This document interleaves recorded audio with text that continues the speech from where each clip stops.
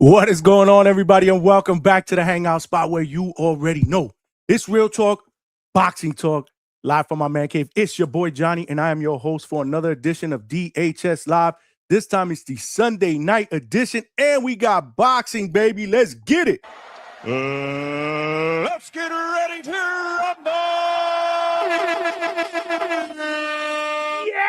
Yeah, and welcome back, DHS family. Salute with both hands, man. We are back like we never left, man, and we got boxing tonight, man.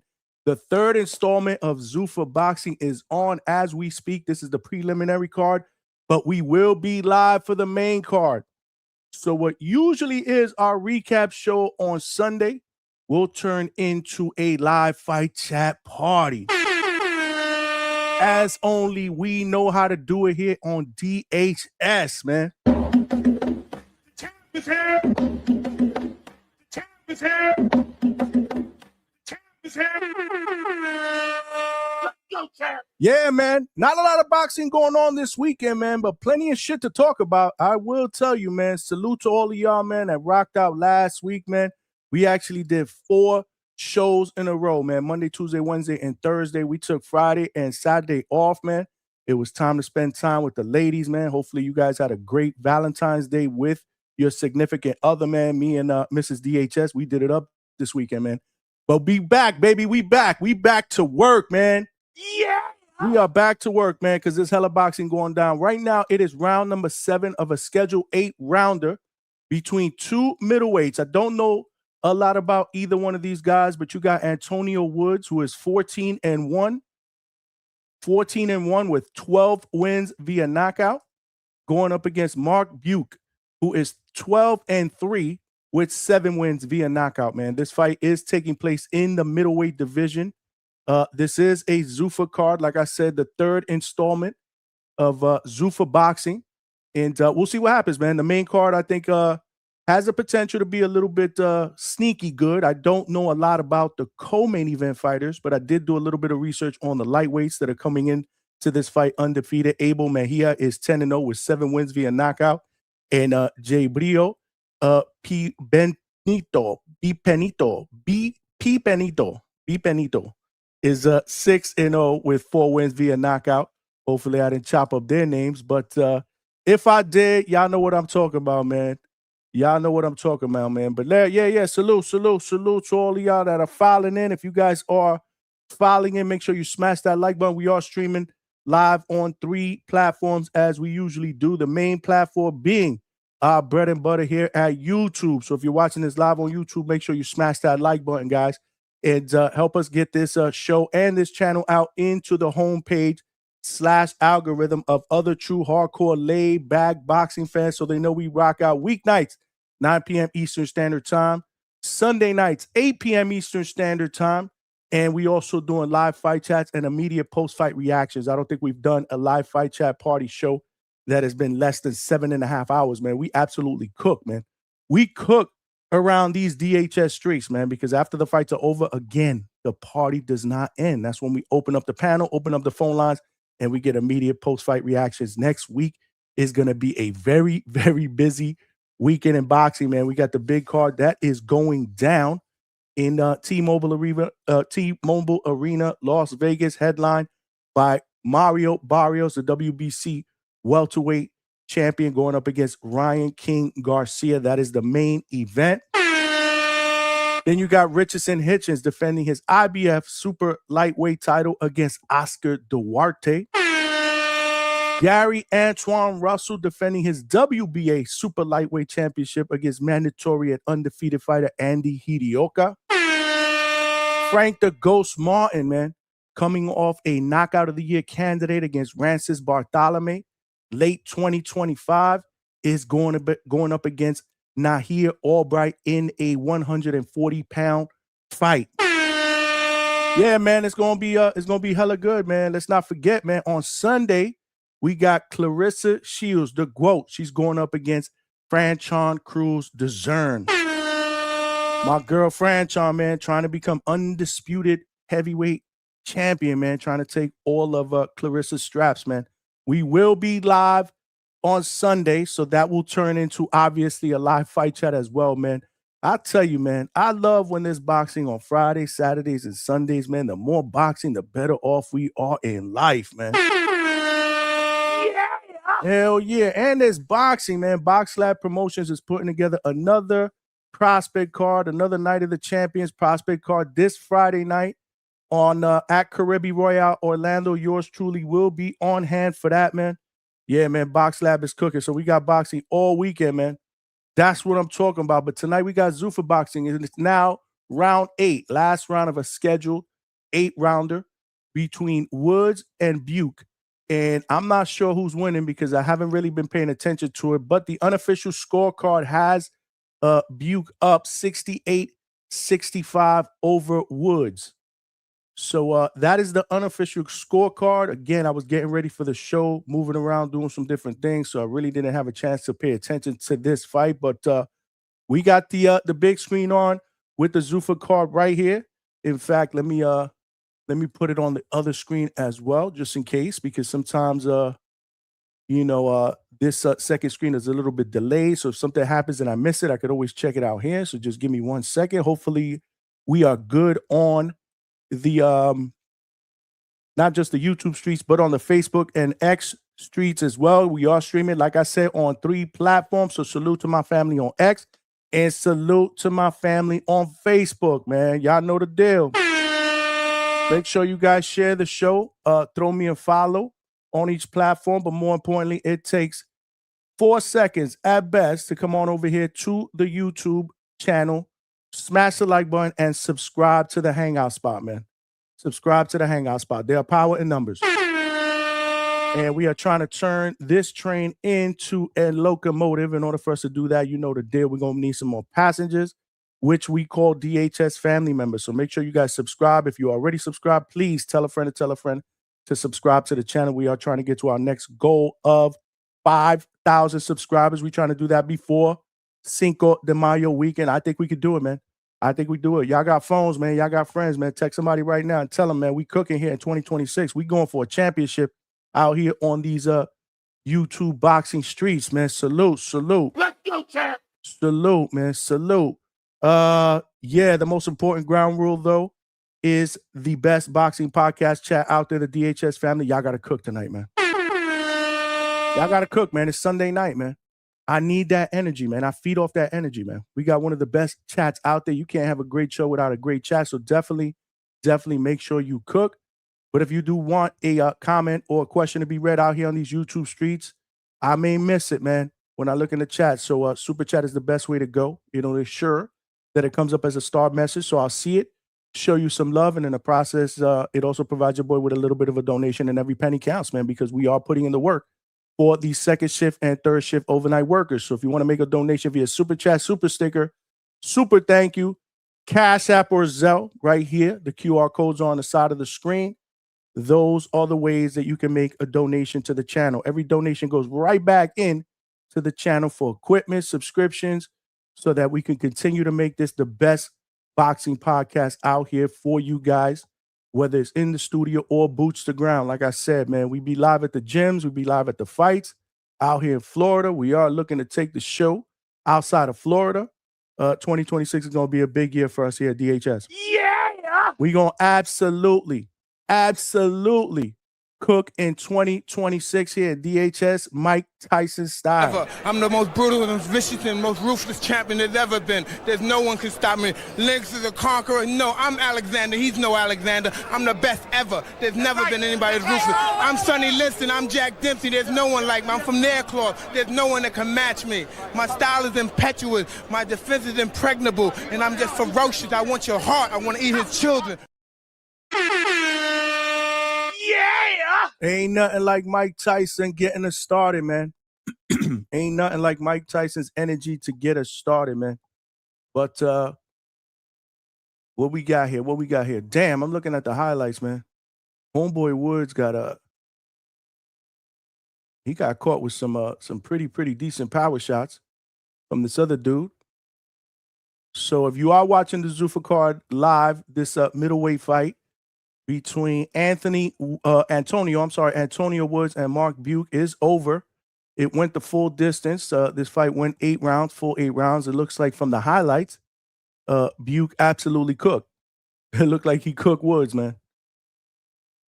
It looked like he cooked Woods. But let me know if you guys are watching. This is Zuffa's 3rd installment already in 2026. We were promised at least 12 fight cards. We already got 3 in less than 2 months. We are only a month and a half into 2026, and we've been blessed, man. We talked about it the other day. We've been blessed, man. We've had one hell of a start to the year 2026 in boxing, man. The champ is here. The champ is here. The champ is here. Yes, sir. Yes, sir. Looks like Mark Buke wins by split decision. Okay. Okay. So it might have been a little bit closer than the unofficial scorecard had it. Again, you know, most of the highlights they were showing was Buke winning. He does win the fight, so I'm assuming they got the decision right. And he will either it was super close, or one of the referees was that shit is a 2-pack of ass. Or one of the referees was Stevie Wonder. But I cannot see. I'm legally blind. That's my story I'm sticking to. So I don't know. I wasn't watching the whole fight. Y'all let me know. It looks like Zuffa don't play. You got Mexican Leo Ruiz, who's going to be fighting next. Let me take a peek at who his opponent is. Smash that like button, y'all. Smash that like button. I know it's early, but we getting ready to cook. Casey Streeter is his opponent. That's what it says on BoxRec. Let me make sure the fight poster is correct. Salute to all of y'all. Salute to all of y'all. Let me make sure. Smash the like button. I apologize for the dead air. This is the fight card that is going down tonight as we speak. The prelim portion of the fight card is what they're playing right now. And it looks like this fight is going to be the last fight on the prelim card. And then the main card, which is slated to start at 9 p.m., will have 3 fights. You have a lightweight fight between Abel Mejia, who is 10-0, 7 wins via knockout against Jay Brio Benito. P. Benito. He is 6-0 with 4 wins via knockout. So this might be a sneaky good fight, man. And then in the co-main, you got light heavyweights, man. You got Umar Dzambekov. I don't know. I might be chopping that up. I'm probably chopping it up. Zambekov. Umar Zambekov against Ahmad El-Biali. Umar is 13-0 with 9 wins via knockout. El-Biali is 24-1, 19 wins via knockout. So again, don't really know who these guys are, but it will probably be a good fight. It will probably be a good competitive fight. And then the main event, we do know who they are. They are heavyweights.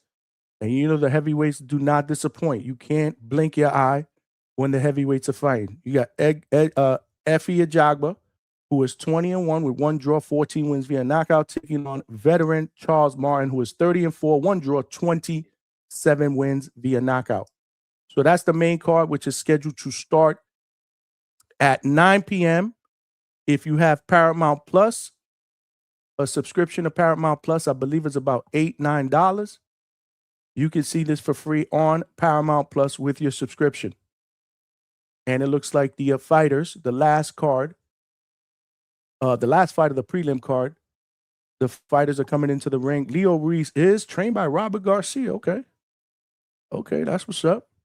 That's what's up. Smash the like button, man. You know the deal. One of the ground rules is we have to get at least 100 likes at minimum before we end the show. We're just getting started. We're only 14 minutes in. We got about 22 likes. Let's get it. You know, as we continue to progress, we get more and more viewers. So definitely make sure you smash the like button and share the show and subscribe to the channel. Tell a friend to tell a friend. But one of the things that I did want to talk about in between fights, I do want to open up the lines. I'm going to throw the link out there in just a little bit. Is Friday on the Boxing Voice. Salute to my guy Nestor Gibbs on the Boxing Voice, man. Long ass show, man. I think he did about 9.5 hours, and I believe Bill Haney was on there for at least 5 hours, man. But they was absolutely cooking. Bill Haney was on there for about 5 hours, man. And the topic was some of the stuff that Xander Zayas has said during an interview in regards to Devin Haney. So, long story short, they worked the majority of that show trying to set that fight up. And that would be one hell of a fight. I hope it does happen, man. Talk is, man, Bill was making phone calls during the show, man, to Peter Khan and Top Rank. And, they want to make that fight happen next for Devin. Hopefully during Puerto Rican Day weekend, that is in June. The parade goes down in New York City. If they could put this in the big room at the Garden, Puerto Rican Day weekend, Xander Zayas and Devin Haney for Xander's 2 154-pound titles, the WBA and the WBO. That would be great. They did share words on Twitter, and we'll show that in just a little bit. But I do want to get everybody's take, man. If they happen to make that fight, who y'all got? Do y'all like that fight? Right now, I don't think Devin Haney has a lot of options based on opponents that are busy doing other things. Like, he could wait around for the winner of Mario Barrios and Ryan Garcia, but he did say in a tweet, I believe it was yesterday or the day before, that ship is sailed because Ryan Garcia has dropped out of VADA testing. That shit is a 2-pack of ass. It smell like a toilet full of nasty ass shit, okay? Hey, man. It is what it is. So one of the most anticipated, well, I'll go out on a limb and say the most anticipated rematch that most fight fans, most true hardcore fight fans, we're looking forward to, and hopefully it finds its way to happening, was Ryan Garcia and Devin Haney. Just a ton of storylines. If Ryan Garcia beats Mario Barrios to become a champion at welterweight, it would also set up a unification between both of them because Devin is the WBO champion by virtue of beating Brian Norman Jr. So it would set up a fight that's just going to have a lot of storylines, which will now include a unification. That's if Ryan Garcia wins. That fight is going down next Saturday. This week, we will be spending all week just going over not just that fight, but the undercard. Like I mentioned earlier, great fights on the undercard. You had a lot of a few young fighters that were added to the undercard as well. Amari Jones with an A, he was added. Undefeated middleweight. Undefeated heavyweight Joshua Edwards was added. Obviously, Turkey's boy, Muhammad Alakel, he was added to the card. Salute to Turkey. But yeah, man. Bektemir the Bully against Sina Agbeko. That's a fight, obviously, that I believe opens up the main card or the pay-per-view portion. So yeah, man, a lot of shit going down. Next week. And we also got the GOAT Clarissa Shields going up against Franchon Cruz DeZern for all of Clarissa's straps at heavyweight. Samantha Worthington will be on that card as well. Great weekend of boxing. And we got boxing on Friday, courtesy of Box Lab Promotions. I believe you'll be able to stream that on the Box Lab Promotion YouTube page. But I'll know for sure, and I'll let you guys know for sure, because I will be boots to ground covering that fight at the beautiful Caribbean Royale Orlando. Yeah, man. We going to cook, man. Next weekend, we going to cook, man. We back to a normal schedule. So we got the Sunday night show tonight. We got Zuffa Boxing, and it looks like the Streeter and Ruiz fight is almost, it's in round one, but we're almost done with round one. I got timestamp 40 seconds of round number one. Leo Ruiz. Ooh, good combination punching by Streeter on the inside, man. Letting his hands go. These guys right now are just fighting in the center of the ring. Phone booth style fight to start the first round here. This is round one of a scheduled 8-rounder. And this fight is taking place at super welterweight, 154 pounds. Zuffa doesn't have junior or is it super 154 pounds? Hold on. Let me just make sure. Smash the like button, y'all. Smash the like button on the way in. Yeah, it says super welterweight, so 154 pounds. And I believe that weight class is the same super welterweight as every other weight class, right? Let me know in the chat, man. Besides that, like I said, besides Zuffa, I do want to talk about Xander Zayas potentially fighting against Devin Haney. I will open up the lines, get some people to call in, get some dialogue going around that potential fight. I think that would be a really, really good fight. But what do you want? What do you want? Would you like Xander to take that fight? Do you feel it's too early of a challenge to fight a guy like Devin Haney? Or would you prefer that Xander goes the route that he originally has said he wanted to go, which is to try to capture that third strap at 154 pounds against Josh Kelly? Either way, it looks like Xander is targeting a fight in the summer, which will be around the time Puerto Rican Day Parade weekend takes place in June, mid-June. The question is, who will be the opponent? There's no question that Devin Haney is the bigger money fight. That's not even a question. In fact, there's some tweets out there where Devin Haney actually goes back and forth with Xander Zayas. We'll share those in just a little bit. But in typical DHS fashion, man, I ain't seen you guys since Thursday night when we did our show. Let's do a little bit of a roll call. Let's see who's in the chat, man. Showing love, getting here early, man. It looks like my man Young Cam was the first in the building. Yeah! Salute. He said, salute to the hangout spot. Devin doesn't want smoke with Xander. Devin's father talks too much, and you've seen what happened when Ryan put him on his ass 3 times. Xander will school Devin. Okay. Let's go, champ. Let's go, Young Cam's giving us his early prediction, even though the fight has not been made. But I like it, man. Let's play hypotheticals, man. If it's made, do you like it? And who do you got if it is made? I did put a poll out there. Again, just for the sake of conversation, let's play hypotheticals, man. Or, like I always say, man, if you are one that wants to see that fight, I would love to see that fight. Let's try to speak it into existence, man. We speaketh, maybe it'll come. So, yeah, so this poll is our way of trying to speak it into existence. So, and it's just, cut and dry, black and white. Who you got if the fight is made? You got Xander, Devin, or do you think that it ends in a draw? A lot of people feel like from a skill perspective that, Xander brings more than enough to the table. I remember when Xander beat Garcia to capture the vacant title, people were calling Xander after that fight the Puerto Rican version of Devin Haney. But they weren't calling him that because they were trying to compliment him. They were trying to troll him because they said he couldn't punch. Meanwhile, I said, that's just so silly because compare me to Devin Haney all day. I can only hope Xander Zayas at 23 years old can accomplish as much in the sport of boxing as Devin Haney has already accomplished in his young career.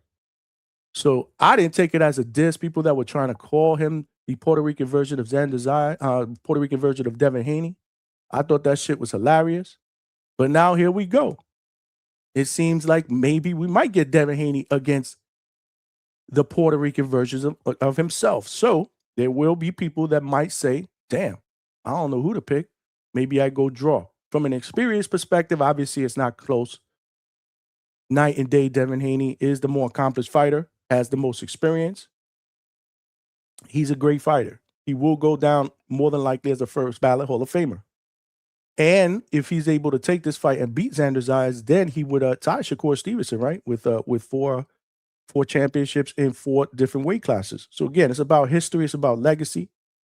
Right now, 32%. Right now, we just got about 32, 33 votes. So definitely cast your votes, man. We got people that are filing in, man. So when you file in, man, smash the like button and hit and vote on the poll, man. It makes for some good conversation as the night progresses. 56% believe Devin beats him. 41% got Xander winning, and 3% say that the fight could end in a draw. So continue to vote. I don't want to look at this until we have at least 100 votes. That's where we can kind of gauge what the mindset out there is amongst the boxing fans here at the Hangout spot. So salute to all of y'all. We got my man D Terminology in the building. DHS, salute, salute. Right back at you, champ. Thanks for rocking out on this beautiful Sunday night where we got Zuffa boxing, man.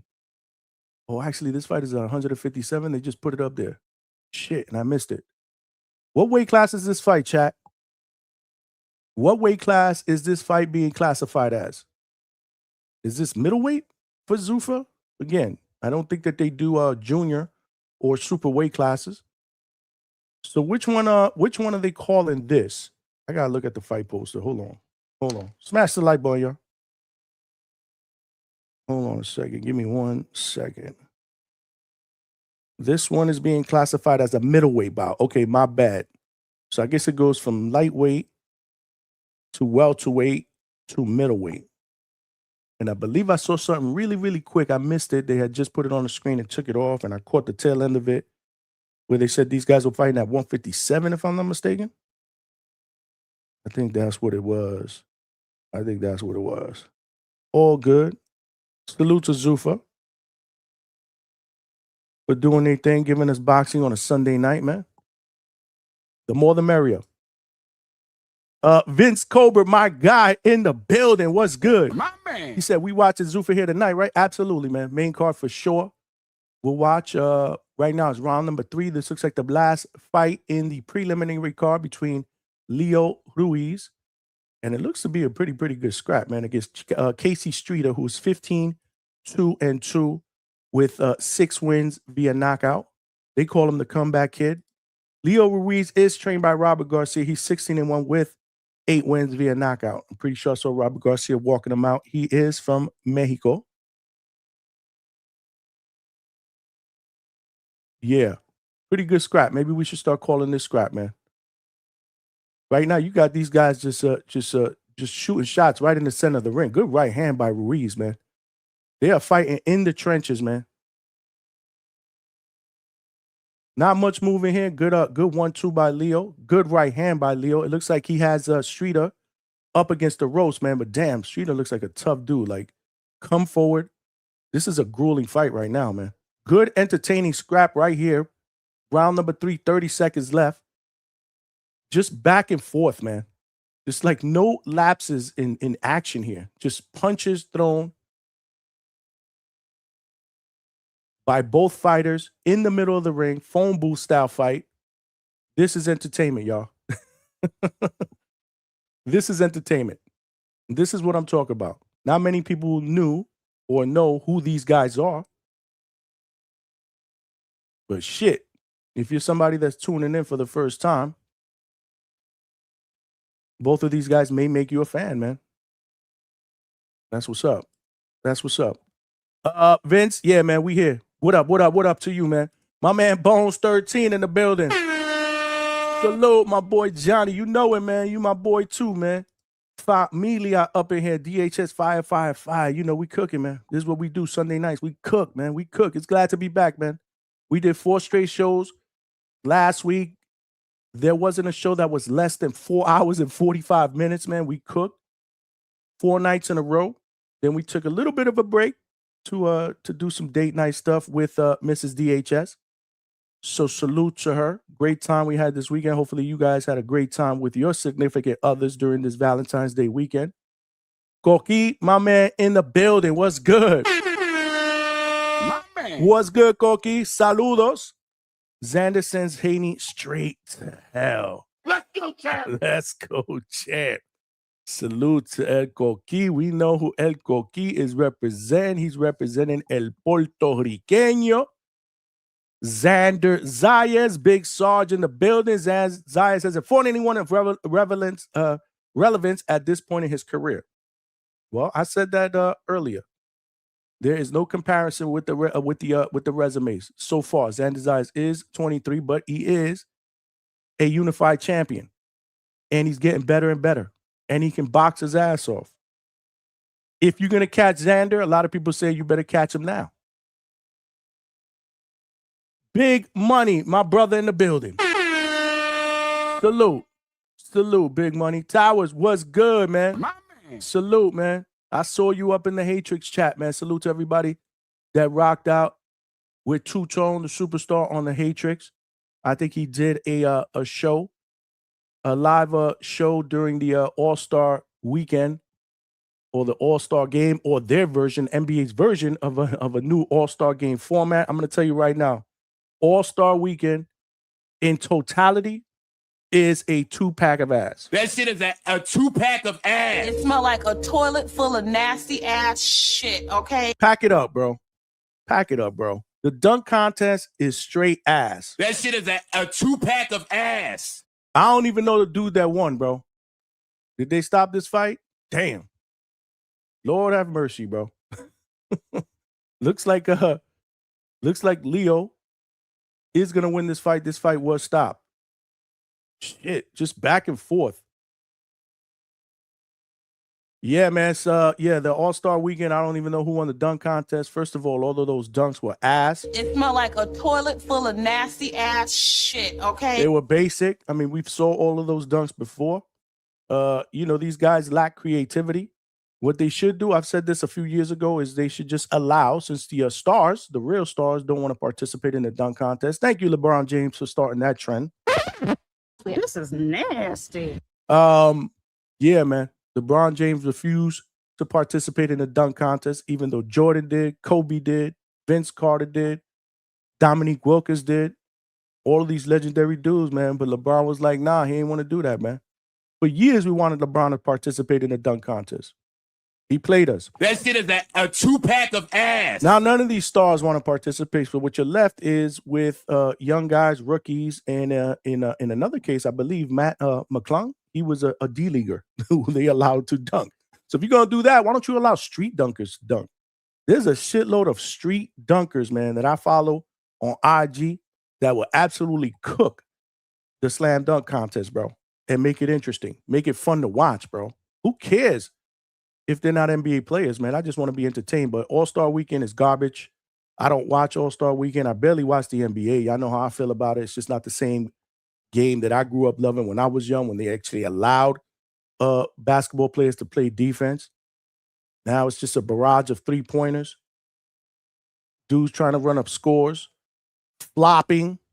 That shit is a 2-pack of ass. Not for me, and I don't know what the fuck they did tonight with this format. So I don't know. Maybe it was good, maybe it wasn't. I don't rock with that shit, bro. It smell like a toilet full of nasty ass shit, okay? Not for me, but if you're an NBA fan, salute to you. No disrespect. Don't hate me for being honest. It's just my opinion. Give me the rock. Said, what up, Johnny? What up, champ? What up, what up, what up? Let's go, champ. Salute. My man Boxing Link in the building. What's good? Let's go, champ. What's up? What's up? My man Flexing and Stepping is in the building. Let's go, champ. Salute, my guy.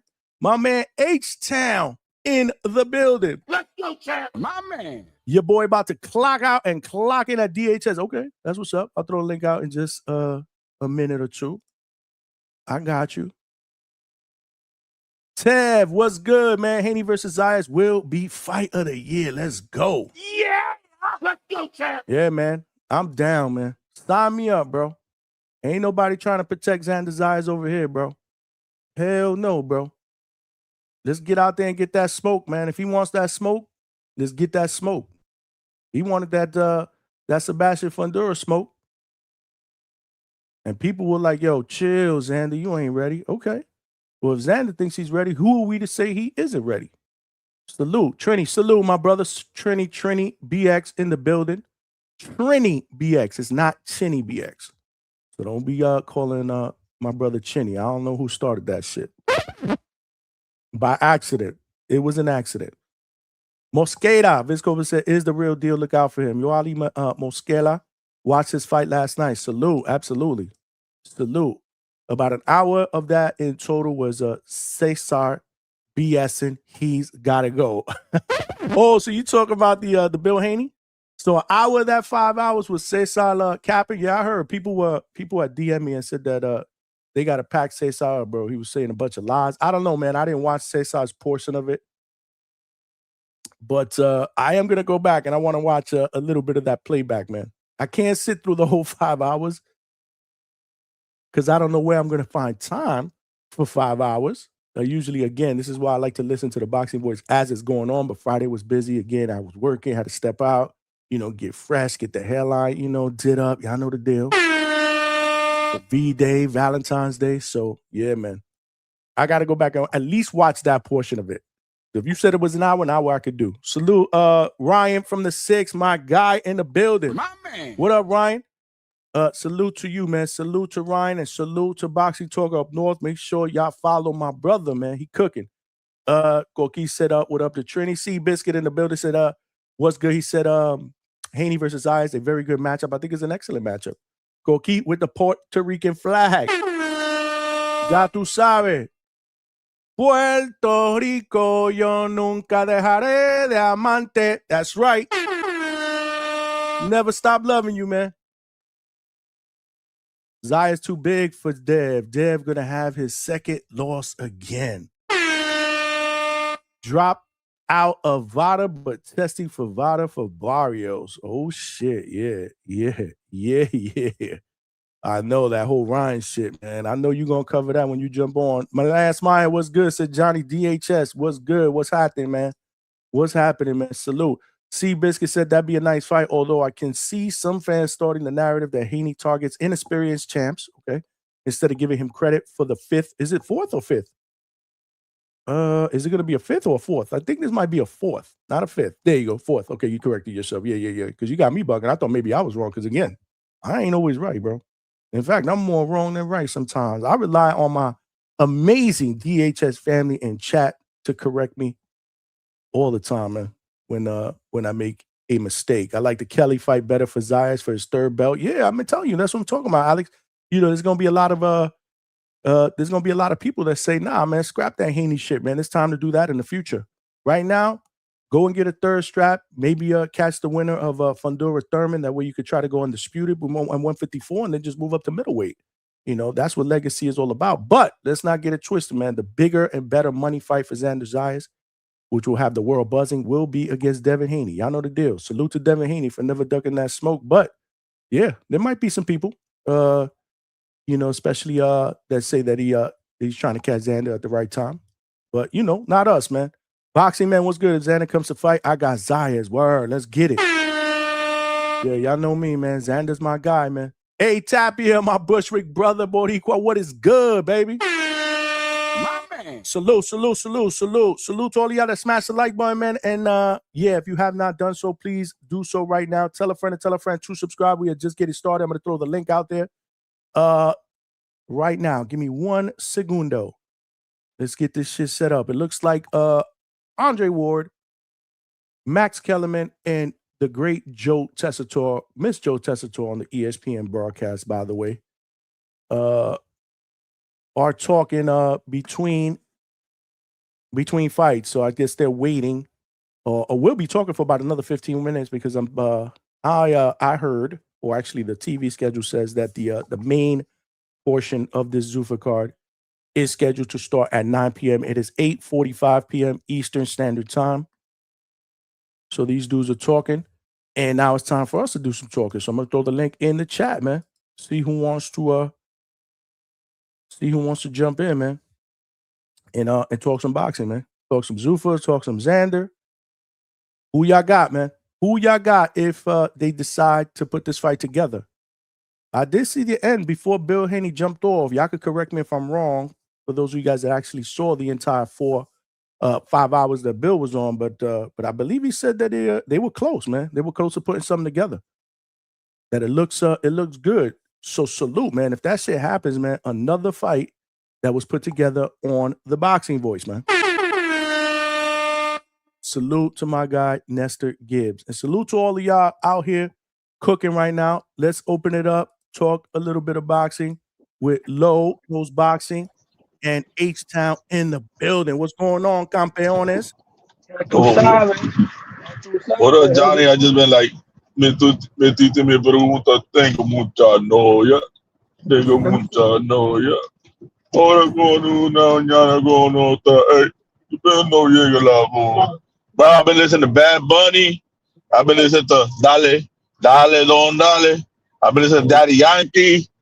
Bro, I ain't been listening to Upside, Inside Out, Living La Vida Loca. There we You know, go. get him up Oh on. shit! We got Get him Puerto up. Rican Get H-Town it. picture up. Hasta Ay, comiendo papi, arroz. sepa. Ella está comiendo arroz con pollos, hablándole a las Evas. Dale con todo, papi. Dale con todo. Dale, Pa' que lo dale, bro. sepa, pa' que lo sepa, Tú puñeta, sabes, coño, los Huepa. vamos, los Huepa, puertorriqueños, coño. puñeta. tú sabes. Wepa, Hey, I gotta hey, put my dog. Puerto Rican hat on. I gotta put my Puerto Rican hat on right now. Represent. You know, Bill Haney done started the race war, so we gotta ask where the liquor at. You know what I mean? Where the liquor at? Cause he's starting the race war right now. Now I'm messing around, but yo, I'm hoping Xander Zayas can get that Devin Haney fight in Madison Square Garden. That would be the biggest Puerto Rican Day Parade weekend fight since Miguel Cotto and Zab Judah, being that Devin Haney has painted himself as a villain. And Espanol. It looks like Low Nose Boxing got a phone call there. Damn, he was Yeah, Johnny, I'm rocking with Xander. Ever since he called Devin a clown, an ass clown, you know, I'm Team Xander, bro. Yeah, but got, Bill Haney, I actually want to play that clip just a little bit. According to Bill Haney, we're gonna have to get a hot tub time machine and bring back a prime Roberto Duran, prime Julio Cesar Chavez, prime Tito Trinidad, and prime Oscar De La Hoya, because today's Latinos, according to Bill Haney, are comedians. That was some greasy shit right there. I did see and that. You know what's crazy? Yeah. We all know Devin lost to that one Mexican in Mexico. They lost to that American Mexican where he made them shit his past, you know. But, you know, we erase those. See, when you're the Haneys, we erase losses. You know, we go back to being undefeated. So after Xander whoops his ass, he'll probably erase that loss too. And we'll have net spitting narratives. You know, he was too big, 154. Xander's the truth now. Hey, I'm labeling Nestor Gibbs a Latino traitor. He done sold out the culture. I'm gonna be real with you. I'm not sure if I'm picking. I can't just pick anybody off Devin Haney. I'm a root for Xander Zayas, but don't get me wrong. Stylistically, Xander Zayas poses more of a threat in terms of difficulty than Brian Norman did. He's a better boxer. He's more skilled, but the lack of experience, he does keep his head on the line, but he got good movement. You feel what I'm saying? Mm-hmm. But my thing is, how does Devin beat him? Because we've never seen Devin Haney cut the ring off before. So if Devin goes on the back foot and Xander comes forward, then I got Devin picking him apart. But if Xander goes in there and boxes, it's going to be a close fight. Once again, I got to give the edge to Devin Haney, but I'm going to root for Xander. I'll hope Xander wins. But if I was to gamble, I would bet on Devin Debo, a.k.a. the boogeyman of boxing, a.k.a. Michael Myers Haney, bro. You know what I'm saying? I would have to bet on Devin Haney, but I'm going for Xander Zayas, though. For sure, definitely. Low, you might be on the wrong show, Low. You might need to go to TV Read, though. But respectfully. I mean, the only Boricua that I'm sure that could beat Devin Haney is El Shakur, a Bori de Newark, New Jersey. That's the only one that I'm sure. Shakur Stevenson, baby. De El Shakur. Oh shit, y'all bugging. We might have called Shakur El Chacal because he been taking these fools off that stage when they're trying to perform. He shuts them down. Oh, bro, fucking round one crashed out on me on this show the other day. Just like Trini was mad at me too, whatever. Because I was on round one show the other day, and we was talking about round one was talking about possible opponents for Tio, right? And he brought up Subriel Matias. And I said, nah, man, if Matias would have won 12, yeah, you know what I mean?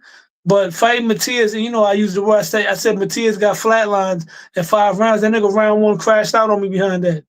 He was like, how can you say he got flatlined? It was a bad stoppage, whatever. It was stopped in 5 rounds. I don't want that fight. Because that means we got to stop him in 3. I don't want that type of pressure. I'd rather go after Brian Norman, who at least went 12 rounds. who was outboxed, and if we do better than Devin, it's a good look. It's gonna be hard to. I'm picking my guy to beat Super Real, but to beat him in less than 5, I don't want to do that. You know what I mean? I'd rather go after Brian Norman or Liam Parrell. Or I'll go straight after Dalton Smith if he's going to stay at 140. I'll take Dalton Smith off of a loss, and we'll pack him up. Respectfully, right now, Teal needs to stay away from Brian Norman Jr. What you got right there is a wounded animal that's looking for blood that's ready to kill. Keep Teal over there, bro. He needs to stay away from Brian Norman Jr. Nah, if you like a fighter right now, keep him away from Brian Norman Jr. Right now. Bro, that's stylistically not, man. T.O. style, it would do good with Brian Norman. It's not like he's going to stand in front of him and try to slug it out. If he box him in the middle of the ring, it could go 12 rounds, or he could walk him into a big shot. T.O. could win that fight, bro. But I like that fight. I like Parrell. And if we're going to stay at 140, I'll go straight into Dalton Smith. We'll chop him up coming off of a loss. We'll chop up McDougall's cousin, Dalton Smith, easily. That'll be easy work. Martinez was on the verge of breaking him up until he got caught with that shot. You know what I mean? Yeah. But let's keep it a buck. We're talking about people being bad against boxers. Hey, Devin Haney ain't look good against no boxers. People keep on pretending he dominated Loma. Bro, Xander Zayas is not a good matchup for Devin Haney. Yo, Ness is crazy. Bust how Ness started going into the deep end about Devin, comparing him with Puerto Rican legends. He was like, oh, well, Puerto Rican got a bigger win than Devin. He beat Loma. Bro, don't you know that fucking Trinidad beat Oscar when he was top 3 pound for pound? And then Ness was like, oh, this is through DM. It was controversy. Nigga, Lomachenko and Devin was controversy as well, bro. And not only that, bro, a lot of people, the majority of people had Loma winning, bro. You got to remember, Bill Haney and Devin got booed out that stadium. They hit Bill with a beer upside the head. Yeah. In America. I'm going to give you an interesting stat. Trinidad is one of the few fighters that actually has 3 wins over Olympic gold medalists. I've been doing my stat check. Muhammad Ali has the most. He got 4 Olympic gold medalists under his belt. Trinidad has 3 of them. Mike Tyson got 3 of them. And I forgot who else, but there's a few fighters, but it's hard to get over 2 Olympic gold medalists. Bud Crawford got 2 of them. You know what I mean? Trinidad got 3 of them under his belt. Trinidad got Oscar, David Reed. Who's the third one? And Pernell Whitaker. Okay. And Ali got 4. Ali got Frazier. He got Foreman. He got Floyd Patterson. And he got Leon Spinks. I'll be right back. I got to open the gate. I'm going to stay on the panel. I'm just going to mute my mic for like 2 minutes, right? So go cook. Yes, sir. What you think, H-Town? Man, I mean, like I said, if people always talk about who's bad against boxers, and we pretend like Devin has dominated boxers. The one pure boxer he fought, it's a controversial win, and the majority of the people had him losing, you know? And, you know, we rewrite history, you know? You know, the winner gets to rewrite history. You know that old saying, man. So Devin gave him the win. Now he cooked them, schooled them. You know, people are just it's crazy. I don't think Xander's a good matchup for Devin. He's bigger, stronger. That's a tough match. That's a tough match because, like I said, he's tall. And I was watching Xander's fight. The thing about Xander that he does do better than Devin, Xander still got Puerto Rican style in terms of when he gets in mid-range, when he shoots some hooks. And even though Xander Zayas is not knocking dudes out, he's still a bigger dude. And the way that Bill and Devin and them are like looking at Xander, they're probably looking at him like he don't got no power. Like, bro, whoever said you got whoever mistaken your chin for Canelo's chin, bro. I'm pretty sure Xander got enough power. If he catch him with a shot he don't see, he could hurt him or sit him down. Jojo Diaz rocked him a couple of times, even though it was at a smaller weight. You know what I mean? Yeah, so anybody could get hurt. It's boxing. It's all about punch placement, not necessarily raw power. You know, we got very few guys in boxing with raw power. You know, that every shot's gonna hurt you, or every shot's super dangerous. So I mean, people act like we got all these power punchers in boxing. We really don't, you know. So Xander could hurt Devin. Devin could hurt Xander. That's just out there, man. They're 2 big guys.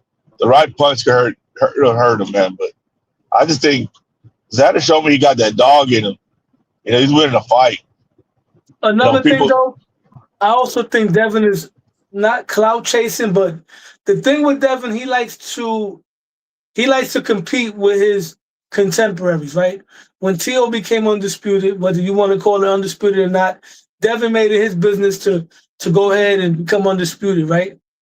T.O. moved to 140, become a champion. Devin did it. Now Shakur, remember T.O. sent the contract to Subriel, and then Devin and them wanted to act like they wanted to fight Subriel, right? And now Shakur became a 4-division champion. So now Devin wants to top that and become a 4-division champion. You know what I mean? That was a whole setup, the whole shit. And shout out to Star. She stood 10 toes down. She cooked Ness. She went at it with Bill. Shout out to Caesar, but then Caesar started capping at the end. But I like Caesar, man. Caesar turned out to be one of my favorite guys in the panel. Why was Caesar capping at the end? What is that? Because he gets too passionate. He gets too passionate. Yeah, Caesar is a little bit like Bill. Caesar, he dances around questions at times too. And when the pressure's thick, like he was saying that he called somebody and they said that Bill didn't call when Bill did call. So Caesar did kind of like get exposed for capping a little bit. You know what I mean? Got you. Okay, I get what you're saying. Joseph Jackson, what's good, my brother? He says Xander leave his head on the line too much. What y'all think about that? Did you guys? And Devin has the most excellent head movement too, right? Getting caught with the same left hook 30 times in the fight. You know, come on, man. Like I said, these guys, they get to pick and choose. This is how it goes with Devin Haney, man. That's what's crazy about this. Well, that's what it's about. I mean, that's what being a fan of certain fighters is all about. I mean, you can't fault certain fans for having always defending their fighters, the fighters that they root for, right? Johnny, according to Tone, there's gonna be a lot of chat jumping and panel jumping tonight, man. According to Tone, man. Tone is crazy. Why? What's tonight? Say you got competition now, man. Clay's trying to take the late night shit. Bermuda's is hanging out over there. Tone was talking shit. Tone was in rare form tonight, man. Listen, what was I didn't hear all of it again. I was in and out, but he said there's gonna be fabricated crash outs and everything, man. Shit's gonna be crazy, man. Man, I ain't worried about nobody else. I worry about what I do, man. Yo, you better come to New York in June. I don't want to hear that shit. Your Puerto Rican flag is on the line right now, bro. June, we having a Puerto Rican Day Parade weekend, whether it's for Xander versus Devin or Xander versus Kelly. We linking up that weekend, man. Yeah, no, I got you. That's Chevy Red paying for the tip. Chevy Red said she paying for the tip. I still got a credit, for that flight that I canceled. I got a credit that I got to use before the year's out. So yeah, that'll be a good one to come to. But getting back to that, you gotta pull up too, man. H-Town ain't going to New York, bro. Shit, I ain't been in New York in years, man. He ain't going to New York, bro. But hey, man, I'm the original spot here. Y'all know where to find me every night, 9 p.m., 8 p.m. on Sundays. I've been doing this for over a year, bro. So other people can do what they want, but I've been here. I'm always here. I'm a staple, and I'm gonna continue to work, man. I'm gonna continue to work. But salute to everybody else, man. Everybody else is entitled to do their own thing. So good, yo. So good. But yeah, Xander Zayas versus Devin Haney, man. That's the talk of the town, bro. That's the talk of the town. But I don't think it's gonna happen. I don't know either. That's what I wanted to ask you guys again. I would have to watch the entire 5-hour episode for me to walk away from that saying, yeah, I think it does happen, or I still think it doesn't. What do y'all think based on that? Do you think there's a realistic chance that will happen? I'll tell you what, man. Low kind of hit it on the nail on the head. Devin's been known for cloud chasing. When Tank was hot at 130 and he was at 135, he started I want Tank. Tank moved to 35, started dominating 35. The hottest name in the game, that's what he wanted. Ryan started popping, then he wanted Ryan. As soon as Brian Norman got that viral knockout, he starts getting popping. He attaches himself to Norman.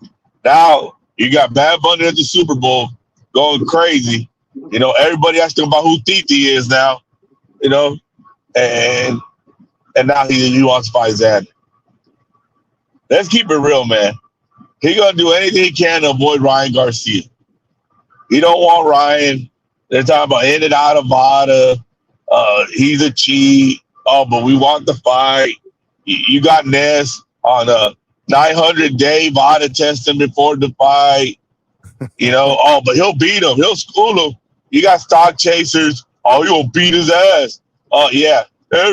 You know what? What are they saying this? They saying everything but let's fight.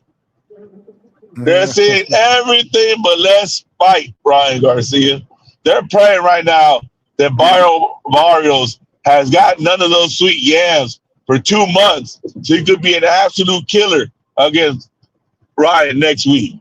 They're hoping Barrios dominates Ryan. They're praying. They're all holding hands together right now. You know what? They're all in one big DHT t-shirt together.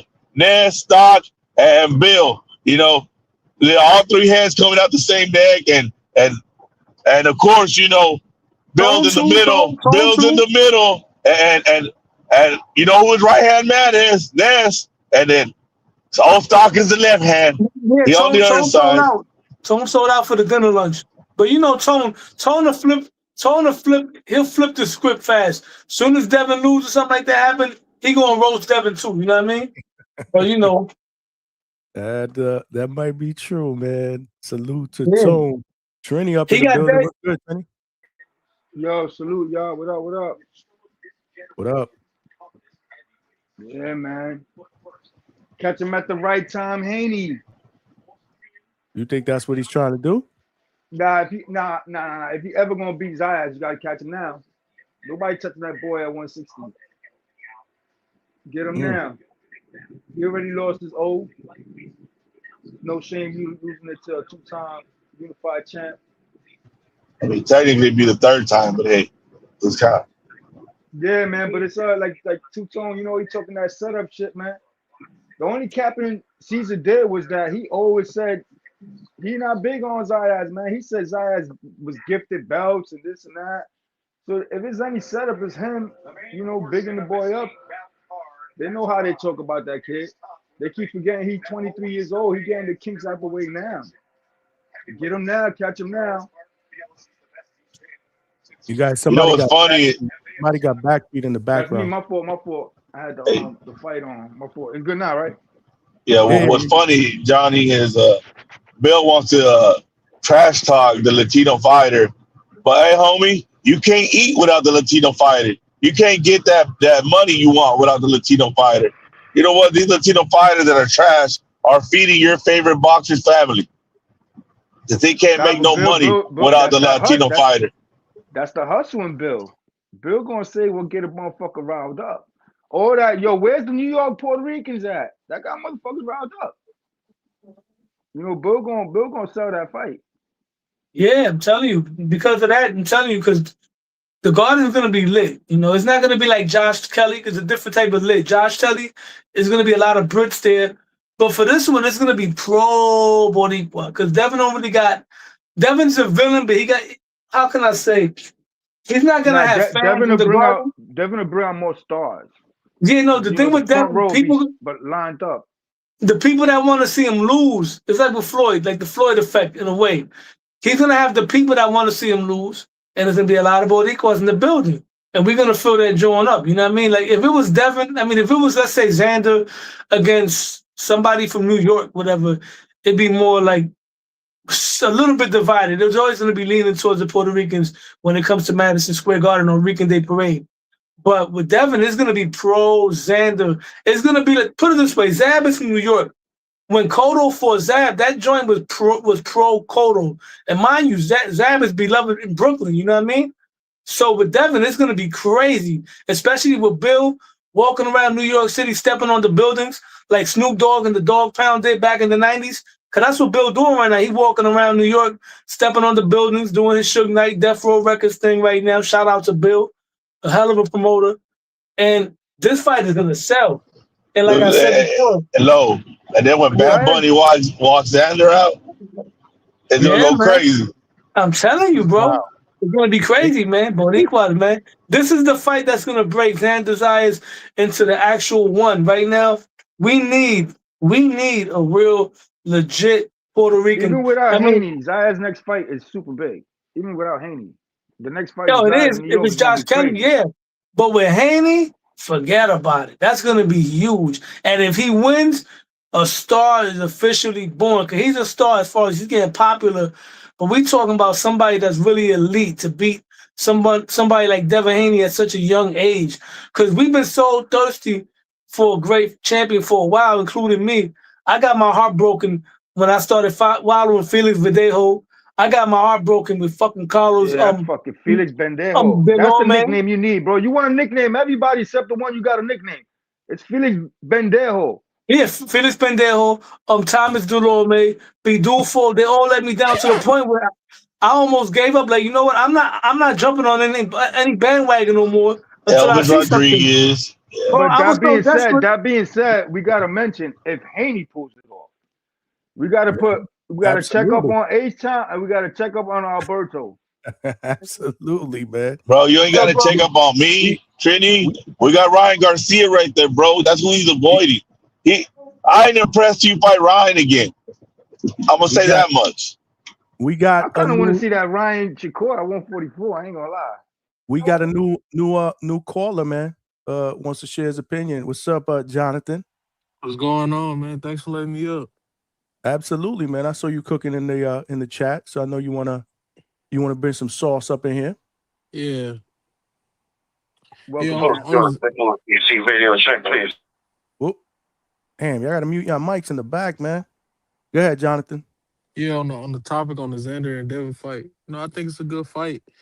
And you can't be clout chasing and trying to get a fight at the same time to what's his name? H-Town. Yeah, you can't. That's a contradiction, sir. So either they want the fight or they clout chasing. You gotta pick your lane. You can't say they want to fight, but they're clout chasing. It works both ways, bro. It works both ways. Yeah, it does. Why? But here's my question again, because you guys share some light on it. Why would you think that Devin is clout chasing for a fight with Xander? Yeah, he's a bigger star. Can't be clout chasing. But that's what I'm trying to tell you. Get out of here, bro. You just came out the Super Bowl. And hey, Johnny, Devin's got business at 147. What's he even worried about 154? He saw the hot name and he jumped on it. But you've been begging him to go to 154. So is he too big for? He's not too big for 147 anymore. He just got to 147. I'm just saying. Yeah, but they're playing that freeze game with Haney. They're trying to freeze Haney out though at 147. If you got to go up, man, you got to respect that. Yeah, let him go up.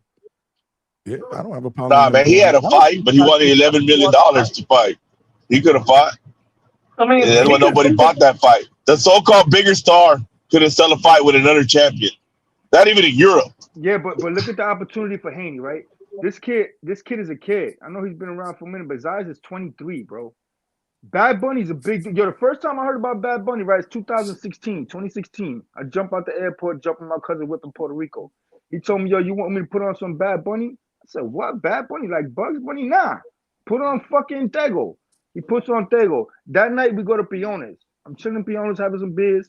A golf cart pulled up with two bad young bitches blasting that fucking Bad Bunny. So I'm like, yo, put that on. We start rocking. When I come back to New York, it's all over the place. Bad Bunny's a big dude, especially for a 23-year-old fucking Puerto Rican kid. He held his composure for having that fight in Puerto Rico, did his thing and all that. But it's it's crackable for him. Haney is a big name. He's got a lot of experience. This kid went to Australia without his pops.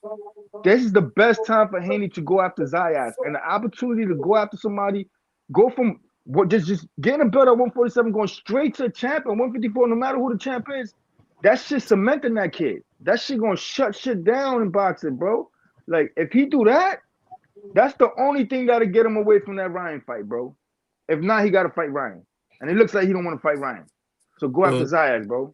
Even if he goes after Zayas and beats Zayas, right? I don't see Devin staying up there, and I wouldn't advise him. And I wouldn't knock him neither, because I've seen fighters in the past. Pernell Whitaker moved up to 147. You don't see him getting the other belt from Kelly? You don't think he could get the other belt from Kelly if he beat? I don't know. I mean, that's a bad style. But Devin, if Devin were to move up and take a belt and go back down, I wouldn't blame him. Pernell did that one time. He jumped up to 154 and grabbed the belt from the weakest link, and he went back down. He didn't stay there and fight Terry Norris. He beat Jose. Yo, I'm gonna keep listening. Yo, Johnny, they'll never grip the motherfucking hairline. You heard? 1 of 1, the hangout spot. Let's get it. Y'all stay up. Are you You saying know it. that's a bad style for Devin Hey, or Kelly? Yeah, Johnny. yes, it is. I'm gonna tell you why it is. Because Josh Kelly's a slick boxer, bro. A slick boxer's kryptonite is another slick boxer. We've never seen Devin Haney cut the ring So off. This hold on real quick. We've never seen Devin cut the ring off. I'm not saying he can't do it. We've never seen him do it before. Everybody's fought came okay. to him. You dig what I'm saying? A lot of, with the exception of Shakur showed he can come forward. But most slick fighters don't know how to fight coming forward. We've seen it with Boots. We've seen it with Tio. And I wouldn't be surprised if we see it with Devin as well, bro. And Xander Okay. Zayas can box. And But same thing with Josh Kelly. he'll be going up. He'll be the smaller man. So wouldn't you think they would come towards him since he's smaller No, if with they're no punching taller than power? him, and more rangy, why come to you? I'm the champion. I'm gonna move around and box you. Why do I Yeah, gotta but chase you just because you fast? he's the better boxer. So they're going to try to. I don't think It they want to get doesn't in a work that boxing. way. Just It, let me talk. I don't think go they're ahead. going to want to get in a boxing match with Devin Haney because he's better at boxing than them. So if you want to get pointed on a 12-round fight, go ahead. But you're gonna have to come at him if you want to beat him. He's just gonna jab Well, him all night. well, they're the champion. They're So taller and they rangier. They can go on the back foot. You know what I'm saying? mm, Just because you have a reputation as being a better boxer in your smaller divisions, I'm the boxer in my division. If you're smart as a fighter, you should let that guy come to you. Make him do something he's never done before. That's if they're playing it smart. Why sit there and chase somebody around that specializes on being chased around? yeah, For all you know, Josh Kelly don't know how to come forward himself. That'd be a bad move to come forward on Devin Haney like that, bro. Unless you know how yeah, to cut the but ring off. Look, that's not gonna I'm be gonna their say game this. plan. I'm gonna say this. Go ahead. Weight cutting doesn't make you the smaller boxer. I wouldn't say Devin's a smaller guy. He's clearly a big guy, but Devin has shown that he don't do well against people his size. Hence Ryan. So I mean, these guys are all his size. So, we'll see how that goes. Because he was bigger than Brian Norman Jr., which I didn't think he was. But man, when we saw the head up, we're like, goddamn, Devin's bigger than Junior. Brian Norman had the longer arms.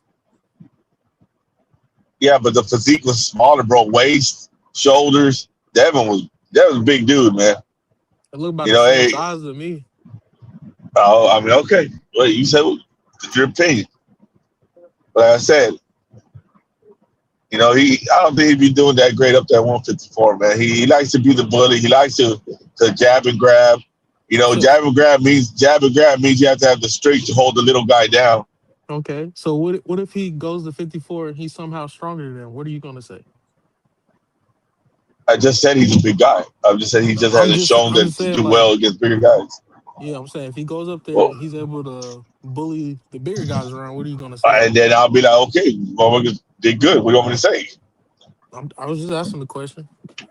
But he still got to fight Ryan. He don't need to worry about none of that. He got 147 beat. Like, okay, if he really cared about all this, why he don't want Sebastian Fundora? He in a fight? And man, bro, he'd be out by the time he ready, bro. That fight's coming real soon. But real soon. Xander free right now. So why not go at the person that's free as you free? Xander just got off a fight. Devin what did Devin fight? Well, a coach. It's Devin not for November. Where did Devin fight? November. Before November. Yeah, bro. That's not that long. Exactly, man. Homeboy just fought this month, bro. Like, last month. What are you talking about? Yeah, they're basically on the same time schedule, bro. That ain't the same time schedule. They're it was 5 months apart. Come on, bro. Devin should be ready to fight next month. So he should be doing. Yeah, he but only again, fight twice a year. You want him to wait 9 months to wait for Xander.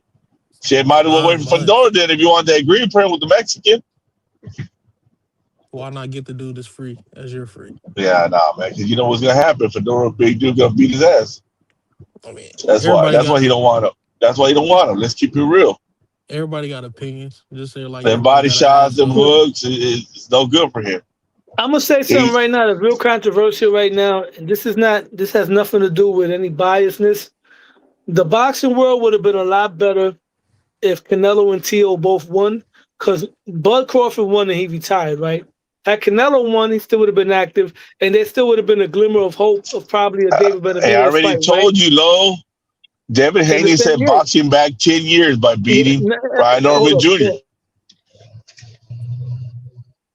Yeah, And then with crazy. Tio losing, that fucked everything up too. Because now Shakur is going to be fighting catchweight fights against Conor Ben, whatever. At least Tio would have at least probably unified or went up to 147 and fought Devin probably without a catchweight. But now we got to deal with, and I'm rooting for Shakur. But damn, I don't want to see you fight Conor Ben, bro. Canelo ain't fighting nobody now. He's probably damaged mentally. Bud Crawford retired. It's like it would have been better if those two guys would have won. It would have shook up boxing. But this is what everybody wanted, so this is what we got. This is what we got. You know what I'm saying? It would have I'm been not even better gonna. if Bud would have beat Charlos. Would have been better. Took out Charlo and then moved up and took out Canelo. That would have been crazy.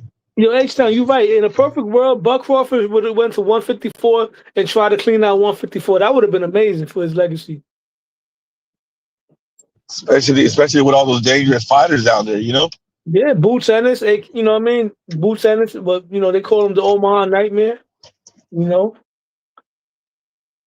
Virgil Ortiz. The only time you're gonna see those fights is when I play my fucking PC, my fight night revival. That's the only time I'm gonna see these fights in my video game. We don't know. You don't know. I mean, I hope Bud comes back, man. He gives two more fights, dude. The guy is in great shape. He hasn't really took any real damage in the ring, But I just, he cherry picked Canelo, bro, and we all know it. Like, I don't know why people keep on acting like he was really like down in that fight, like it wasn't a 50-50 fight. Like that's so crazy. What Bud Crawford literally said, I stood next to Canelo. I said, "Damn, he's a little guy." So he cherry-picked that's the what 168 undisputed champion. What are you talking about? That don't mean nothing. Like I said, weight cutting don't mean you're a small man. It means you're cutting weight to beat up on little guys. He cherry-picked the face of boxing. Yeah, you saw how he looked at the skull. What everybody say, he was washed. But Bud is older. But it don't matter. That shit don't matter. It matters how much time you got in the ring. Who's older in the ring? Age, Bud. Who's old? Man, you don't know boxing, bro. You know what? I ain't gonna talk to you, bro. I'm good with that. Like, go ahead, bro. Whatever you want, bro. I can't talk to you, bro. Everybody got opinions, bro. Everybody got their own. Yeah, but that's the stupidest opinion, bro. Like, I could start boxing today, and you'll tell me that I'm older than you in the ring, bro. Come on, that damage is crazy. Your age, you'll be older than me. But you want Bud to come back. He said he done. Because he beat down. And you said he not. So that's his opinion. That's yours. I don't know if we ever see Bud. I thought at the beginning when he first retired we would. It looks like he's enjoying retirement, man. He's all over social media. Yeah, man. He left his grill. He's out there with the thotties. Like, I mean, living his best life. He's enjoying retirement, man. Yeah, listen, the mileage makes a difference, bro. It does make a difference because when Floyd fought Oscar, right? Floyd was a little bit older than Oscar. No, my bad. Excuse me. When Floyd fought, who did Floyd fight? Floyd was older than him. Floyd was fresher than. You talking about Manny Pacquiao? No, there was another fight, man. Wait, Floyd and Oscar might be the same age, right? Or am I wrong? No, they're not. I think they're the same age. I believe Oscar's like 2 years older. Either way, bro, when fighters have more miles, they got more miles. And that's what makes them older, especially if it's a fighter that's also someone that abuses their body, that's drinking and not living a 100% clean lifestyle. Bud Crawford does live a clean lifestyle from what we know. Canelo, he parties, he drinks and stuff like that. And he's younger, but physically he's older. He got been having a bum knee for years. And I'm not making excuses. I'm just piggybacking on what H-Town said. Canelo got more rounds under his belt. So that makes him a more I don't want to say old, but he got more wear and tear. More miles. Crawford don't gotta make lifetime payments. Tires is what you're talking about. Lifetime payments to the cartel, so he can retire whenever he wants. Some niggas just gotta work, man. This is a one-on-one. This is the first boxer we're gonna see really enjoy his money. Next time you see him, you're gonna see him probably on a fishing boat. Let that man go on his worldwide yam sampling tour. That's what you do when you go out on top. I did mine. until I met my wife and she stopped all that shit putting brujeria on me in Puerto Rico. But yeah, that's another Hey, better story. chill out before you get That's what cut we up. Trini, do. you tripping. Niggas is hating on a nigga doing what we fucking want to do. Come on, man. We hit the Oh, what are you million. talking about, bro? We hit the motherfucking lotto. Wifey always gonna be good. But I'm going on my yam sampling tour. It is what it is, man. He made it Hey, out. your He was lady doing back his there with the money. machete. You better That's what chill. I'm saying. But on another note, H-Town, you might be onto something. Because the Mexican style is the Mexican style, man. And respect to them, because I ain't see a Mexican legend fucking slur now. These motherfuckers go from the ring to the motherfucking microphone. So it's something to do with that weight cutting and all that shit, man. Taking that liquid out the brain and playing with that shit that caused these motherfuckers to end up fucked up sometimes, man. They should put some science behind that shit, man. Hey, Think man, about it, man. that's true, I remember Trini, we man. spoke on that shit before. We spoke on it. You're Like, literally hurting your body cutting all that weight, bro, like that, man. But hey, man, some people master it. Some people get so good at it, and you have to know when to stop it. You know what I mean? Yeah, but my thing with Crawford though, my thing with Crawford in the sport, the poor man sports, the design of have us get out with the money, but be fucked up in the head that we don't know what we're doing with it. The fact that he made it out, all of us fans should just champion that, man. Let him have his fun, all that other shit. You know what I'm saying? He wasn't out there talking and shit when he was in the ring.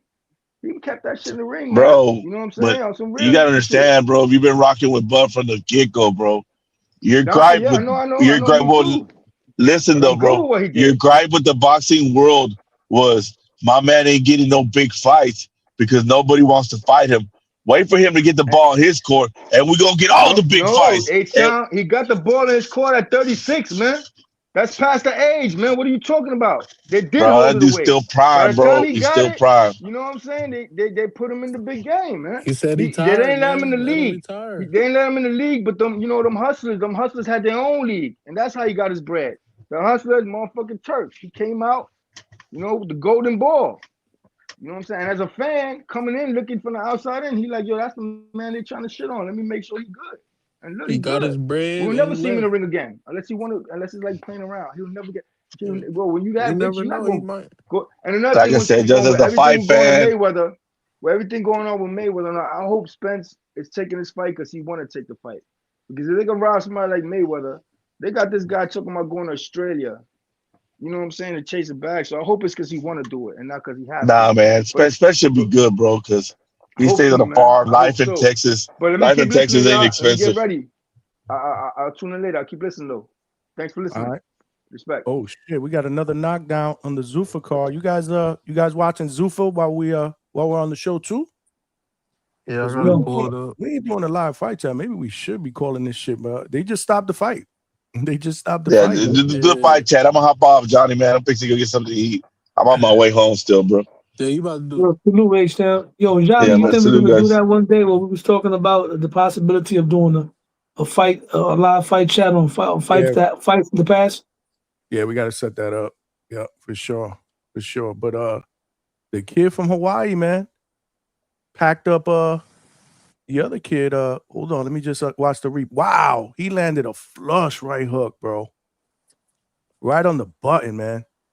And this is coming off this was the second round. The first round, he landed a pinpoint left hook, bro. Lord have mercy, man. Benito, he stops Mejia in the opening fight. This was they were both guys undefeated, man. Abel Mejia was 10-0. Jay Brio Benito was 6-0. Now he's 7-0 with 5 wins via knockout, or actually stoppage. This is actually a good opening fight on this main card in Zuffa. I don't know if you guys are watching. Low probably not because he's at work. I don't know, Jonathan, you watching? I'm about to go ahead and pull it up because I know the main event gonna come on. So I was really waiting on that. Yeah, we're gonna definitely call the main event for sure. Yeah, we'll call the main event. We'll kind of What's the main event, Johnny? Effie What is it? Ajaga against Charles Martin. Yeah. And who's doing the color commentating on this card? What you mean on this card? Who do they have? Like Jim Lampley? Who they have? No, the same. Joe Tessitore, former ESPN guy, Max Kellerman, and Andre Ward. Give me a dream team. If you could think of 3 guys, color blow by blow, color commentating, who would it be? Jim Lampley definitely up in there, without a doubt, hands down. That's the most fun I've ever had on an interview, bro. I was starstruck. That was a great interview. And he stood on with me for an hour and 45 minutes. That shit was epic, bro. But people ask me all the time, you know how many interviews I've done so far? Which was my most favorite? I would say Lampley. For sure, bro. What's your 3-man team? Forgotten more boxing than all of us know probably combined. Damn. Lampley. Shit, Lampley. And I loved Harold. What's his name? What was his name? Fuck. The old man. You talking about yeah. Not Letterman. Letterman was the unofficial scorecard. Letterman was the scorecard guy. Yeah. What was the other one? Damn, that's the dude. Why am I drawing the dude? The one who used to beef with everybody.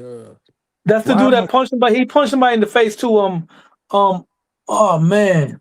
Fuck. I'm drawing a brain fart. Like, how is this possible? Me too. Hold on, I'm about to look it up. Larry Merchant. Thank you. Larry Merchant. Fuck, bro. How the hell did I forget that, bro? Larry Merchant was a little biased though, man. You know. But go ahead. But that's your. What's your third? Go ahead. That's two of them. Oh, bro. I guess it's because I grew up listening to these guys. Me too, but I don't know, man. I got to think about it. You're talking about 3 people. Yeah, the 3-man team. Give me a team. Definitely Jim Lampley. And then Jonathan, give me yours next. Yeah, Jonathan, I'm gonna give you my. first. While I think about it. I'm a little younger, so okay. I like. Yeah. Hold on, Johnny. It's still yours, Johnny. What's your third pick, Johnny? Come on, man. Man, I like Tessitore, to be honest with you. I do like Tessitore. All right. Yeah. I'm gonna go Keith Thurman, Andre Ward, and Max Kellerman. Okay, he's young. I'm gonna go with Lampley. I'm gonna go with Paulie Malignaggi. I was thinking about Paulie too. I loved Paulie, man. The third one's hard because I like Roy Jones too when he was doing this thing. I like the Roy. I would say Kellerman, but I could ease off for him. That's a hard one, bro. Freddie Pacheco was good too back in the day. Freddie Pacheco was good. Jonathan, you ain't even remember that one. That's for damn. That's Showtime. That's a glory day to Showtime. Do some research on that. I take that back. Instead of Larry Merchant, I like Larry Merchant more as the guy that went inside the ring to interview the fighters. Yeah. I don't think anybody ever did that better than him. So especially with the questions and the fact that he was not afraid to ruffle feathers. So I'll keep him as the guy that goes he'll be my guy that goes into the ring. I'm with you on that one. I'm gonna go Lampley, Tessitore, and Howard Cosell. You wasn't around for Cosell, man. I was young, but again, yeah, but dude, when I was really young, no good. I respect that. World of Sports, and then all of a sudden watching all these other fights and watching them and hearing them, you know, not watching them live, but man, he was dope. Howard Cosell. All right, well, I'm gonna go with Lampley, Roy Jones. Yeah, he's good. Yeah, I'm gonna go with Lampley, Roy Jones, and Paulie. Paulie good. Paulie was dope. Paulie was good. I like Paulie. George Foreman was good too, but George Foreman was mostly comedy in a way. Yeah, George Foreman was all right, but I like Tarver, but he be hating. Like Tarver, I wouldn't. Not on my. He's not bad. I just wouldn't put him on my dream team. Hey, I was gonna say it's gonna be very HBO'd out, but I would have had Foreman, Stewart, and Lampley. Oh, Stewart was good too. Stewart, because Stewart, like I legit watched fights, and Stewart was calling things out that I had no idea was going on. Yeah.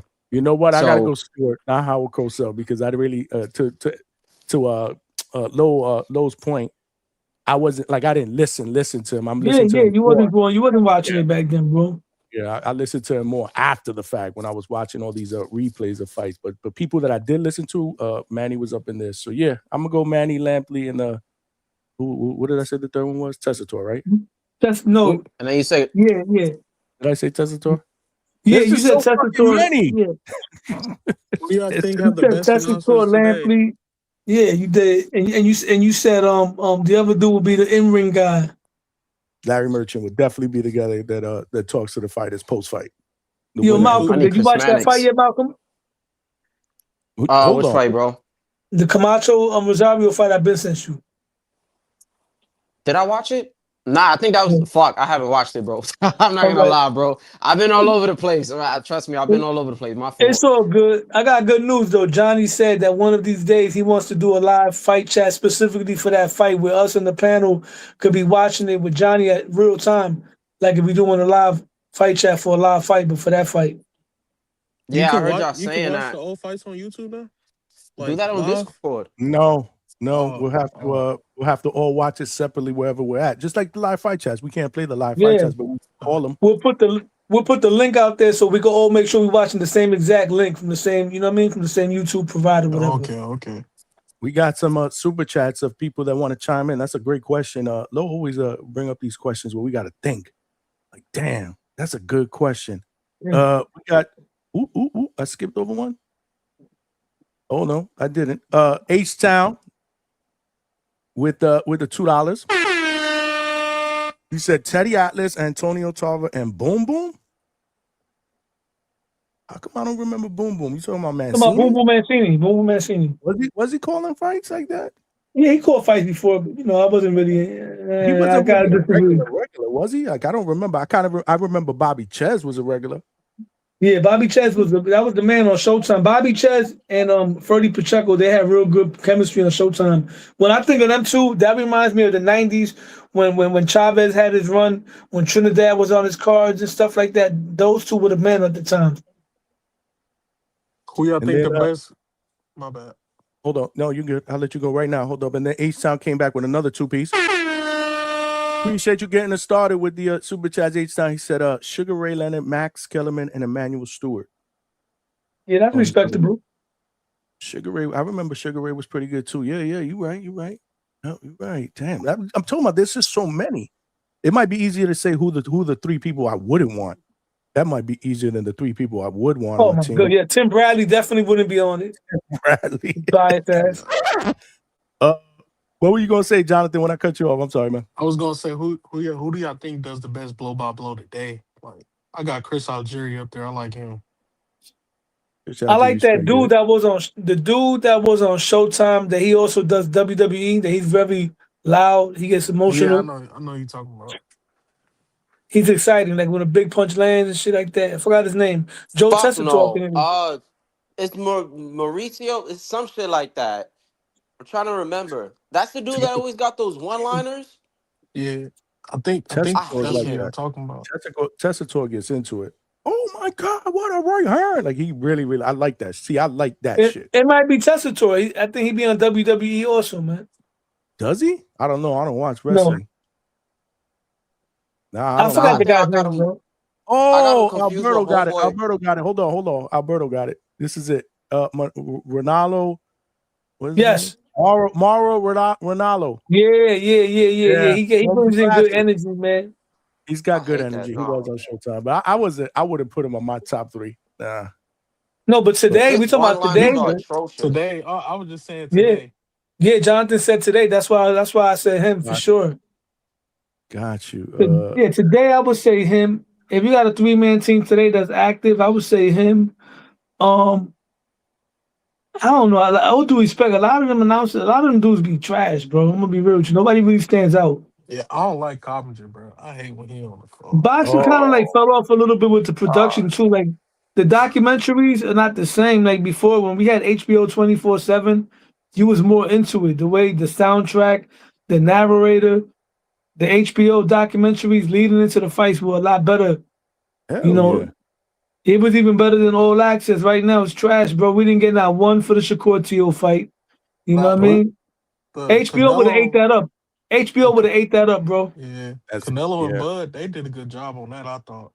Bro, imagine 24/7 HBO behind it. All due respect. I don't want to make it a T.O. topic, but imagine HBO documenting with T.O. Sr. and all that shit, whatever. HBO breaking it down behind the scenes with their documentary style. Oh, my goodness. With Devin Haney and Bill and all that. It'd be must-see TV, man. Devin Haney fight will be big on HBO with HBO 24/7 because, they're going to go behind the scenes. You're going to see stuff with Bill and all that, I miss HBO boxing, man. I wish HBO boxing would come back, man. Thank God for YouTube, bro. Yeah, man. Thank God for YouTube. Because they started that shit. That Floyd Mayweather started that whole 24/7 shit before. Yeah, Fight. he got that the was best what he no. 24/7. Let's keep it real. Oscar started that. Remember, Oscar was the A side, and then Floyd took over. With Floyd, though. I think But they would. yeah, Floyd stood out on that 24/7. Like that's what brought. That's the show that turned Floyd into the villain. That's when he had that persona, the Money Mayweather persona was birthed on HBO. Oscar De La Hoya, Floyd 24/7, and you know I got all them shits recorded, and I got them on an old laptop, Johnny. I got them all on a laptop. Chicken and like that's dope. Yeah, man. The Cotto Margarito one was a great one too. It was only 2 episodes, I believe, but that was a great one. What was the series that HBO had of all the legendary fights? What did they call that? That was series? called Legendary Nights, brother. Legendary Nights. I'm gonna start sending you some of those too, man. Bring you up to speed with history, man. Didn't Max have a show on HBO? Or am I tripping? Who? Didn't Max have a show on HBO? Or was that ESPN? I think he had a show on HBO. Yeah, I think he had I don't know how long it lasted. I don't think it lasted that long. It might have lasted a couple years, but yeah, Max had a show. Yo, Johnny, I'm gonna send you something. I don't know if you can play it on the panel, but I got the when HBO had their last show, right before it went off air, they put like a little mini, like a how can I say, not a documentary, but like a video monologue, a tribute to all of HBO's greatest moments and stuff like that. It was so sad watching it at the end. I got that too. I'm gonna look for that right now. I'm gonna try to see if I can send it to you. I don't think I can play it. I think I'll get fucking flagged, man. But I want to watch it. I also remember this, when they spoke. Jim I'm gonna look for that right now. Yeah, Landry was always crying. He's very emotional, bro. He cried for Cotto when Cotto lost. He almost cried during this interview when somebody brought up I think I had a super chat where somebody brought up George Foreman and his relationship with George Foreman, and he almost got teary-eyed on this interview. Remember, he named his book title, It Happened, was from his call of George Foreman when he knocked out Michael Moore. That shit was incredible, man. It was incredible. H-Town is back with another legendary. He said, Johnny Ness and Two-Tone, the real dream team of boxing, man. Yo, salute to you, man. That's what's up, man. Yeah. Appreciate that, man. Appreciate that. I love calling fights at Border Wars, too. We will be there March 21st, man. Commentating some fights, man. God willing, man. Your boy DHS, we'll be in the building, man. We'll be in the building. Tone gets overly excited, bro. I feed all, like, that's good energy. I'm gonna send it to you right now, Johnny. Hold on. Love his excitement. Oh my God, he totally gets into it. We did a live fight chat here. We did he joined me for the which one was it?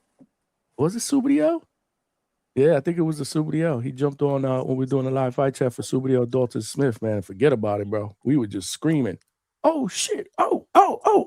You just feed off that. Like he ended up getting me hype, with his energy, so it's contagious. Is that still in the running for upset of the year, or you think it's gonna fade out? I just sent you that right now, Johnny. Check your DM. Subriel and Dalton Smith. Was there a better up, or was there a bigger upset so far? I think that right now is the one that stands out the most. Figueroa against Nick Ball, especially the way he did it in dramatic fashion by stoppage in the last round. That's up there. But man, I didn't think Subriel would get stopped in that fight, let alone get stopped in the 5th round. So I'm gonna have to go Dalton Smith, and Subriel, in my opinion, is the upset of the year. So far. Corrects me. I wonder who's gonna be the comeback fighter of the year, man. That's up. Last year comeback of the year for me was Devin Haney. This year we got some guys that lost. You know what I mean? I'm hoping Tio could be the comeback fighter of the year if he ends up the year big. He got to hop back in the ring like immediately. Like and to do that, I would think that he needs at least 2 wins in 2026. 2 good wins. 2 wins. One of them has to be that off of against a name. I don't know if he's coming back against a name. He probably, it'll probably be some sort of a tune-up. But before the end of the year, if he gets a good name on his resume, and let's say hypothetically that person is a title holder, then I could see that. They don't pay for tune-ups no more. That's the thing, Johnny. Remember, Top Rank, to my knowledge, doesn't have a real network Turkey ain't paying for no tune-up. I don't think Tito gonna get that. Like I said, the closest, the only tune-up that I think that's tune-up in terms of level of fighter right now, but with a name would be Cambosos. That's the only one I can see like on a tune-up level. Because Brian Norman is not a tune-up. Liam Pyro is not a tune-up. None of them guys are tune-ups. Cambosos a tune-up, but it's interesting because he got a win over Tito. That's the lowest. That's the lowest one I could see them doing, and I would love that. You wouldn't accept like him fighting the winner of Albright and Frank, and then maybe fighting No. That's a knockout victim. That's a Tank knockout. We don't want that, bro. We don't want to compete with Tank and try to knock It's this nigga not out in 5 compete. rounds. It's getting back. It's getting bro. That's a bad look on your feet. I'm gonna give you an example why it's a bad thing. Remember when Tank knocked out Barrios and Barrios fought Thurman? Ness was against that, and I get it. I see what Ness was talking about. Barrios was doing backflips all over Atlanta by a featherweight that knocked him out. And now you a welterweight and you competing with Tank. You went 12 rounds with Barrios. No, you don't want to do that. Tank put that man to sleep. That's another Jermaine Ortiz fight. I got Teo winning. That's an ugly fight. He gonna be chasing Frank Martin. No, we don't want that. What if Albright win? Nah, we don't want that neither, man. We don't want that. I'll take the toughest fight that I would take, like at the championship level fight right now, or for loss, would be Dalton Smith. I think Dalton Smith will be easy. But he a champion. He got to get a fight back first. I'm talking about. Why? Ryan Garcia got to no. My man was fucking lenient. Ryan Garcia is going for a belt. Yeah, but that's coming right. off of a loss. We know he get treated differently than other boxers. So. That's the biggest fight that Dalton Smith can get at 140 right now, unless Shakur fights him. Or Keyshawn might fight him. Keyshawn might be fighting Devin on the low, man. Maybe. We'll see. And believe it or not, bro, I'm starting to get really high on Keyshawn Davis. Yeah, Keyshawn Davis, fighter. He's giving me Aaron Pryor, Bud Crawford vibes, bro. He's gonna be the guy that's gonna stop the guys that nobody stops. Yeah, He stopped Gustavo Limon. He stopped Jermaine Ortiz. You put him in there with Pitbull Cruz, I got Keyshawn stopping him. How you like that one? Nah, he gonna break his hand on his forehead like everybody else. Guys, the co-main event just started, man. Jump on. Yeah, those stairs, then. All right, man. Thanks for letting me Absolutely, bro. You're welcome anytime, man. You gotta keep calling in, bro. Yeah, I'm gonna go back in the chat and I'm gonna watch the main event with y'all. I just heard the saxophones when you said that, Johnny. I'm like, man, we about to get packed up right now. Nah, it's not that. I mean, I'm just with you, Johnny. I want to see the fight. I would like to watch this and call it, man. It's at least this one in the main event, and then we could get back to business, man. We can get back. To business. I'm gonna hop off right now, man. I'm gonna jump on after 11 o'clock when I'm done with the job. I should be home after 11 o'clock. I jump on for sure. All right, you got it. That is Low Nose Boxing, and Jonathan, you hanging on here, or you gonna watch the fights? I guess you jumped off. Yeah, man. Salute, man. Salute. Good conversation, but we do got Zuffa Boxing on, man. Let's watch these fights, man. We got the co-main event. We got the co-main event on. This is a light heavyweight fight, round number 1 of a scheduled 10-rounder. I got it up on the big screen right now.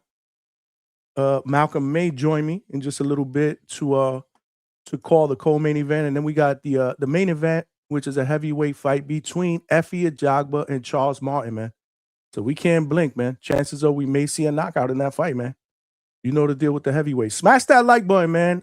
Again, we got to get to 100. We only got 53 likes. We got hella people up in here that are live on YouTube. We are streaming live on X and on Facebook as well. If you guys out there are watching on X and on Facebook, please share the show. We are trying to build the DHS family on both platforms, but please, this is the main platform here on YouTube. Come on over here. It takes 5 seconds, man, to hit the like button. Vote in the poll. Vote in the poll and subscribe to the channel. If you guys are subscribed, please tell a friend to tell a friend. Appreciate all the super chats that you've sent so far. H-Town, we still need 7 more to get to our goal. We're cooking here on a Sunday night. Looks like that's the end of round number 1, and I'm looking at some commercials. So there are commercials in between in between rounds here on Paramount Plus. Alberto, no more call. No. Let's call the fights. Let's call the co-main event and the main event, and we'll take calls in between. And then afterwards, you know the deal, man. We open it up. So no, of course, we are going to be taking calls. Or if you guys want to call in via call me, but let's do that between this fight and the main event, and then we'll wait till after the main event, and we'll put our aprons back on and we'll cook. Right now, let's take our aprons off for a little bit, put it on the side. We put the food in the oven. It's baking right now. It's baking. Jonathan said he's in the chat. Watch the fights. Hell yeah, man. Get a TV up. Check me out on another device, man. Or listen to me. Round number 2. In a scheduled 10 rounder between 2 light heavyweights. I wish I could pronounce their names better. Zambikov and Elbali. I believe it's Zambikov and Elbali. Elbali. Correct me if I'm wrong, y'all. Elbali is in the white trunks with the red lettering and the Zuffa logo in the back. Zambikov is in the black trunks with the white wording. This is a scheduled 10 rounder. So we'll just stick with the colors, man, because it's a lot easier for me to be able to call it on colors, man. Good combination by great uppercut, a perfectly timed uppercut, and this fight's gonna be over. My man's legs is shaking. Zambikov lands a pinpoint uppercut right on the button that puts my man Bialy on the seat of his pants with his legs shaking, bro.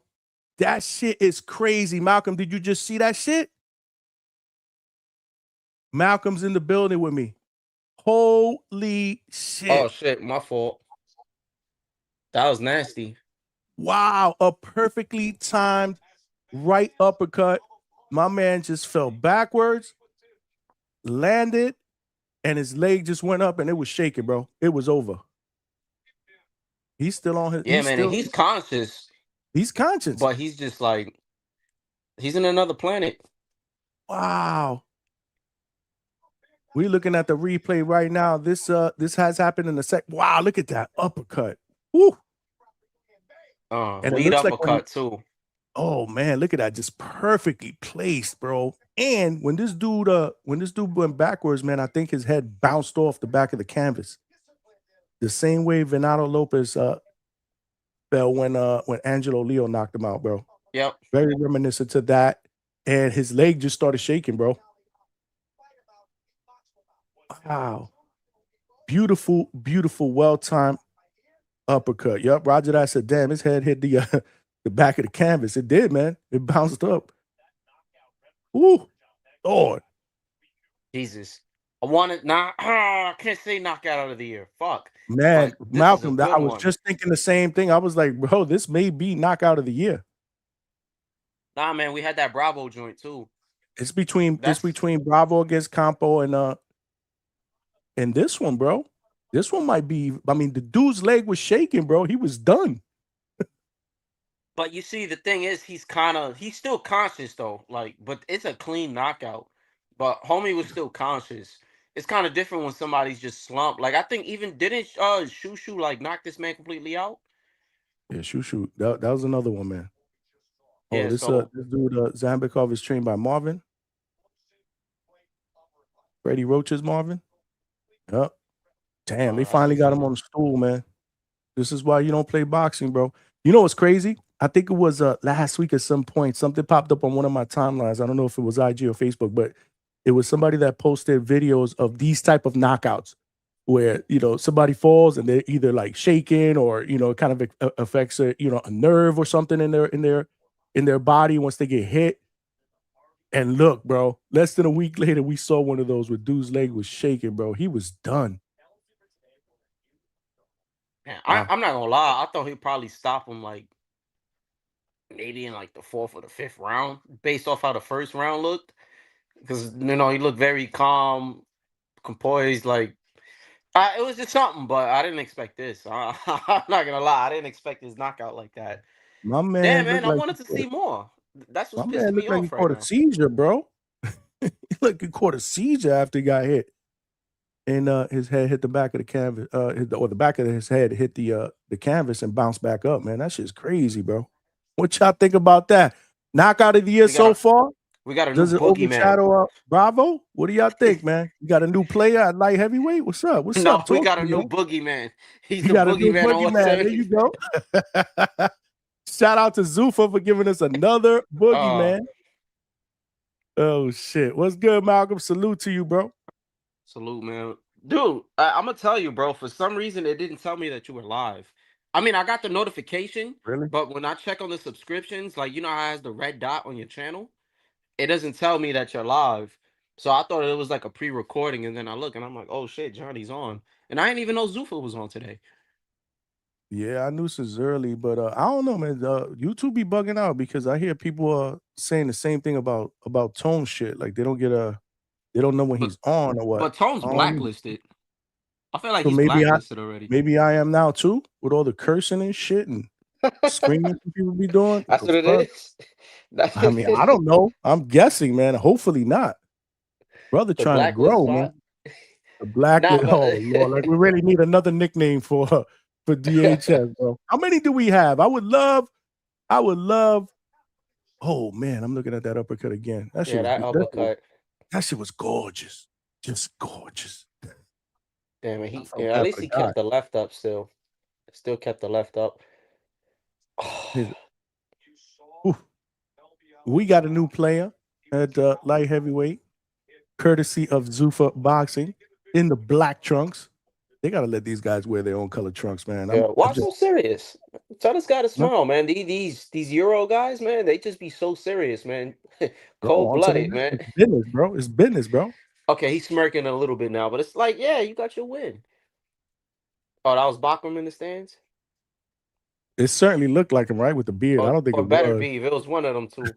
I don't. It's the beard, bro. I can't really Why tell. do you all like- got that beard like that with no mustache? It's just a beard. Yeah, I guess that's their thing. That's Yeah, kind of their that's just, style. that shit crazy, bro. Alberto said Brandon Figueroa's knockout was still the best one that he saw against Nick Ball. I think those are definitely the top three. Those are definitely the top three. This one, the Figueroa knockout, and that Bravo knockout, where he put Be a long year. head down. And here we are. We're not even 2 full months into 2026. We've already got 3 knockout of the year candidates, a round of the year candidate, and I'm trying to see which one. Do we have a fight of the year candidate? What would you say is a fight of the year? It can't be anything that's lopsided. I'm not gonna lie. That would be performance of the year. I'm trying to think. Fight It of had the to be year. one. It had to be a sleeper, man. Where we saw back and forth action, man. Well, I feel like then I feel like it's gonna tie into Zuffa. One of the Zuffa. I don't know. I gotta think, man, because honestly, January is starting to feel like a blur now. Because I'm trying to remember the beginning of January. Like, what fights did we get? Okay, so Roger that said Cruz versus Moritalia. That was a good fight. Oh shit! Fuck. Yep. That's a I'm good not one. gonna lie, man. For some reason, I keep forgetting about that fight. Maybe it's PTSD. It might be PTSD, but no, that was a good fight. Like, it was a good style clash, and it wasn't boring at all.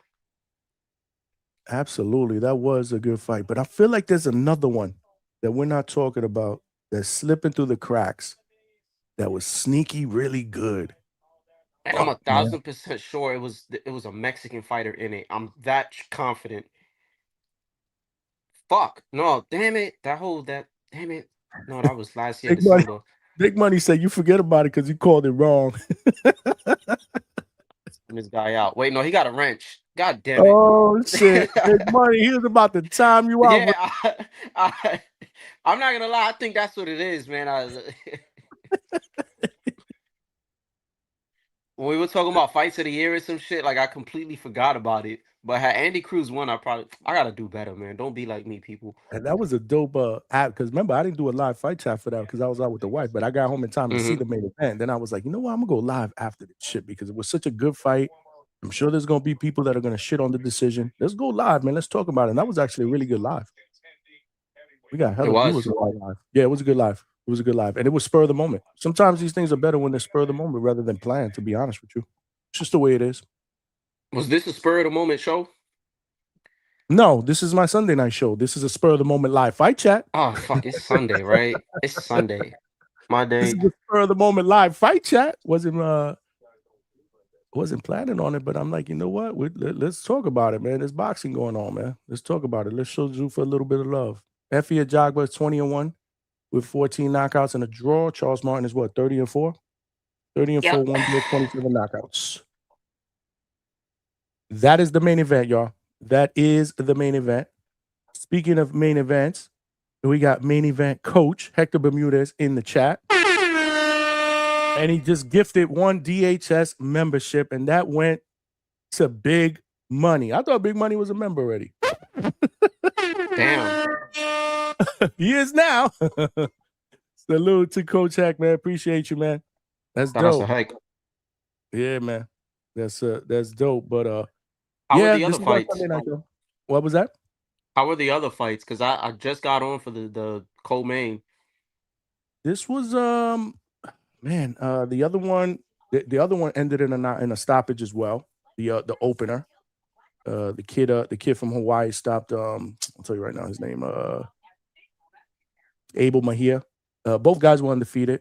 Jabriel Benito stopped Abel Mejia. That was in the second round. So you had a stoppage there. The other one, Ruiz, Leo Ruiz and Streeter. Mm-hmm. He stopped Streeter. I believe it was in the third round, if I'm not mistaken, y'all. We've had stoppages all night, bro. Shout out to Zuffa, man. Shit. We've had stoppages all night that I could remember. Again, I wasn't watching the prelim portion. I need the main event. My bad, bro. I need the main event to fucking go decision, bro. Because Why, you bet? Nah, man. I literally just got on. Like, I didn't catch the fights before. I'll catch the replay, but so far I only seen a round in like a minute of boxing, bro. Only 4 minutes. So I need this shit to, you know what I'm saying, to stretch so I could get my like a fucking daily dose of boxing. Mm-hmm. Oh yeah, no, for sure, man. But for those fans that like to see the stoppages, I guess you're getting your money's worth tonight with the Zuffa card. A lot of stoppages so far. A lot of stoppages. How active is this guy, Ajagba? I feel like I haven't heard about him in a while. Effie, let's take a peek. Let's take a peek. Let's take a peek. While we are doing that, make sure you guys smash the like button. We are getting ready to call the main event between Effie Ajagba and Charles Martin. Yeah. It is a heavyweight fight. He last fought. He fought Bacoli. Never mind. He fought Bacoli.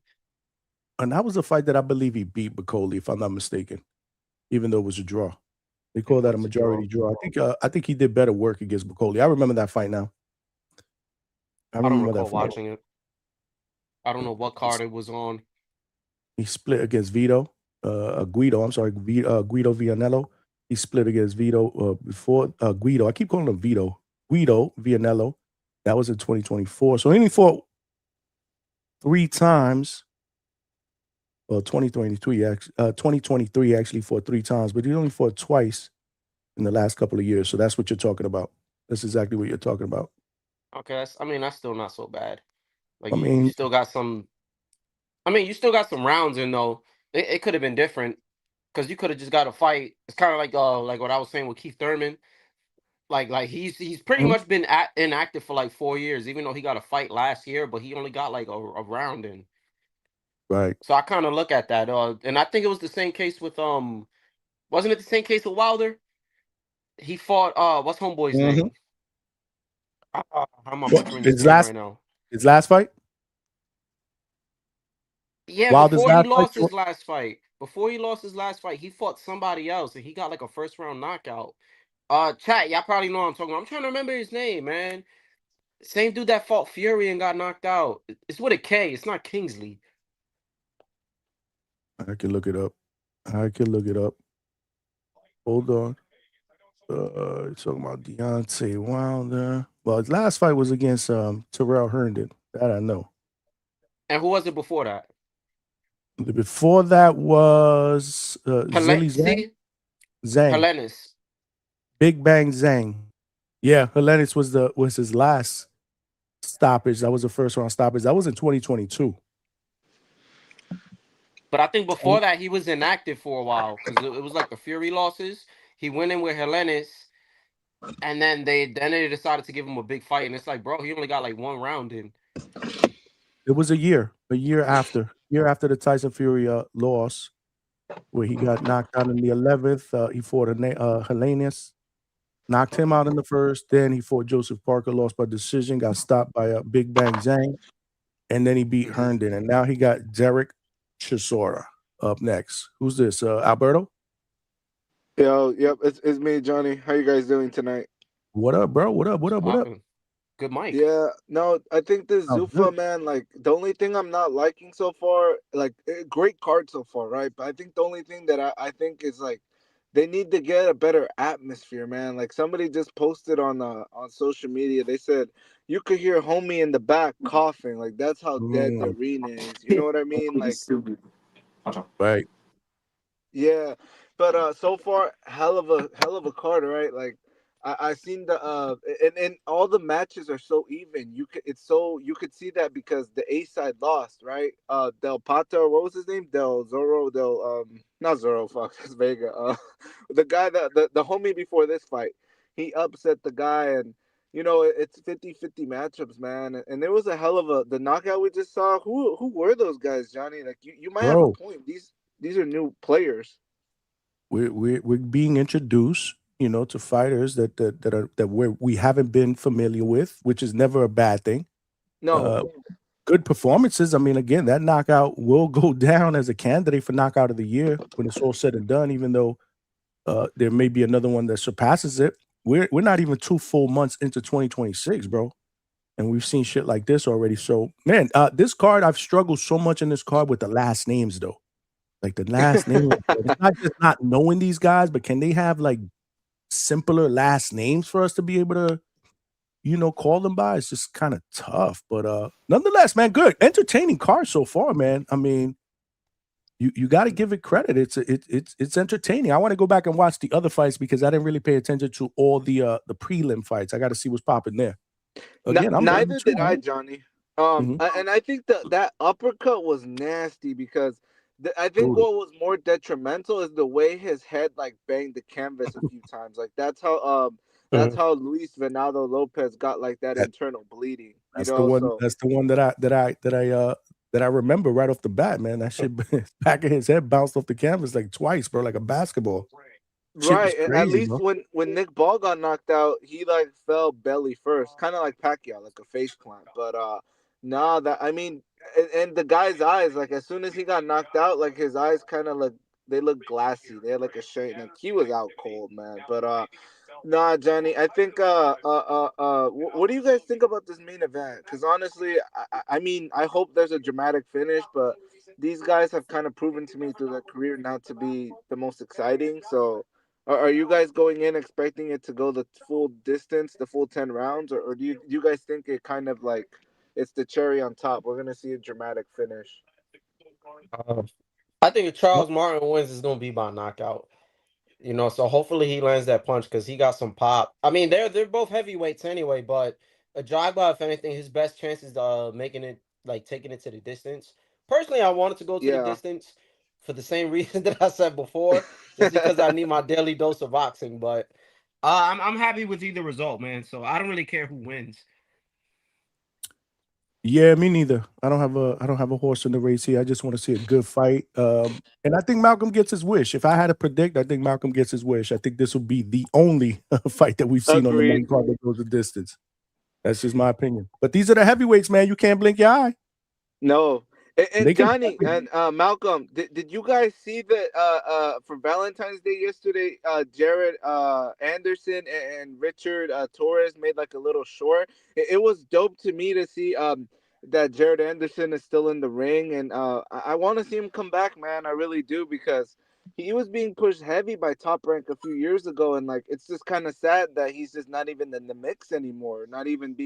He's not considered relevant, and it's like, I don't think one bad loss should define your career. Yeah, that Bacoli. Go ahead, Malcolm. It's that Bacoli loss, bro. And I honestly, man, I don't even think it was that one. I mean, besides that one loss, a lot of it has to do with his mental, because it if we seen the whole shit with Roy Jones Jr., that whole thing, and then he was crying, and then he's just talking about. I guess you can tell that he was really in it for his family more, or trying to just make a better Right. situation out of everything. He doesn't like some people. You have boxers and you have fighters. There's people in their heart that they're naturally born fighters. Those are the guys that they get hit and they're like, nah, I'm gonna fuck you up. And then the boxers, sometimes they'll get hit. My bad for the cursing, Johnny. But they'll get hit You're and fine, they're bro. You're kind of fine. not like, you know what I'm saying? That they don't have that fight mentality, like the fight flight thing. So I don't think he's a fighter at heart. And it's just the pressure, and then maybe the loss did something to him. Hopefully they can bring him back, because we need Trees to, you know what I'm saying? Me and my boy Trees to be up on one, man. But I kind of like Jared Anderson. I think homie had some real life shit going on behind the scenes. Like that's the vibe I got, at least. Like you said, Malcolm, like great point. He was like a lot. You could tell a lot of his family, or he had a lot of dependents, right? Like he needed to bring in money so that he could help other people. And I just hope he's at a place now if he does come back, because you don't play boxing. I remember he fought again since the Bacoli, like that was a tough loss, but he came. Top Rank brought him back last year. I want to say on the Mason undercard, or when Mason he fought the dude with like the shag, and like he was bald up top, but he had a shag in the back.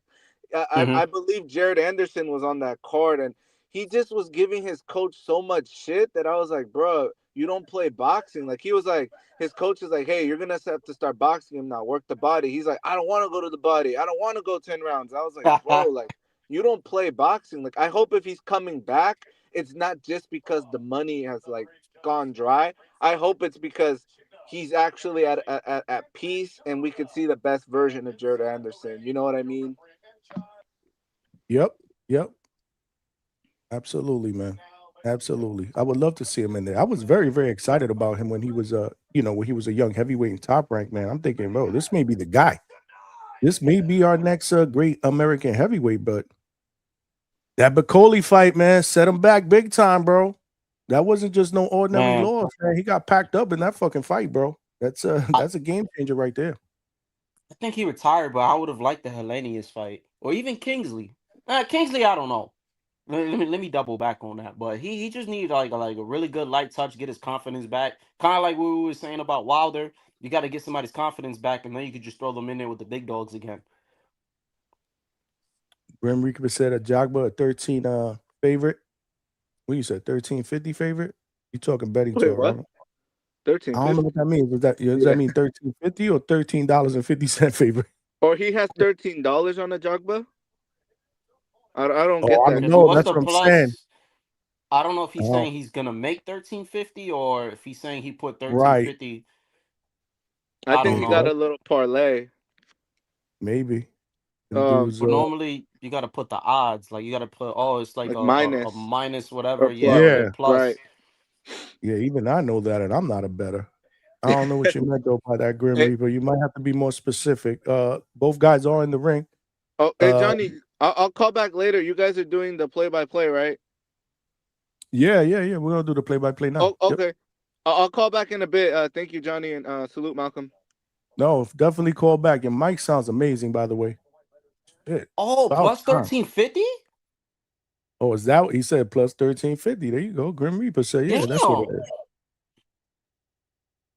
Quick tail of the tape. Jogba is 31 years old. Martin's 39 years old, so he's 8 years his elder. Both guys about the same size. Jogba 6'6", Martin 6'5". Both weighed in close to the same. 254 for Jogba, 250 for Martin. 85 to 85-inch reach advantage for Jogba, and you're talking orthodox against southpaw in this matchup. And I'm getting started right now. What's your timestamp, Malcolm? 250. I'm right at the Okay, so 250 mark. I'm at 245. So I might be about Good. 5 seconds ahead of you, which is good. We're right there. Good stab to the body by Charles Martin. Yeah, both guys is trying to establish the jab. Yep. Martin again to the body. Little feint. Yep. Ooh. Oh, my bad. I got Martin. Damn, I got a Jogba Martin mix up. Ooh, good left hand. Good left by Martin. Martin's in the white trunks.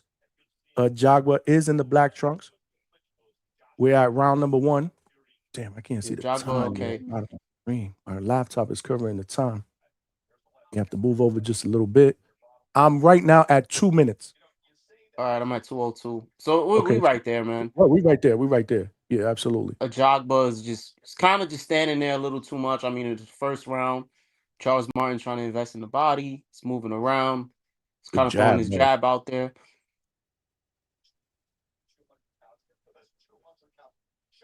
And will Jogba be the stronger guy? He doesn't really look too worried about whatever Martin is throwing right now. He Not a did lot of he does action, look- people. Nope, he does look like the more physically imposing fighter out of the two. Even with the dyed hair, man. Salute to Effie. Wasn't this a dude where he was supposed to fight some dude and the dude ended up leaving before the first round even started? Just walked That was out the him. ring. He walked out. I'll always remember that fight. Same here. And he did a double left hand?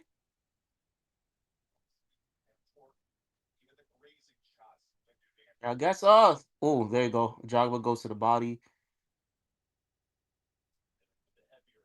Oh, this is right hand on Jogba.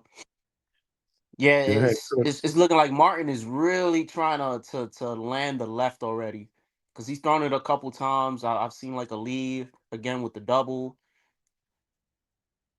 At the same time, his foot positioning, because he's trying to land it, but at the same time, his foot positioning isn't on the outside.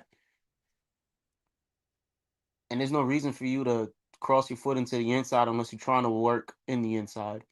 So we're going to see a Jogba just standing left there. hand by Martin, though. Did you see that See? left hand? Left hand. Yeah, he's trying to measure that out. That's going to be his bread and butter. Just Jogba landed another jab. one. Oh, exchange. With the right. Ooh, but Effie lands a good right hand. There you go. Oh, backs him Stab up. to the body. Oh, good right. No, he kind of blocked that.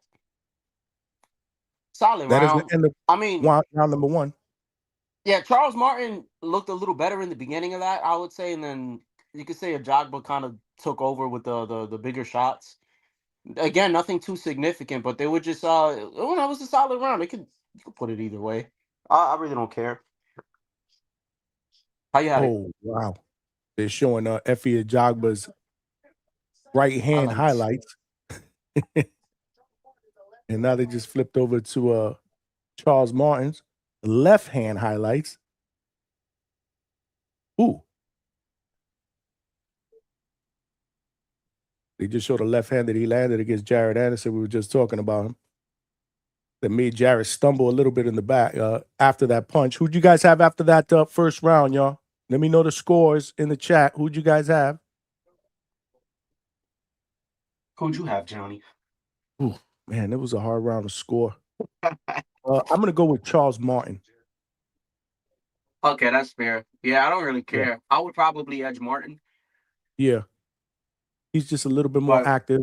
He landed some really 2 really good left hands, although Jogba landed a good right. So I'm going to go Martin in that first round. Let me know your thoughts, man. Round number 2, y'all. Timestamp is 2:40. Again, same kind of start to this round as the start of the first round. 2 guys just pouring, feinting. Charles misses with a left hand. Jogba has to get a little bit more busier. Yeah, he's just pretty much walking him down. Yeah. Again, he just doesn't look. There we go. Got him against the ropes. I ain't gonna lie. Like Martin's balance looks horrible. Just ate a jab, trying to come in with a left hand. Like watch him whenever he's like trapped against the ropes or he's gonna try to move around. He just doesn't seem too balanced at times.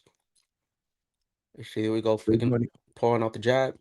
Big Money got Effie in 5. I don't know. Coach Bermudez, who you got in this fight, Coach? Stab to the body. Throw your pick in the chat, Coach. I see you up in there. I ain't gonna lie, man. Give me a knockout now. Like, god damn it. You bored already? They ain't doing too much, man. There you go, Effie. I mean, these are heavyweights. Look, Martin right now, okay, weak ass double jab. That was a lazy double jab, by the way. Leave left to the belly. Ooh, misses with that uppercut, Left, though. right. Try to throw that Yeah. left uppercut. Yeah, he seen the last fight and got inspired. Yeah, right. Effie to Big the body overhead again. miss. Yep. This man's crossing his feet. Jesus Christ. Sticking out the jab. There you go. Effie is just following this guy. Martin escapes out the rope. But you see, he's gonna have to stay in the center of the ring. He's gonna have to like fix that footwork and stay in the center of the ring. He's giving Jogba control, and he's just gonna play the runaround game all day. Gonna tire yourself out. Effie's looking to land that Oh, right hand, bro. He wants to land that bread and yeah. butter, man. Good stab to the body by Effie. There you go. Effie should just keep doing that. The stab to the body. Martin's gonna tire out at some point. He's doing way too much movement. Oh, good It's gonna combination by land. Frank, man. Two-piece. Yep. Charles Martin. That right landed flush in the chin. Charles Martin Got that now power. landing the better shot. Another one too. Mm-hmm. And that's the end of round number 2, man. I don't know, man. I gotta go I'm Charles giving that Martin shit in to that Martin. round 2. I'm giving it to Martin, baby. I'm going 2-0 Charles Martin. What y'all think? What y'all think in the chat?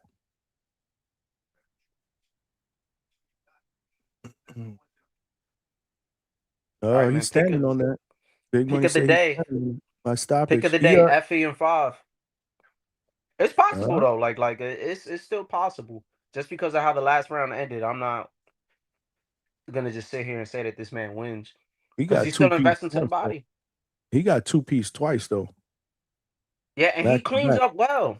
So far, the last 2 rounds, like Martin's been cleaning up well, but he's gonna get tired. Like the way he's fighting right now, he's gonna get tired from all that movement, and he's getting hit to the body with like little stab jabs from here and there. So once that happens, he gets tired and he's moving a little slower. That right hand is gonna land, or the left, whatever it is. Who's that? Shoe in the building. Shoe York. Okay.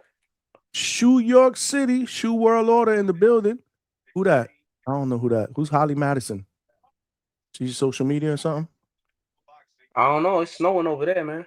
I don't know who the hell that is. He says snowing. It's snowing over there. You got most I don't people know in who the that chat is, agree with us, man. 2-0. 2-0 Charles Martin. Kenneth agrees. Roger that agrees. Vince got Martin. Bermuda's got Martin by decision. Coach Bermuda's got Charles Martin by decision. Okay. High level coach. AB said Effie needs to establish a jab. Absolutely, man. He's got to definitely let his hands go. He's got a 5-inch reach advantage. Not enough jabbing, bro. Walking down, not enough offense behind it. It looks like he's just trying to set up a right hand. Charles is boxing pretty well, bro. Aside from the footwork that you called out. That's what they tell you, man. This is exactly You what know? they tell you. You don't look for a punch. You let the punch find you, I guess. I don't know. But you can't just be trying to... He's just doing the same shit over and over. There you go. Now he going back down to the body again. Charles Martin. Oh, he did a little flint. Okay. Nothing going on. Oh, here we go. Okay, tangled up. Oh, my boy here. My favorite ref. All right. No nonsense type of shit. Thomas Taylor, right? Okay, nothing. Yeah, I always forget his name, though. I always confuse him with Lawrence Cole for some reason. I would have thought of Lawrence Taylor. That's the first thing I want to say. Thomas Taylor. We got unofficial scorecard does have Martin up 2-0, just like we have it. Okay. So we're all pretty Charles much seeing Martin. it the same. That left is disgusting. Oh my gosh. And I don't mean that in a good way. Oh, there goes the right hand he was looking for, bro. Shit. Down. Flush. Down. Wow. Oh, shit. That was the right hand he was looking for, Malcolm. That was it. If Big Money gets this right, he said in 5. Nah, fuck that. We looking for the 5th round. Effie showing some patience, man. Oh, but he just eats a left hand, a straight left hand by Martin. Anybody can get hurt, man. I hate that you're a These are the couple heavyweights, seconds bro. ahead. Flicking out. He gonna be cautious right now. Effie just landed a Yo, left. this man is crossing the shit out of. Just landed a left hook. Oh, right. he got Oh, Martin shit, on he's skates hurt. right now. He got He's Martin hurt. on skates. Martin trying to come back This nigga. with a haymaker. He got Martin on skates right now. Why'd they stop that? Oh, the mouthpiece. He knocked his mouthpiece out. He spit that out. Veteran move, baby. Run. Grab him. Holy Grab him, shit. damn it. Effie with a left. Another right hand. Another he right drunk. hand. Oh. Hold him. Yes, I need another round, damn it. You good, bro? You surviving? He survived. Yeah. Big round for Effie Ajagba, y'all. Put himself right back into the fight, man. I will survive. I will survive. No question Oh, who man. won that round, y'all. Damn. I think it's 3-0 Charles Martin, man. You're gonna have somebody in the chat calling you P Brain if you keep on with that shit. He Hey, blocked you know with who his that face, man. Wow, that right hand No. right there. Flush. Right in the nose, bro. Doesn't that even it out now? Yep. And he Let me missed see, that because other right hand. it's 38 a pop. We at 38 a pop now. Holy Damn. smokes. Hold it down. Let me go to the bathroom real quick. Anything can happen, people. That was amazing, man. I'm not gonna lie, it's looking a little grim for this man. This round, I'm pretty sure he's still hurt. He looked like he was just wobbly. He's gonna have to move around and grab, but it's looking bad for my boy Martin, bro. Not gonna lie to y'all. We're about to start this round. Here we go. Charles Martin again, just trying to work off the jab. Effie's just gonna walk him down. He's gonna walk him down and just try to throw the right hand again. Let's see. There you go. Jab, jab. He's moving, and he's crossing his feet, man. If he had better back, oh, Effie, what is this fucking right hand, nigga? Sit your ass down. Get up. He got caught with another right? Fuck, man. Another one. Damn it. There you go. Fight back. Then He's good. He's good. Don't stop it. Don't stop it. He's good. He can't be taking No, any he more gonna of these stop right it. He hands. get though. hurt again. Was it Fuck another it, right go- hand, Malcolm? Because I Go just for missed it. gusto. Another right. Go for gusto, bro. We ain't scared of no man with no blonde hair. Come on. God damn it. Man, that man with blonde hair, that right hand is crazy, bro. He cracking. Wow, misses a big overhand left, man. Ooh. There you go. He going for gusto. That's Oh, what I'm another talking right about. hand. Oh, he's he's done. He's Oh, done. he hurt. No. Oh, They he's stopped fucking it. him up. Why would you stop? Nah, that's a good stoppage. I ain't gonna lie. Damn. Big money. Where is big money, bro? Don't bring him up. Wow. He picked Effie in 5, Effie Lord. in 4. Ends up winning the fight in 4. Stoppages all night on Zuffa, man. Yo, he was beating the shit out of him. I'm not gonna lie. It was Damn. evident, bro. He was looking for that right hand, bro, from the beginning, man. Holy smoke. You guys think Man, that was a good stoppage? I Or just was it a wanted little bit Martin to premature? land one more shot. Just Yo, land one did shot. you see Hurt that this big guy. overhand left hand that he threw? He tried. He's like, fuck. Oh, you can let this shit go. See if this Yeah, he motherfucker did. lands, bro. He did the boys in the hood. Remember when he was swinging in the living room? Yep. He Oh, started I just saw punching the air. Yeah, I just saw the knockdown that I missed. Okay, with that right. Damn, you took the worst bathroom break, bro. Or whatever I break know. you took the worst Boom. one. Toma. Damn. Effie with a statement tonight, y'all, on Zuffa, man. Look, there's that check left, which is the beginning of the end. Then that left uppercut.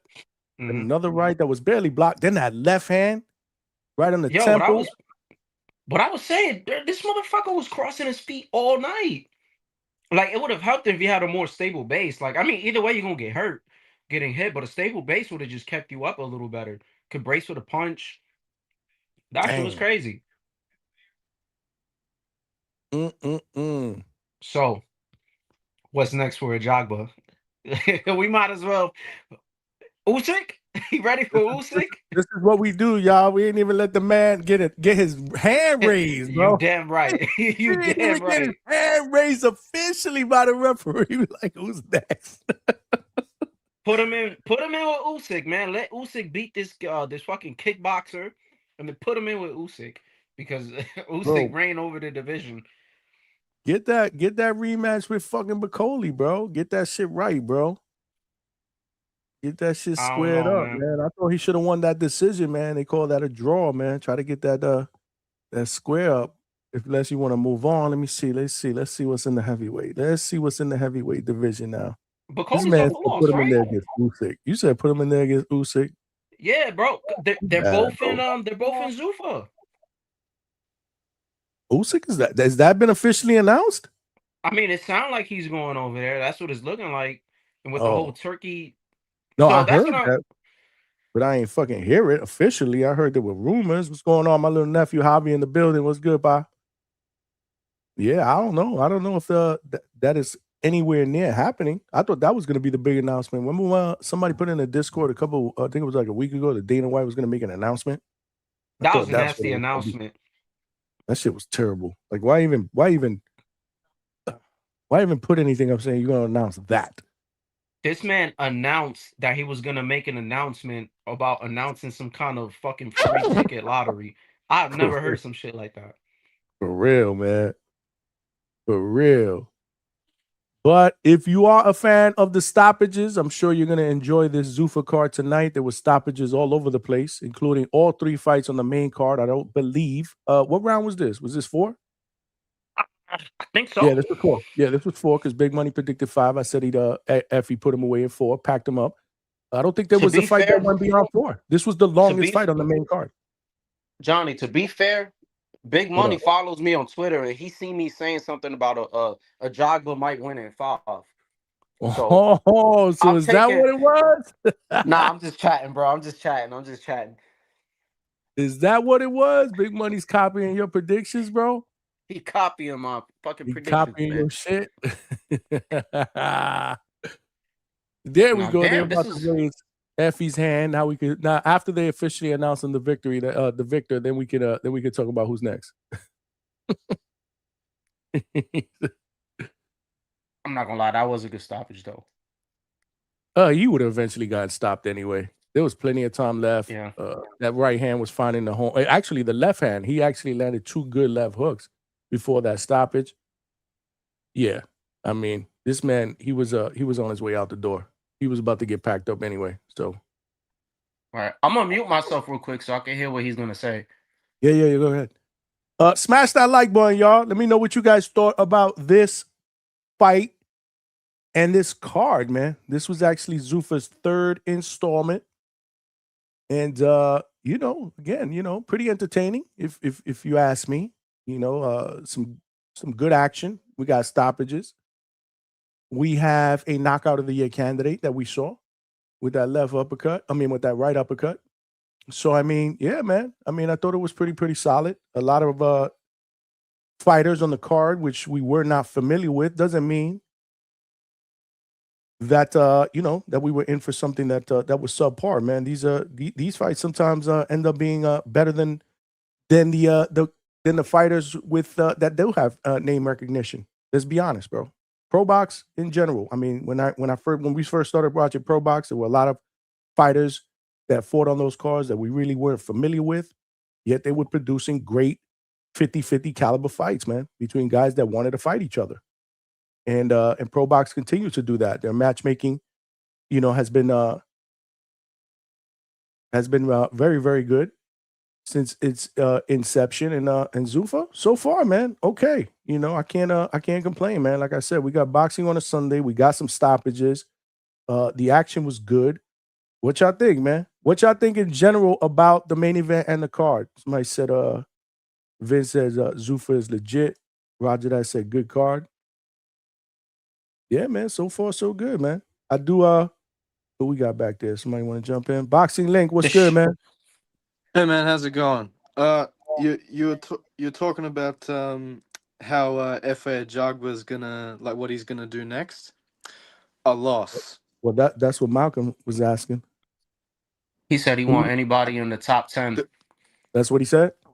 No, Yeah. I'm gonna say he got a loss coming up. Now I'm not superstitious, but all I'm saying, the last two guys that Charles Martin looked good against but lost to, got beat bad in their next fight. So okay, I got you. I'm trying to look and see where he's at. So you think think it was, next fight he gets packed up? I mean, it depends who he fights against, but he does very well against a particular type of fighter, but he'll get exposed by the sharper guys. He got so he's ranked now currently before this fight, he's ranked 13th in the IBF. He's ranked 6th in the WBC. Where is he? And he's not ranked in the WBA or the WBO. Nope, he's not. Not on this latest ranking that I have. So he's ranked in the top 6 in the WBC and top 15 in the IBF. But you said he wanted a top 10 opponent?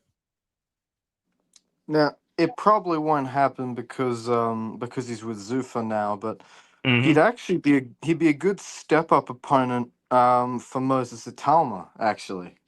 Yeah, that's funny because I just looked at that step name. up that. I just looked at that name literally in the rankings. I was like, I wonder if somebody's gonna say Moses Atama. I swear. I was thinking that. Although, to be fair, when I say step up, I mean step up in status. If we're talking in quality, Moses is going to do him just like he did White. But, it's a name. I think that's a good I think Jogba, I can't lie, I think that's a good opponent for him. Low key, Yeah. I don't want to see a Jogba go out like that though, because I think he'll probably lose to Atamo. But damn, man, I don't know, man, because again, what you were saying, you see with the whole WBC thing, I looked at the rankings and then it's like, okay, you're with Zuffa, so it kind of leaves your options. Right. I would like to, and it's very far fetched. I would love to watch a fight between him and what's homie's name? Is it Hergovich? Not Hergovich. I'm Philip so bad Hergovich? with these names. Fabio Wardley. I would love that fight because it's two devastating punchers. Okay, how about this? So, with at cruiserweight, Jai hasn't been able to get fights, and there's been talks of him going up to heavyweight.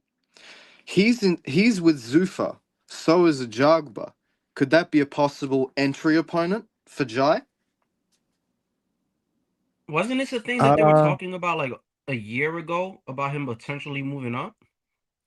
Yeah, it's been thrown around because he can't get any fights against like Zudo or anything, and the division just seems to be ignoring him. So if him and Ajagba are on Zuffa, they could use Ajagba to introduce him to heavyweight. I'm cool with it. I don't know. Yeah, it's a possibility. Grim Reaper said Herkovich, Zhang, Coley, Caballero, any of them would be all right. I looked at Caballero too. Both of them. I feel like he got a fight coming up, right? Yeah, I feel like Caballero's go on. My bad. Jai has a fight with Coley Glanton, a Coley versus FA is just a pure hugging match, I reckon. They fought already. Didn't they fight to a draw? No, that's Coley. I'm talking about Lawrence Coley. Coley. The Okay, cruiserweight I'm looking at Buck Coley. Yeah. He said Coley. Okay. I kind of read that fast. I was thinking Buck Coley. No, I mean, if I was at FA's management, I'd be pushing for that Bacoli rematch now. Yeah, that's what I said earlier. I would love to be able to see that rematch. Battalion got Brandon Glanton. He's got Brandon Glanton up next on Zuffa. Yeah, I think they literally said the first week of March. That's for a strap. He's fighting. And that's for a strap, right? That's for a Zuffa strap? That ugly ass belt, yeah. Yeah, and the ring mag, and I think, and if I'm not mistaken, I think the ring magazine belt. If I'm not mistaken, I think I heard that. I think it's Zuffa, ring, and IBF. If I'm not mistaken, I didn't hear about the IBF, but you could be right. It's just that's the belt that Jai has. That and the ring. It is. Big Money. Is it all for all three of those straps, or is it just for the It'd have ring to be. He said no. What's the straps that are on the line for this? I thought it was Ring and Zuffa. I didn't hear anything about IBF. Well, I And this heard is that Zuffa's recognizing the bodies just so things can still flow, at least for now. why I wasn't so happy about this Zuffa shit. The boxing is cool, but now we're confused about I whose said belt it. is on the line. I know. I said it all along. For me, its success is going to lie if they can play nice in the sandbox, man. I get what they're trying to do. I get it, but they're going to have to play nice with the sanctioning bodies, in my opinion, for this to work and become the product that we all want it to become. Well, that's just my opinion. The thing that's going to happen is going to go one or two ways. Either because their ideal world is they turn it into what like the MMA market is, where it's more promotional based than a bunch of promotions working around the sanctioning bodies. But if they don't get that, they're just going to turn into what PBC was 15 years ago, where they show up, throw some money around for 5 years, and then sort of go into obscurity after a while. Yeah, at some point, if you're not making that bread, the well is gonna run dry. Although that is a deep ass Dana White well, so who knows? Nah, that's a turkey well, man. Turkey's really the Yeah. one that's. True. I don't know, man, but I just want to see Ajagba in a good fight now. I didn't realize that he dedicated this fight to his late father, so salute and prayers to him. Very good knockout, very good performance. Yeah, hey, if he's saying he ready for the big dogs, man, we just throw him in there with the big dogs, man. With the big dogs. Get him in there with Usyk, man. Nah. I was Get just him in trolling, there but against I Usyk, like man. the Bacoli rematch. I guess I mean I could see that or just any shit, and they're talking to him again. Goddamn. I was just about to say he's being interviewed by who's that? Tarver and is that Molly? That's Molly Quorum, right? That was the one that was on First Take? Yep, that's her. Yeah, she's a part of the Zuffa team now, man. She's Team Zuffa, man. I don't know what he's saying, y'all. For those of you guys in the chat that are actually listening to sound, let me know in the chat what he's talking about. Big Money said, if it's going to be for the IBF and ring bells, they need to make a clear statement saying that. Yeah, that's what I'm saying. I did not hear that, but it could be true. It's going to be. Because the IBF, they haven't stripped Jai yet, and the IBF really aren't the type to have a non-sanctioned fight whilst you're holding their belt. They usually just strip you for that shit. They've already done it to Jai in the past, and they had to win it back. Yeah, Yeah. Go ahead, Malcolm. I'm sorry. Malcolm, you got cut off, brother. It looked like he lost connection, man. Microphone Malcolm, you dropped. still with us? Looks like he's in a dead zone right now. While we're waiting for Malcolm to reconnect. Are you listening to what he's saying, Link? No, I'm not on the Zuffa stream. I'm using all the connection just to get on this at the moment. Got you. Power punches landed, so they're giving a breakdown. Shit. 20-5, man. Yeah, it was only a matter of time, man. He would have cooked Martin anyway. If he would have went one more round, Big Money would have nailed it, man. He called it 5th round stoppage. And Coach said you were bugging out, Big Money. You better let Coach know, bro. He can't mess with your predictions, bro. Coach had Martin winning by decision. Guess he got that one wrong. I can't trust Martin in any kind of big fight. I saw him choke against a 43-year-old Ortiz a couple years back. He's right. It's for 39 the years old, bro. IBF. It is? He's a IBF, gatekeeper, the bro. ring, and the Zuffa belt. I was going to say, I heard them go. say that they're recognizing the other belts for a little while, at least. Oscar De La Hoya is going to have a field day with that on his next clapback Thursday. Oh, fucking Oscar De La Hoya, man. Because he be calling out, he be trying to call out all their bullshit, bro. He hating, bro. He a hater. Oh, him and Dana hate each other. Oh, hell yeah. Oscar's the case, man. You would think somebody who's like an all-time great fighter as himself, you would think that he would try to make the biggest fights, and he just, I don't That's the know, man. wild thing. That's the wild thing. For a guy whose resume is just littered with fucking greats, he Mhm. doesn't take risks for his fighters at all. I think Nah, that's Golden how. Boy was much better off when Richard Schaefer was making the fights over there. Do you guys disagree? Mm. I agree. I can't say I do disagree. I can't say I do. Once I, once Schaefer took off, man, that was it, in my opinion. And you know, Golden Boy is still credible. I'm not saying that. They're just showing the highlights now, the other stoppages on the undercard. If you're watching on TV, Malcolm. oh damn, yeah. I still got this on. These look like there were some good ass fights. I see people getting dropped. Yeah, people got packed up, bro. Shit. Good solid knockdowns, good solid stoppages too. You know what I mean? I'd say they're gonna do this for their next few events. They're Oh gonna just make like damn. all warriors fight each other. I would have known that Mahir was gonna win if I would have seen this prior, bro. He got that big ass tattoo in the back and the belly. It's over. He hood. He Link, hood, to man. your He point, West Coast hood.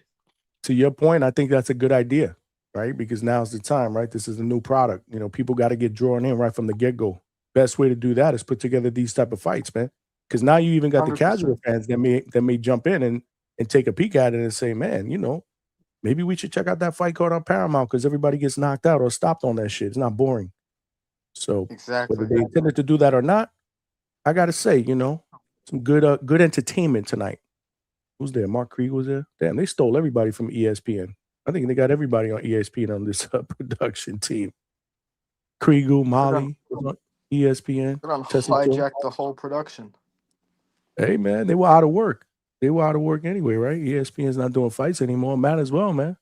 Hey, one thing we gotta like say, we could kind of shit on the whole idea of Zuffa or whatever, but so far their matchmaking has been great. They haven't really gave us a lackluster card, and it's not always about names, man. Like I think people be too obsessed with names, especially with I don't want to say with Zuffa because you know it's pretty. I guess as a prestigious thing with Homeboy with Dana White also being included, but they do that shit with Pro Box too. But then when you watch the fights, you pretty much get an entertaining card. But all these other networks, or you know, whenever you're watching Golden Boys, sometimes PVC or when Top Rank, they can give you a shitty ass card. But Zuffa so far has been on point, whether we know these people or not.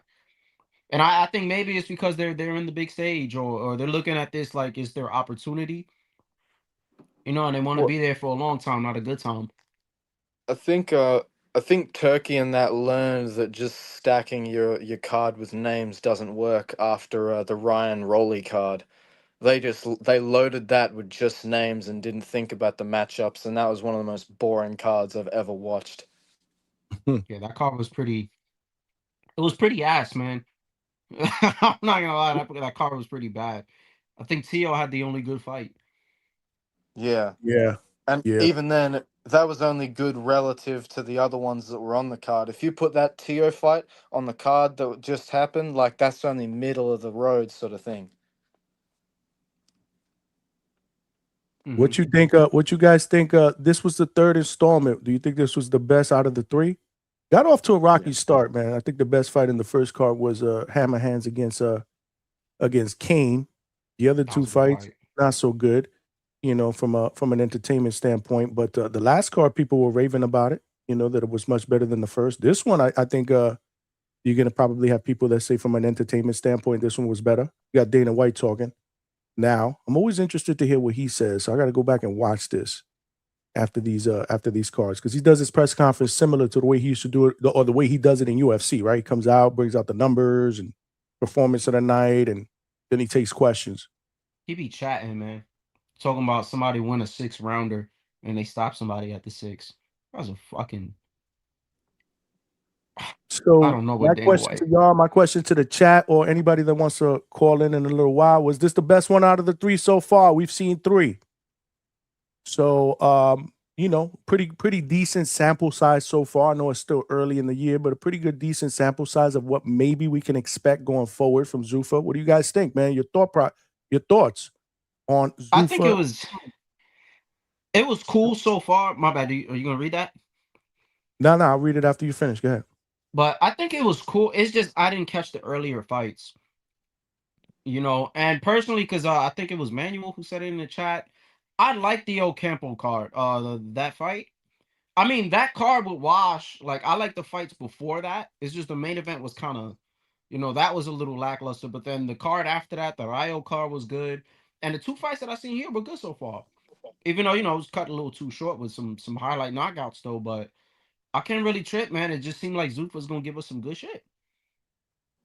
And if they give us good shit, we win, right? As fight fans, so I'm all for it, man. Want to get your opinion real quick? Let me just read this super chat. Finding Adrian with the 5-piece. Straight cash, homie. Appreciate you, my brother. Thanks for the super chat and the donation. He said we need Xander to bring Josh Kelly to Orlando. Oh man, I would love that for selfish reasons. He can bring a crowd in easy. After that, he can do whatever with Haney, New York, or Puerto Rico. Florida needs a Xander fight. Finding Adrian, you nailed it. Well, listen, I'm sure a lot of people are going to disagree because New York and Puerto Rico are going to draw bigger crowds than a place like Caribbean Royale, Orlando. If that's what you're talking about, it'd have to be something a lot bigger, maybe in Miami. But for selfish reasons, absolutely, bro. I would cover that card in a heartbeat. Love to be able to see Xander fight out here in my home state. But we'll see. We'll see what the future holds. Appreciate the donation. Appreciate everybody that has sent super chats. We still need a couple more to get to our goal. Smash the like button. We need about 33 more likes to get to 100. Y'all know the deal, man. We got over 70 some odd people up in here. Let's get this. Hit the like button and vote in the poll, man. Let's not forget what the topic was. We'll circle back to the topic in a little while. Link, how do you answer that question about Zuffa so far? Oh, they've been really they've been solid for entertainment value, and considering how many guys at the moment are booked, they've done a really good job of what they have. And I mean, signing Optaya and that this early, like, that's a big win. To get the guy that's seen as the boogeyman, a cruiserweight, that's a big win for Zuffa real early on. I hope this card as well, like, if they start getting highlights from this card, start posting the knockouts around and that, it's trying to get that UFC audience to start coming over a little bit. They might get a really nice run going on really soon. Yeah, man. To me, it's all about the roster, man. You got to build a roster to be able to put good fights together. And they're well on their way, man. Again, still, it's hard for us to be overly critical because realistically, man, you really got to give Zuffa at least a full year, in my opinion, right? Oh yeah. Give us a full year before we really, really can give a gauge on where they are at. We're talking about just 3 installments, 3 fight cards. But you know what? Just for the sake of conversation, I will tell you that the reason why we do want to gauge where we feel they're at and where they feel we're going, because again, 3 fight cards, I think for the most part, and you could correct me if I'm wrong, people have been satisfied. People have been satisfied. yeah. So yeah, no, listen, man, the more the merrier, man. I'm hoping it all works out too. Alberto said Johnny Malcolm is right. I just checked. YouTube is not showing you live. How the hell? You don't have the red dot on your channel? I'm watching the live on my iPad. They got to be showing it. It just Everybody doesn't, else? like, when you hit subs, unless anybody else can check, but when I hit subscriptions, like, I seen, it was crazy because Tone had a red dot on his, but I didn't see a red dot on yours. But I had the pop-up saying that you went live. Which is weird. Probably had a hater out there that probably I don't know, reported or something, bro. There's plenty of, and let me tell you something. I don't know what it is. I've been getting some haters lately. So maybe there was a hater out there that's just being stupid. And don't tell me YouTube is trying to shadow ban me. That shit is crazy, bro. Nah, you're probably good. I don't think it's a shadow, man, because it happens from time to time. I hope not, man. Because I've I seen went it. back and forth with a hater the other day, and I'm like, you know what? F you, bounce, bro. Go watch something else. But you know how people just don't know how to go away. They just want to hate on your shit. You know what I mean? Yeah. It is what Hey, it is. can I? Yeah, you could Because jump I was in. gonna no, I was gonna talk about it earlier, and then I seen the direction it was going, and I got off because the fucking that whole Zayas shit. Yeah, bro. I I see. knew you I were was gonna just like, circle yeah, back I'm not. because I saw you in the lobby. I brought you up, and No, then you disappeared. Yeah, I'm it like, was the topic. I was like, oh shit. But I kind of see where it was going. And I'm like, I wasn't even in the mood, bro. Like I woke up, I said, I don't feel like debating or arguing. I'm not gonna lie to you. this It is was entertaining though, but Hold on. I knew it. I knew you were gonna jump on there because you were like, no, there was too much fucking slander for your taste based on what we were yeah. talking about Nah, before. like I wanted to talk about the topic, and then I heard where it was going. I said, nah, I'll try again later. So now that the smoke is cleared and It's died we out. don't have certain people on the panel that'll Nah, go back it's and forth all with you. good. You better hurry up because I'm sure they're gonna be jumping Where, back on in right? just a little while. Hold on. Finding Adrian came back with another $2. Nope, he can easily fill up the Kia Center. That's what I was trying to tell you. It had to be Orlando, which I don't remember the last time they did boxing in the Kia Center, but sign me up, bro. I'm less than an hour from there. Or it'd have to be where the Miami Heat play. Where Jake Paul just fought Anthony Joshua. Isn't that where the Miami Heat play? Where he fought? They had about 18,000 people up in there. It had to be one of those, man. But I don't know, man. I think the play for them is gonna be to push Puerto Rico or New York City, Puerto Rican Day weekend. The question is, who is he going to be fighting? Malcolm, I'm going to turn it back over to you. You wanted to get back to the topic. Better do that shit in. Hold on, better do that shit in New York, Puerto Rico, because there ain't no Puerto Rican Day parade in no fucking Florida. So you might Yeah, as well just do it. that's what I'm trying to tell you. For selfish Yeah. reasons, I'd love for him to be able to fight out here because then I don't have to fly anywhere to go see it. Because if he does that fight in Puerto Rican Day weekend, I'm probably going to go down for that. But if he's out here, I ain't got to fly. So. But yo, damn, I'm not gonna lie, man.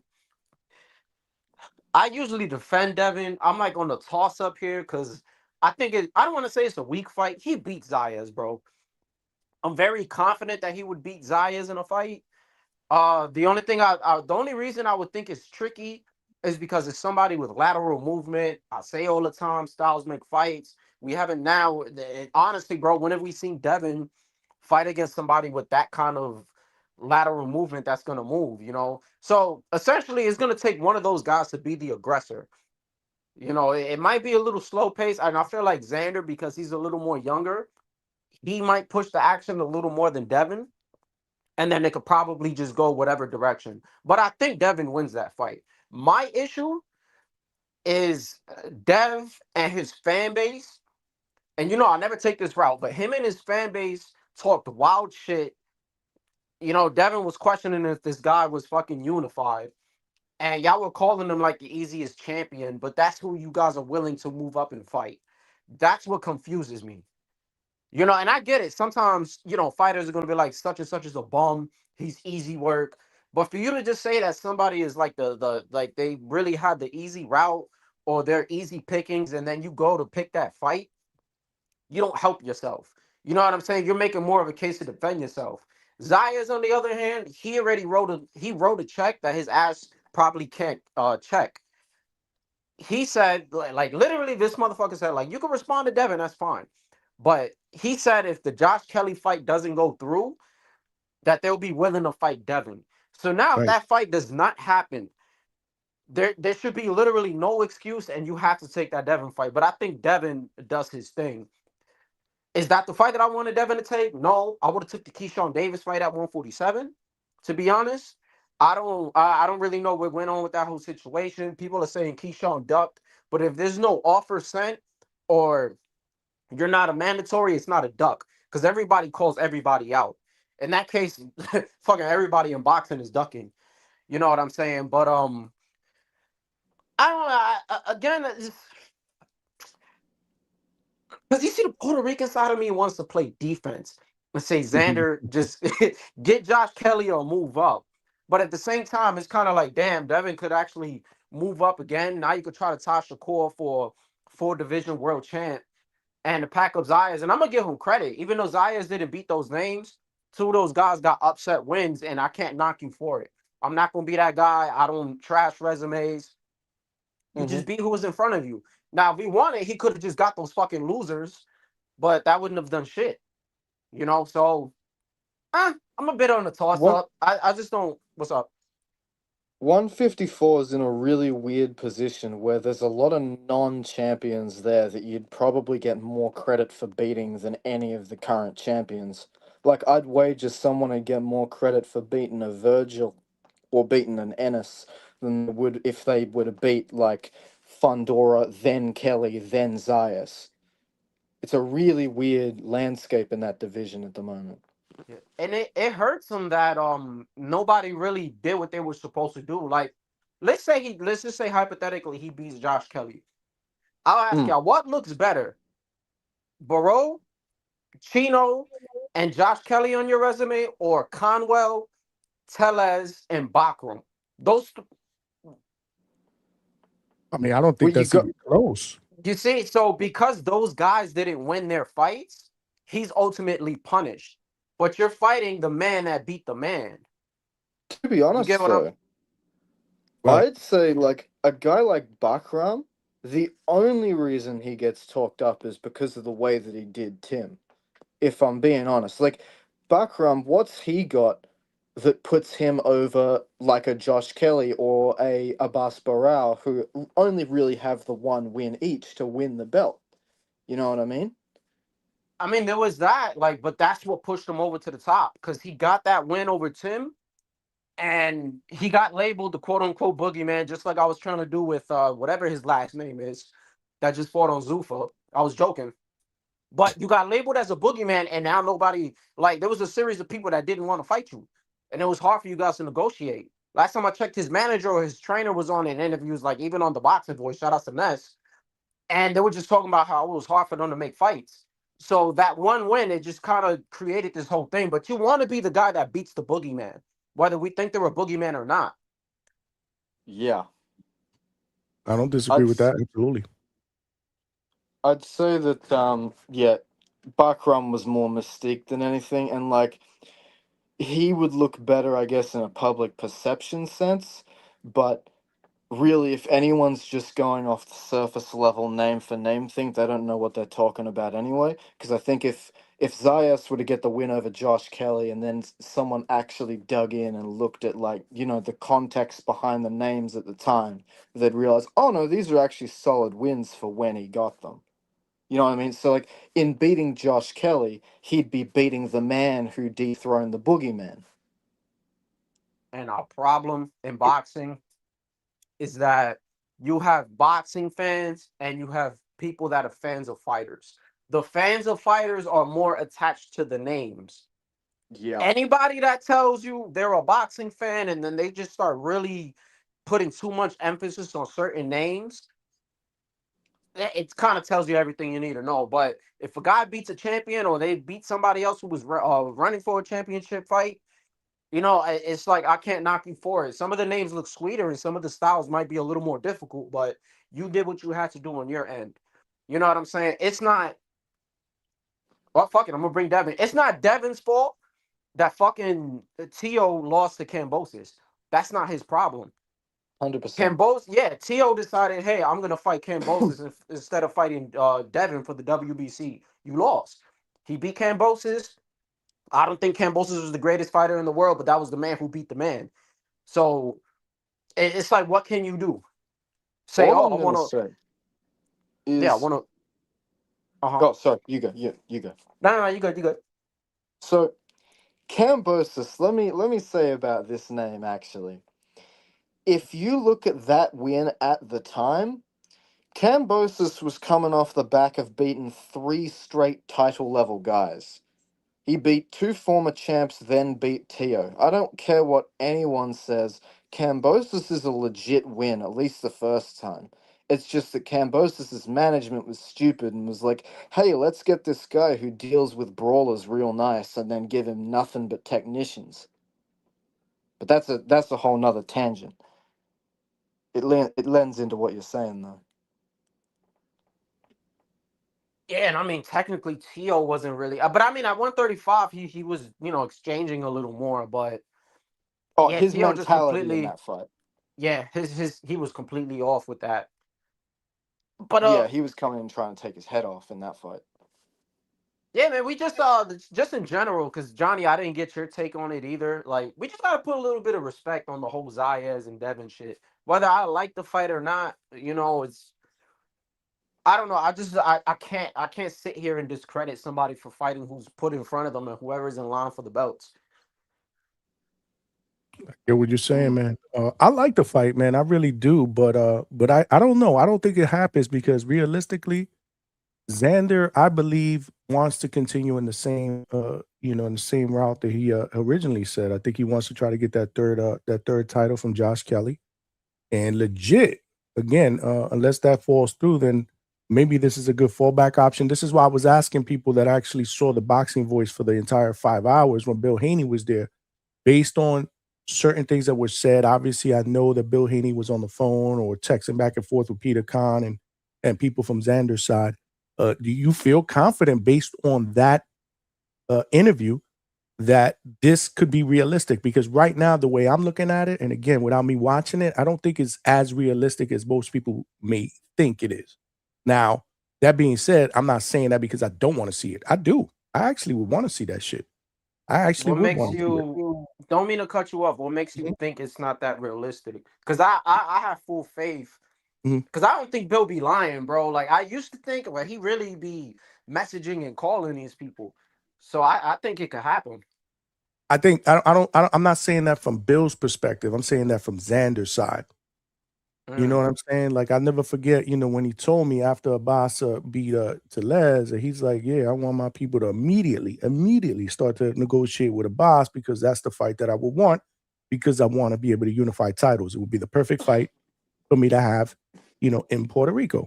And that happened, as soon as Josh Kelly did what he did, he said the same exact thing. He'd love for his people to get on the phone and start negotiating for a fight with Josh Kelly to try to get that third strap at 154. So I'm not saying it from Bill's perspective. I'm saying it more from Xander's perspective. I think they stay the course of the route. If I had a prediction, again, I'm not always right. However, if it were me, the bigger money fight is definitely Devin Haney. I mean, that goes without a doubt. I mean, if 100%. Devin Haney moves up and he's able and Xander's able to knock off a name like Devin Haney, and put that name on his resume, that'd be huge for him. That Low would be key, huge. low key, it's the green print. You know, But that's gonna it's be rough. Hispanic. Yeah, Mhm. Hispanic versus African American. Yeah. It's kind of sad that Devin's not a East Coast guy. He's more of like the West Coast. From where he's from.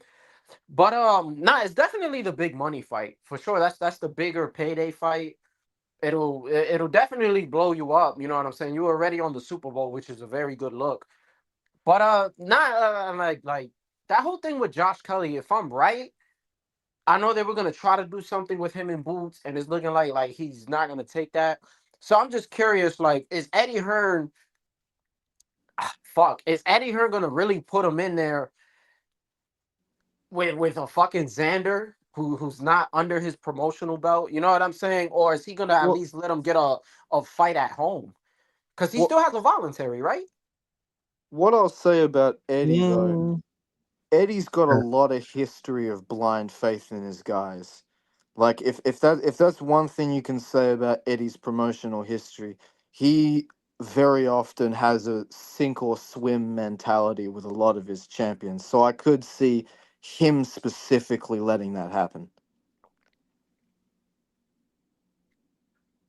I hear Oh that. We shit. got Ryan What from the up, city. man? What's going OVO. on? What's going on? What's going on? Salute to the panel, man. 666. What's good? Salute to you, my brother. What's poppin'? You out Zuffa? Yeah, I was watching that. Yep. Shout out to Effie. Won me a little Word. bit of money. Charles I Martin got saw. no more punch resistance, man. It's crazy. He's done, man. Yeah, he's done. Gatekeeper status, bro. He's pushing 40 years old, man. He looked good in the first 2 rounds, though. I had him win in the first 2 rounds until he got Yeah. sparked Nah, with he that was right winning. hand. That Effie was just waiting to land that right hand. Me and Malcolm were calling it, but Yeah, yeah, man, man. we're talking about a lot of different things up here, man. Obviously, the topic is the topic, but I would like to get your take on Zuffa, this third installment, man. What you think? I liked it. I thought it was good. I thought it was great. I'm not quite like, Clay level just yet. Shout out I to my don't know if guy. there's many people out there that are Clay level yet, but salute But to Clay, man. yeah, man. No, I like what they doing, man. They definitely bringing good quality boxing. I don't quite understand the Jay Apataya thing just yet. Like that's confusing. You're saying you want original weight classes and you added cruiserweight essentially, and then is he fighting for is the IBF still on the line? Is he still the IBF champ? Like, We Yeah, talked about that. Yeah, we found out it is. So it's supposed to be Ring, IBF, and the Zuffa, the beautiful Zuffa belt. okay, all right, yeah. So I don't. I'm confused with that situation because I'm like, man, is he gonna try to be undisputed or not? Like, it's gonna be messy the next couple years. That's all I'm gonna say. It's gonna cause be real like, messy. why you just over there holding that belt, man? Well, you know the IBF will strip him. Shout out to the IBF, they'll strip him. But 100%. yeah, They've the already other done it guys, before. yeah, they'll strip. Yeah, they strip anybody. They strip Canelo, man. So they don't care.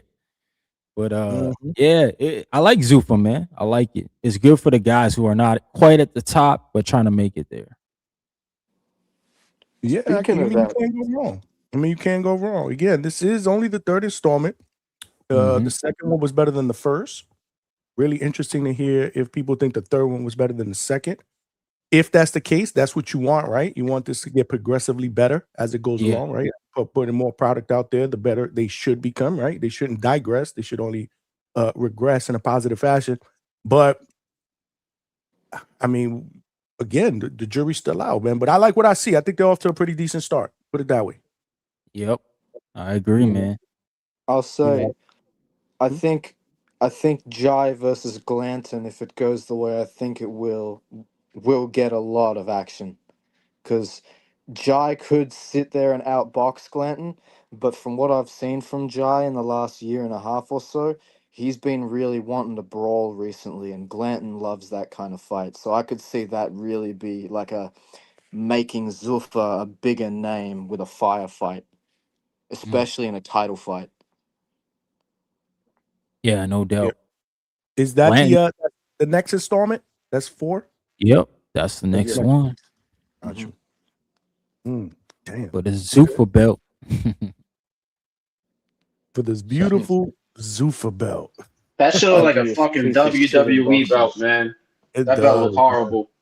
I don't like it at Piece of all. But hey, shit. man, it's gonna be Yo, crowned the first Zuffa champion, man. Is I just look at it like we don't need more belts in the sport. Like I don't think that's the cure to the sport. You know what I'm saying? Like that's not gonna help nothing. Like to me, I'm like, I bro. think I think we're at a point where like if you want my opinion, I think 3 belts was ideal because like you got the 2 straps around your shoulders, you got the one around your waist, like that's Oh, ideal. That looks hard as fuck. and But that's we got undisputed. That will be undisputed. You got all 3. 2 on. Yeah, I like that. Remember when Tyson did that shit? Mm. yeah, that's what I'm thinking of. And also cuz I get the whole thing behind the 1 belt, and it does make it easier to like track a lineage in that. But I kind of like that Thanos collecting the Infinity Stones kind of thing, where you're going belt by belt, taking out everyone. It gets more hype, more momentum behind it. Nah, that would be good if the sanctioning bodies just stuck on their rules instead of adjusting it person by person, case by case. You know, these WBC. guys, yeah, man, these guys are ridiculous with it. So same with the BA. They just instead of just having mandatories, they just be making belts up and just giving them to Yeah. people. Yeah, I think WBA actually has the most because they got the regular world joint, they got the interim, they got the no, they have the regular, the world. Yeah, there's a bunch.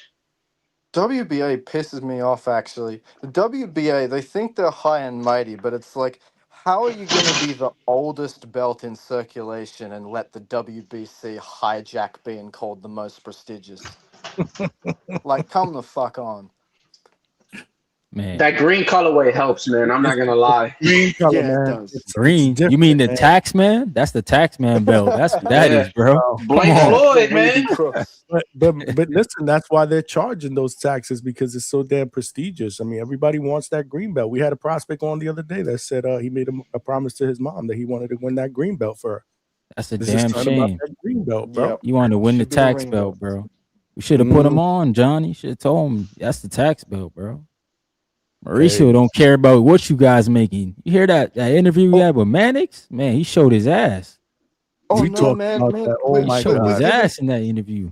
for We're like giving 3 money to hours, the other bro. fighters, man. We're giving money to the other fighters. Yeah, why they got no money? It's because you fucking take it from them in their career, dipshit. Yeah. Oh Lord. Tell him how you really feel. He said dipshit. Yeah, that's what it is. But like I said, Super World and interim. I don't know, Yeah, man. that's I what know they how got. 3 belts. these The belts, but BA. It's crazy. he said Wouldn't It's the crazy. regular mean Crazy. fourth? Isn't the regular the fourth? Or is that like somehow in there? They got the Reggie. They do have the Reggie because you're right. Because Ness said he recognizes Reggies. I said I don't, bro. recognizing I don't recognize Reggies and interns. He calls those guys champions. I'm like, nah, man, they not champions. They Thing with placeholders. They the number 2. Reggies. Oh yeah, Coach it's a Bermudez would weird. yell at you if he was on the chat. He yelled at me one time. All right, For well sure. then we could have this easy debate. We just pull up a ranking and say who is the champion. Tell me who. There's only one. There should only be one. Don't tell me about no intern.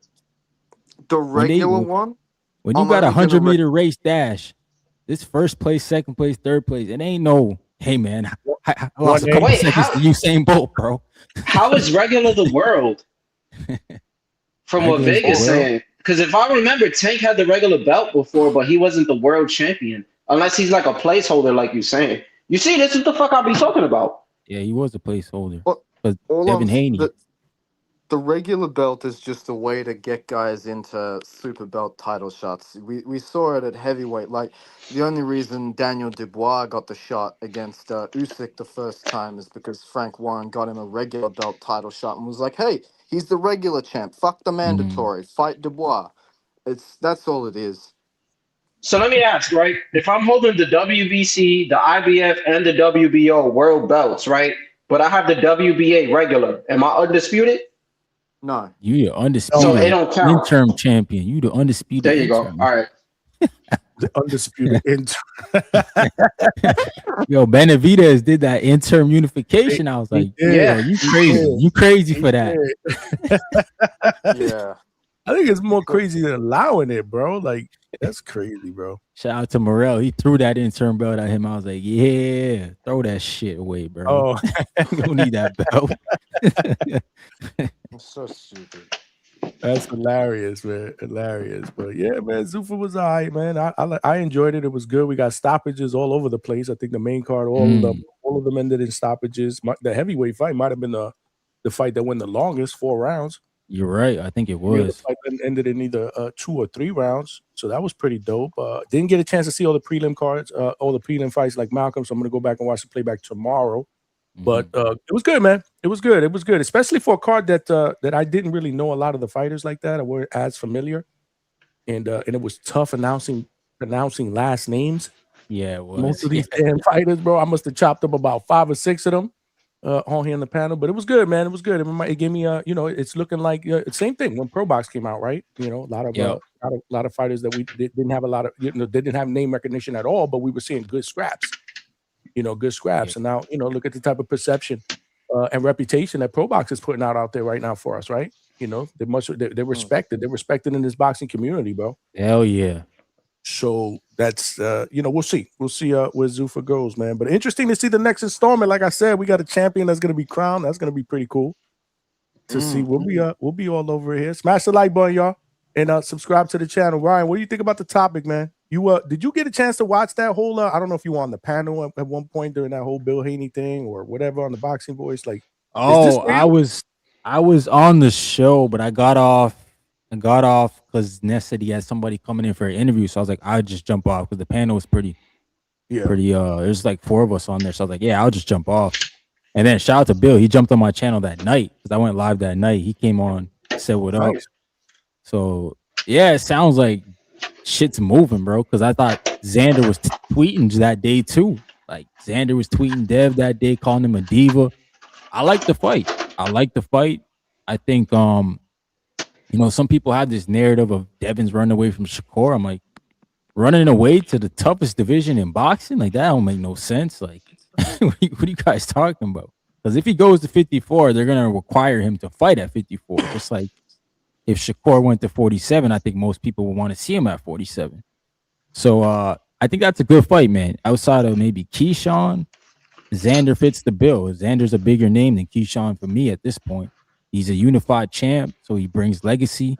He brings what, 4 division champ, and you're unified in the next weight class. So I don't know. It's a big fight. It's a big fight. Devin Haney, obviously future Hall of Famer at this point, the way he's rolling. Like both of these guys are what we need for boxing because they're both gonna take the big challenges. Like that's how Xander, I perceive him as a big challenge guy, and Devin Haney the same thing. So I think it's good for the sport. Good for the young guys to see 2 undefeated fighters putting their O on the line, man. How you think it plays out? Yo, that's a tough fight, bro. Can I'm not we gonna can lie. we get it announced first? I'm not gonna Nah, lie. come on, man. Dev Dollars Nah, might be in let's get it. trouble, Malcolm. That's a tough fight, man. I think that Xander can box, wins. bro. He can box, man. He can That move. guy bro. does everything Dev does at a bigger level, man. They, I they, think they remember That's remember the they were calling interesting him. part. They were calling him after his last when he won the belt against Garcia, trying to diss him supposedly because he don't punch or whatever, calling him the Spanish Devin Haney or the Puerto Rican Devin Haney. And I'm like, really? That's supposed to be a diss? I hope he ends up having a career as accomplished as Devin Haney. Y'all are crazy. Y'all Yeah. whack. Go I ahead, can't Malcolm. I'm sorry. understand One pillow of y'all. fist. Calling someone pillow fisted is a diss isn't even a diss. Like if anything, if you're a 3 division champ while being pillow fisted, like damn, that means you haven't bailed out on power once. Yeah. Those are fight fans, bro. Those are fight fans for you, man. Those are fight fans. I don't even know what that means. Listen, again, there are going to be guys that are punch harder than other guys, but anybody can be hurt in a boxing fight, especially with 8-ounce gloves. You know, so yeah. No, that whole pillow fisted shit. That shit went out the window when I saw what when Devin dropped Brian Norman Jr. I'm Well, like, I think these guys punch in 10s. Like they punch bigger gloves, I think. But Oh yeah, I but think after they're 140. bigger. Like they are bigger punchers too. Like it makes sense to why they're fighting in 10s. That's what I'm saying. Like Xander, I don't know, man. It's not an easy fight. That's for sure. The reason, like I'm confident enough that Devin wins, but I don't think it's like a cakewalk just because of the style. And it's like I was saying before, we haven't seen him fight against somebody who can move like that. With that, because Xander has very solid lateral movement.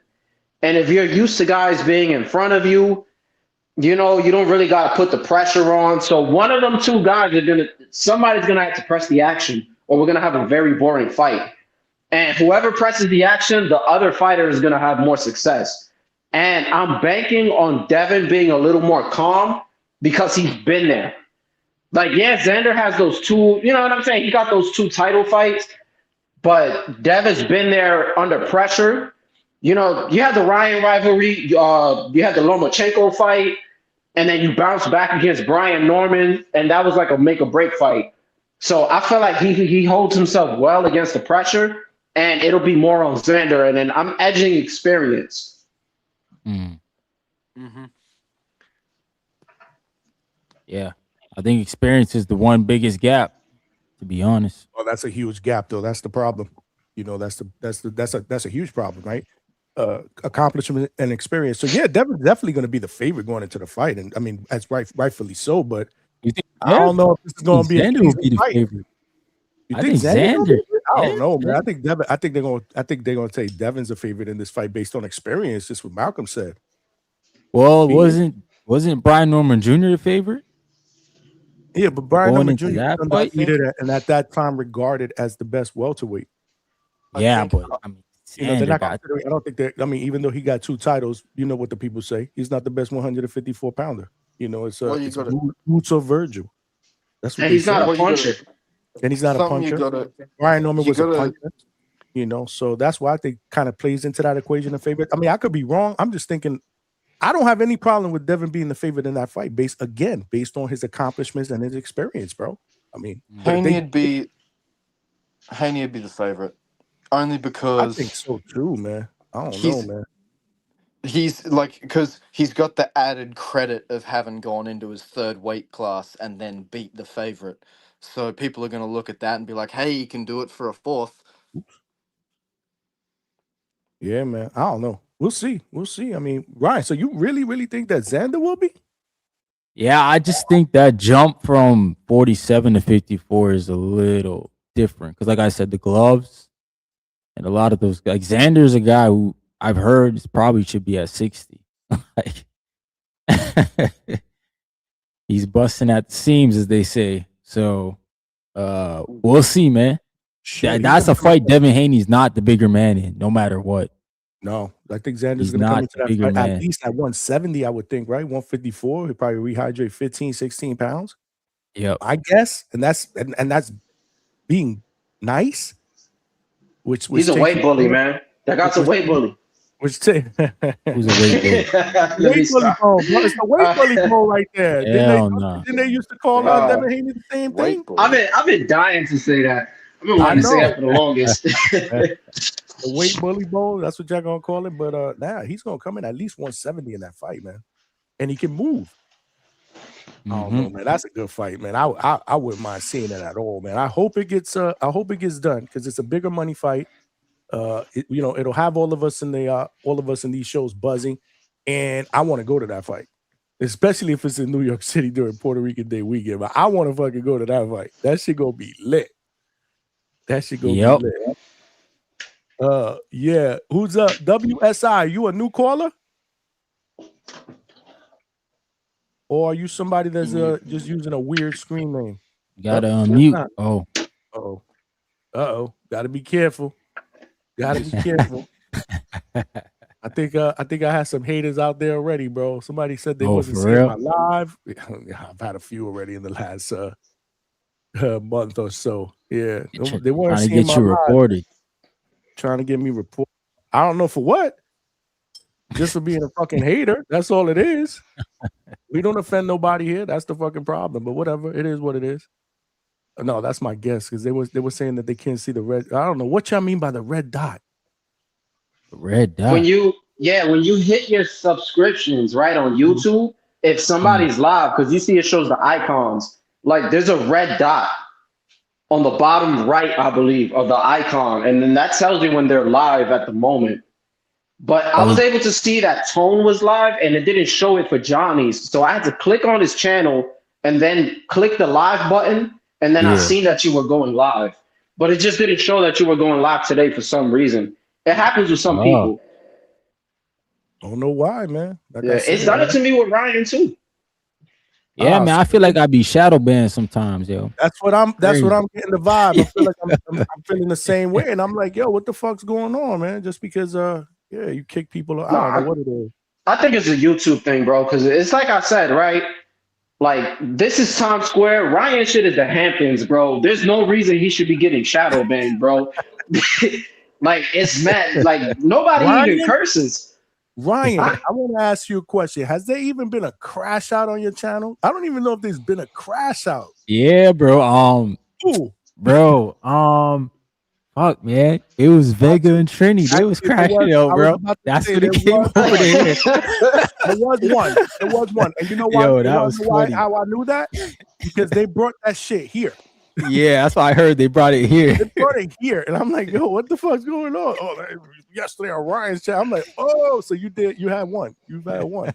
Yeah, that was funny. That was funny. Well, we haven't had one in a long time, and I don't really like them. People in the chat, you toxic people in the chat like them, but they love it in the chat. There was one time where we were having one like almost every show, and I was like, damn, bro, like what is going on here, man? Yeah. But I think CYP I had too, man. He's crashing out on I think OC, but yeah, it wasn't really a crash out. He was like just disrespectful. Like I was like, damn. No, but have you ever had one on your panel where you got to mute people or kick them off like I have? Nah. Lord have mercy. I don't like that. I really don't like it, but people like it, man. Yeah, man. Oh, it's drama. People love drama. I don't know what it is in this world that we live in. It's cool from time to time. Like from time to time, it's kind of entertaining. But if it's like Rap Star and it's every single show, then a it's like, yeah. Shit, I tried one rap time. I star. was like, oh hell no, this is not for me. This is not for me. Javon got mad because I was telling him stop over talking people. He called us soft and left. Remember?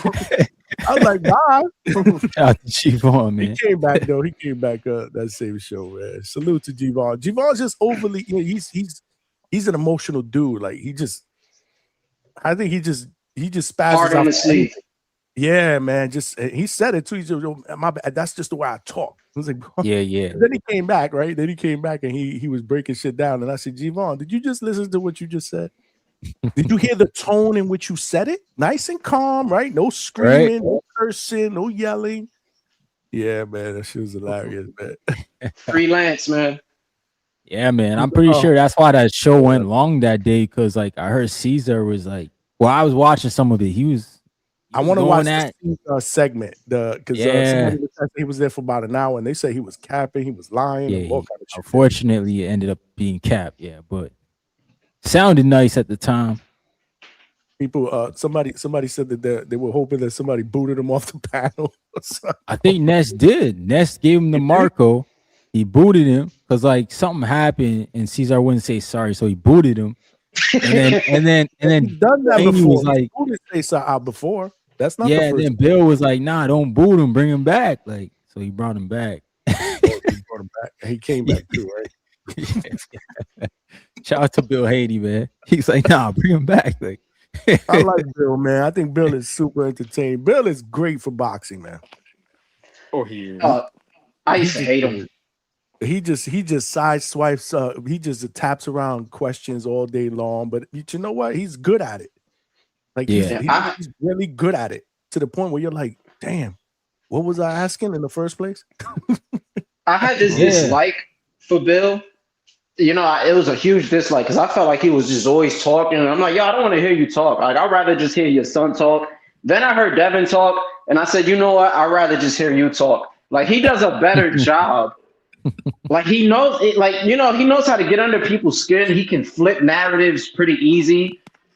You know, so I have no problem with Bill. As long as your son is fighting who we want him to fight, and he's taking the big fights, and he's, you know, and you're not getting sick and all that stuff, then I'm cool with it. If Devin had the mouth of Bill, he'd be the next Floyd Mayweather, pay-per-view wise. Yeah, for sure. I mean, he's got that same type of aura, right? Because people hate Dev for some reason. I don't understand it. I don't get it either. I don't get the like people. It's the dad thing. It's got to be the dad thing. Yeah, I'm pretty sure because like, go on. Something I'll never forgive boxing fans for is for Ryan Garcia popping for PEDs and then Haney copping the hate in the aftermath and not Ryan. Ryan should be the most despised man in boxing at the moment. If they did a press conference, remember that whole the press conference that Bill Haney crashed out on Chris Mannix afterwards? Yeah. He crashed out on Chris Mannix afterwards, but I'll never forget during that press conference when Ryan was talking or whatnot, and they were cheering for Ryan, but they were booing Dev. I'm like, damn, bro, like what world do we live in, bro? Like he didn't do what Ryan did to him. It was vice versa. Like it's like again, people like the enemy, the villain, the toxic shit, bro. They get all the love. It's crazy, bro. Yeah. You know, but yeah. That's just what it is. But I think Bill is great for boxing. You know, obviously I love the way they move trying to make fights. You know, they're not ducking any smoke. I've always admired Devin for that. Alex Biggie said, bring Bill. I'd love to have him. I had him on here one time with Ringwalk. I would love to have him on here. But again, the whole perception out there is, oh, there's the Norman spot. That's crazy. That's crazy. Caesar a liar. Roger that says Caesar a liar. Man, if you bring Bill, it's clip. I got to try to get Bill. Yeah, I got to try to get. We got to work on that. You ask him a tough question, Johnny. If you ask him a tough question, one time he's just gonna. One time, but I remember one time I was on the panel on the Boxing Voice, and he jumped on, and it was about that time. It was about the same time when they had first put out that list, so they weren't even talking or thinking about Brian Number Jr. Right? But I remember I said, because he asked the panel, he asked me, I think it was me, Ness, and somebody else, I forget who it was, like, who do y'all want to see Devin Haney fight? So I said, I want to see him fight Brian Norman. So then he came out with some, well, you know, this and that. And I was like, Bill, like, no, make the, like, I don't understand where he was going with it. He was trying to go around, well, who's has he done this with? And who has he done this again? And I'm doing, I'm like, just answer the question. Would you take a fight against Brian Norman Jr.? That's all I'm asking. And he flipped it in a certain way where I was like, I remember I after that show, I was like, damn, bro, Bill is fucking good, bro. He said, hey. He said, hey, what did you eat this morning? Like, man, is he like, he took me in a direction. Bill, I said, Bill, I need to reel you back in. You need to answer this question. And he just did it. It was just amazing. I thought it was excellent work, to be honest with you, even though I was frustrated. I ain't gonna lie. I gave credit where credit is due. What's going on, Big Money? But yeah, man, money. They cooking. Yo, what's going on, yo? What up? They said Cesar had a bad week. You think? Yeah, he was. Yeah, Yvonne said he had a bad life. Damn. Damn. Go ahead, Malcolm say he answers the important ones though. I don't know. I mean, he's just a master of not answering most of the questions you throw out there. Shout out to Big Money though. I think it was Big Money that told me it was actually Bill trying to get on my, because I was denying him, bro. He was trying to come in my show. I'm like, that ain't Bill Haney. Yeah, I was telling you. I said, yeah, he told me that it was him. I was like, for real? Said, yeah, everybody in the chat was like, that's not Bill. They was like, it's a troll. I said, nah, that's Bill. I would say the same. I'm like, nah, you gotta be careful out here though. That's the fucking problem, because you just never know, man. Yeah, man. Pull them on the panel and then they start doing that dumbass cornball shit that they used to do to me back in the days. I'm not even gonna speak it into existence. But what you got, Bill? Big Money, congrats, my brother. You almost nailed that. You almost nailed that pick perfectly. No, hold up. Let's be clear. I didn't say he was going to get him in the 5th round. I said in 5 rounds. That means it could be in less than 5. You said Okay, my bad. I probably read that quick. Okay, damn. He read my tweet. You interpreted it wrong. Okay, he read my tweet, man. He stole my pick. Yeah, Malcolm got me. All my picks come from Malcolm. He copied a whole fucking. Yo, why flow, you copying off Malcolm though? I know your tricks now. I know your tricks of the trade though. Well, as soon as Malcolm take his account down, all my picks gonna go down the drain. You've been exposed, Big Money. What's going on, bro? I don't know. What can I say, man? That's what I do. I take other people's picks. That was good, man. I heard. I even read that Coach Bermudez was giving you shit for that in the chat, right? Did he? Yeah, I heard. You said I stand by it. Yeah, I told him because he was laughing. Right, that's what I mean. Damn. He started laughing. So he thought Charles was gonna last, eh? You saw it, right? Charles by decision. Whoa, he's picking Charles. That's why he's not jumping on the panel. By decision. That's why he's not jumping on the panel today. Picking Charles in a step-up fight, man. I don't know. I said FA in 5. He started laughing. I said I stand on it. You did. Damn. You did. Okay, that's what's up. Then he started writing poetry in the chat. I saw that. What was he saying? I saw something, but I was reading through so many different things, right? He was writing haikus in the chat and some shit. You know, I don't know what he's talking about. That's Coach. Again, he's trying to deviate. Did he at least tell you, damn, Big Money, you were right and I was wrong? He ain't say that? Crickets. Damn, where is Coach Bermudez? That shit is a two-pack of ass. Coach, Damn. you've been exposed, Coach. He left the chat. He left the chat. I haven't seen after the fight. He over there Claymore. Wow. He moonlighting again? He moonlighting. I like that word, moonlighting. Curtis Robinson, what's going on, man? With the $5 donation, man. Appreciate you. Johnny, Devin wouldn't fight Boots at 54. He said 52, but now he wants Xander for a worse loss that can happen with no rematch clause. Again, don't know what we haven't even gotten to the point where they're I mean, I would assume it has to be a 154. There's no catch weight. He's gonna probably want 154 to take his straps. Yeah, they said they're not doing rehydration clause either. Straight to it. A little argument. 175, bro. It makes A little sense. arguing point about that was Devin didn't fight at 147 yet. So What? that's kind of different. Like when that whole thing with Boots happened, and then they were talking about 152. He still didn't even make 147. So now it'll make sense if you at least have one fight at 147 if you feel like you're comfortable enough to move up. So it's kind of different. And that's the other thing, though. Like, when you're fighting, if you're going up to 154, you look at it from the perspective of Devon's camp. It's like you can fight Boots for, like, right, if you were to beat Boots, the natural criticism, because everyone seems to hate Haney, is going to be, oh, you know, he might have beat Boots, but Boots hadn't fought anyone, so it's not that good of a win. Whereas if you fight Xander, at least you got the 2 belts to come with that criticism, so you got something out of it. Yeah, exactly. There's some legacy attached to Exactly. it. Damn, we going in on season chat, bro. Lord have mercy. AB 2 times said he put $100 on Charles Martin. Oh, Oh, Ouch. Ouch. no Damn. way. And I'm sure he was mad happy because I had Charles Martin up 2-0 after the first 2 rounds. He's probably feeling nice. Yeah. Should have cashed in after 2. Yeah, that man's his feet were atrocious. I've never seen somebody cross their legs so much in one fight. Who, Charles Martin? Oh yeah, he was crossing the shit out of his legs. He had better feet than FA. Nah, I mean FA. I don't know because FA was just walking.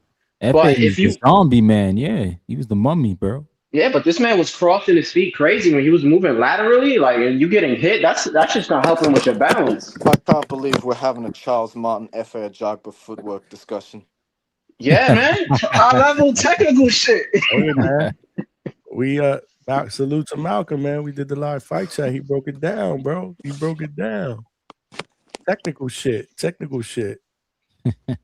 But what you think about the big money? Answer some of the questions that we were asking earlier, man, to the panel. Like, what you think about this 3rd installment of Zuffa? Do you think it was better than the 2nd? And 3 installments in, are you happy so far with what we're seeing? Are we headed in the right direction? Like, talk to me, man. Oh yeah, I was locked in. I was watching it from the prelims. I think we had it was like 6 stoppages. How were the prelims? How were the prelims in totality? You don't have to break down every fight, but just tell me, were they good? What do you think? Let me see. We go back to the prelims. The first fight, I think, was a stoppage. The second one I ain't catch because I was transitioning from YouTube to Paramount Plus, but it looked kind of good. You know, the dude Emiliano Alvarado he was putting a beat. No, I think that was a stoppage too. Yeah, that one was a stoppage because he was just beating on the dude Devin Gant, and he dropped him, and he fell. You know, he fell. He's sitting on the rope, so they gave him an 8 count. And when he stood up, he was like, "Yo, you want to continue?" And your man, he just started whispering. He was like, "Nah, no." So that was a stoppage. Oswaldo Molina and Joshua Clark, I think that one was a stoppage too. Like they all was like decent fights. Antonio Woods, Mark Bouquet. That was a stoppage. That was a stoppage because Antonio Woods was coming on. He was doing his thing in the first 3 rounds, but then the tides just started turning.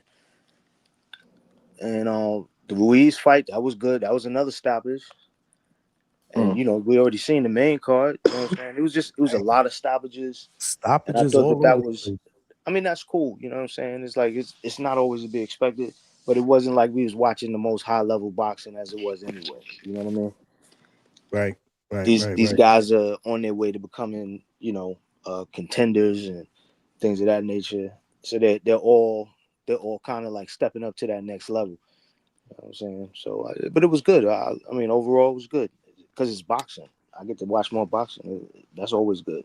Absolutely, man. You nailed it. Did anybody hear the Dana White's post fight? Yep. When he sat down, and who got performance of the night? Oh man, he rattled that off so fast I didn't even catch it. The only thing I caught was him shitting on regular boxing. He was shitting on everything. Yeah, he overstayed doing that, man. What do you mean by shitting on regular boxing? What was he saying? He was like, yo, Oscar, he keep running his mouth. Eddie keep running his mouth, and WBC they keep running their mouth. Yeah, he said WBC. He didn't actually say Mauricio's name, but but nonetheless, he was speaking about the organization as a whole, which we know is Mauricio. So he was just Yeah. fighters don't get paid that much. He's like, they be lying about the purse. It's like, bro, shut Right. up. Like, you So just know that your you're gonna have to pay these guys. That's what it's gonna come down to. That's what I'm talking about. So your press conference for your third installment, which realistically, entertainment-wise, I would think it was a success, right? People are, people like to see stoppages, and you're talking about that? Right. Yeah. Dana need to chill with that, man. Like you just Hey, starting, you know man. what I'm I'm telling saying? you, You bro. want to shit on everybody, but just remember, Turkey's here for a good time, not a long time. So once he dip and you on your own with these networks or some shit, and you ain't got that funding, he gonna remember this shit because they're not gonna all make a league and everybody be under one umbrella. It's gonna backfire on his ass, like sooner or later. So I hope he It'll be kind of the enjoys it. I mean, that promise day you, is kind of it's the already new here, bro. PBC. It's the new PBC.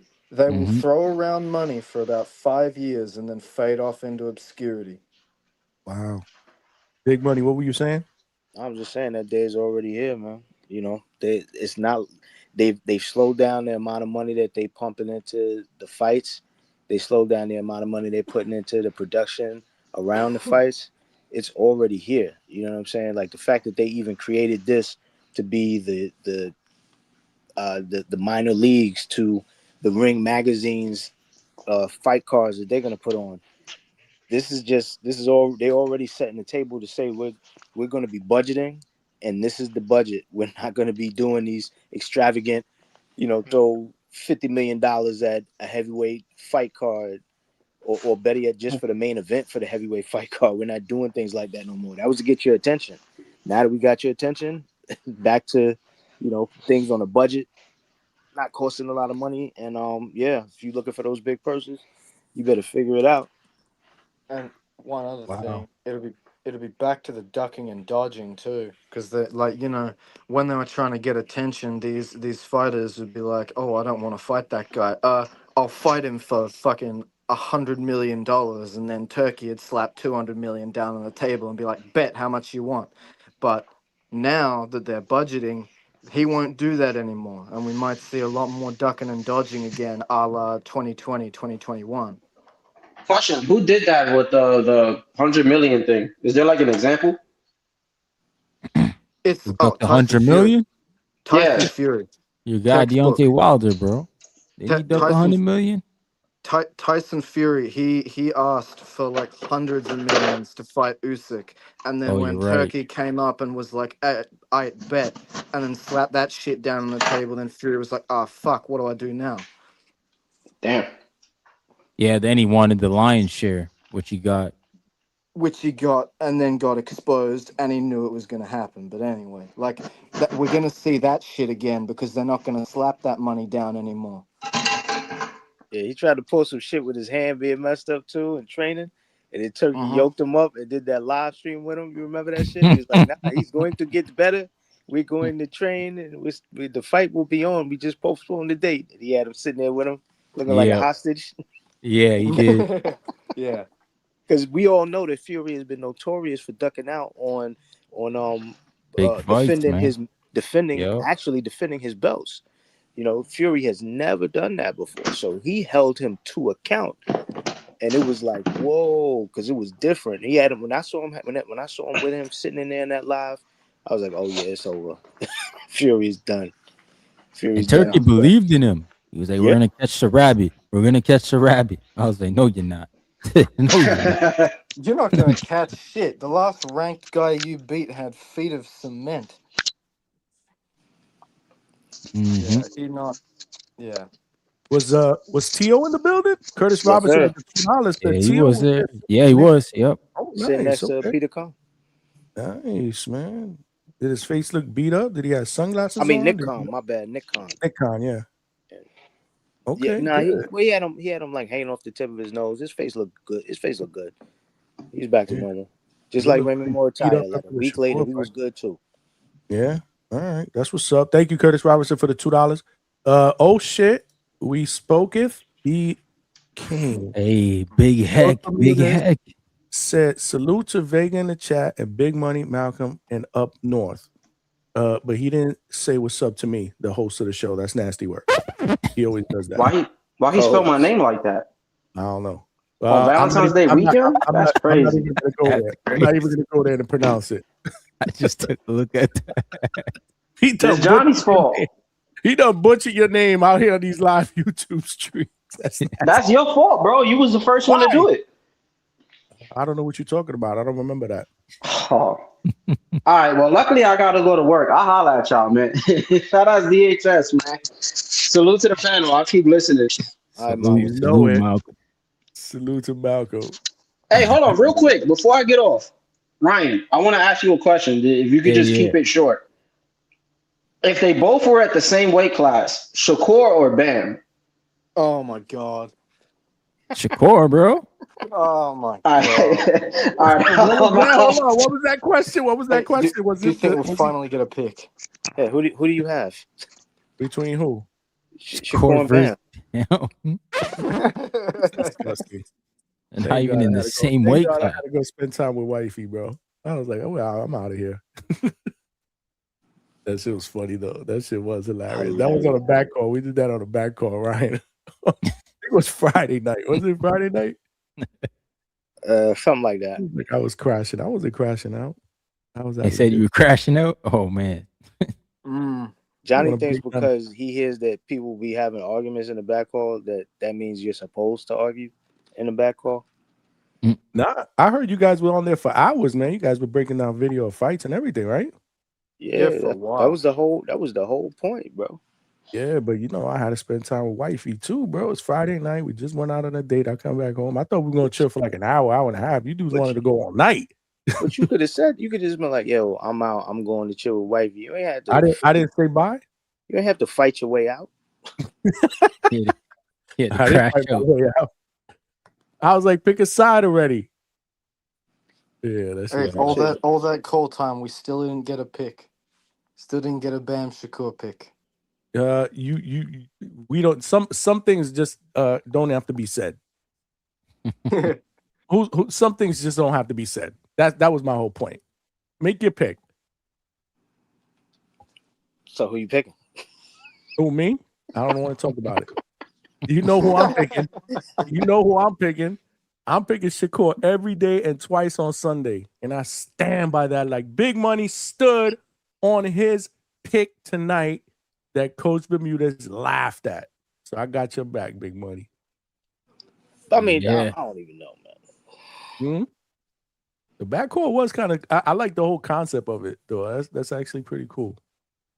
I like it. But yeah, shout out to the back call.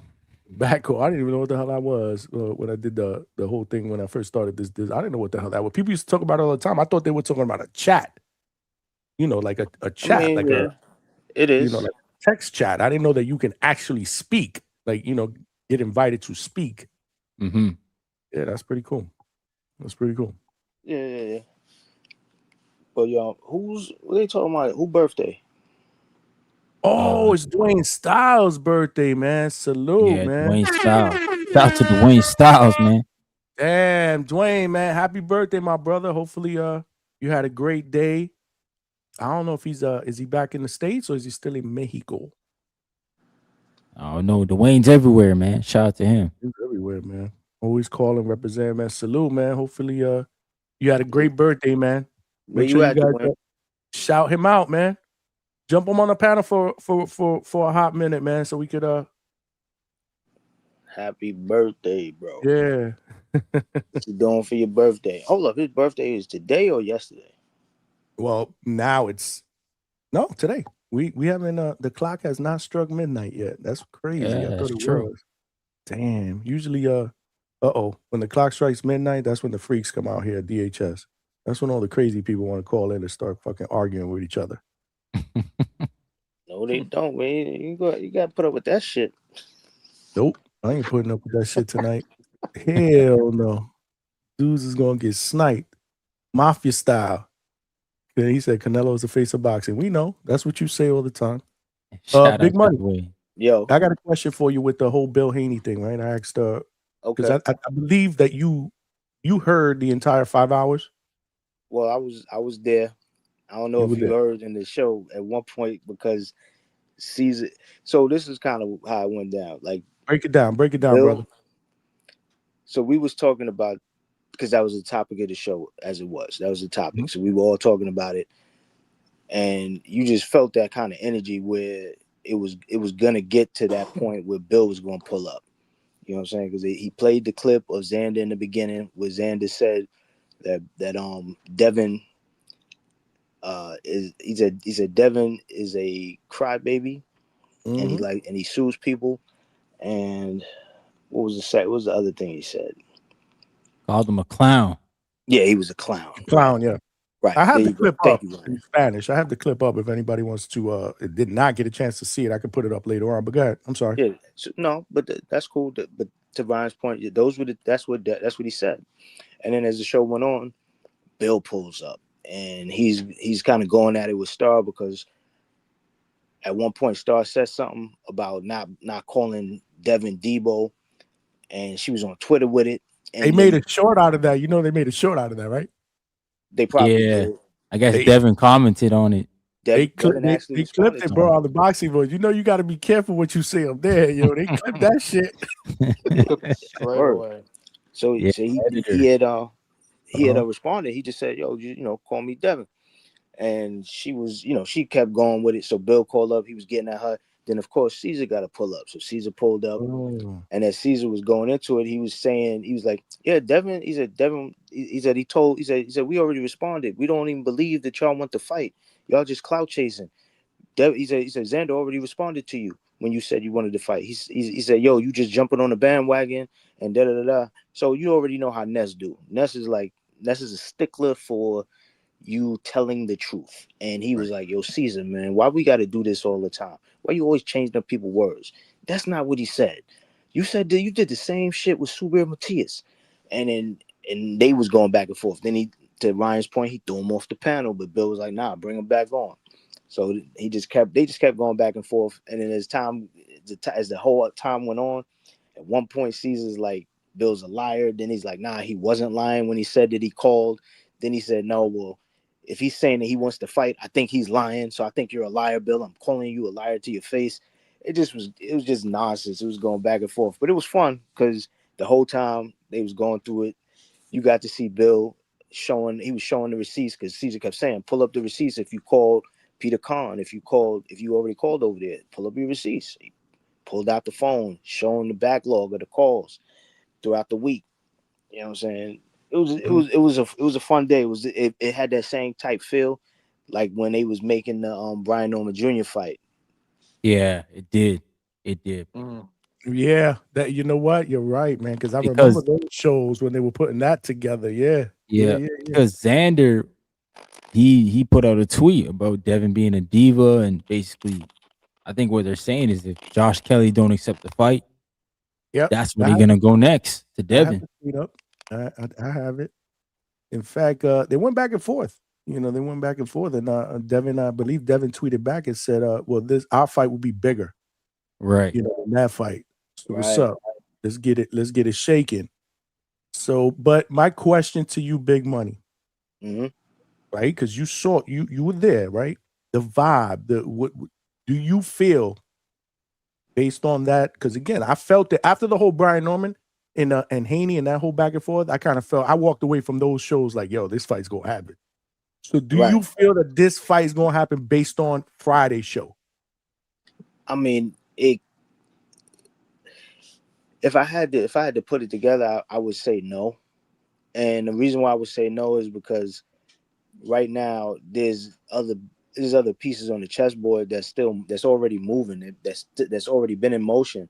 This Right. whole thing kind of came up because of the show last week on TBV, where Bill and I'm trying to remember how it started, but I remember that Bill mentioned Xander, and Ness was like, "Yo, you need to go watch that fight. You ain't watched that fight with Abbas Baru. Watch that fight before you start saying Mhm. about Xander." And he was like, "No, I'm just saying he's an honorable mention." And you remember how he put Richardson Hitchens as an honorable mention. They weren't really pursuing that. They were just saying, he's somebody that we would consider if we can't get the names on the list. And he was saying the same thing with Xander. But at that point, Caesar pulled up, did the same thing.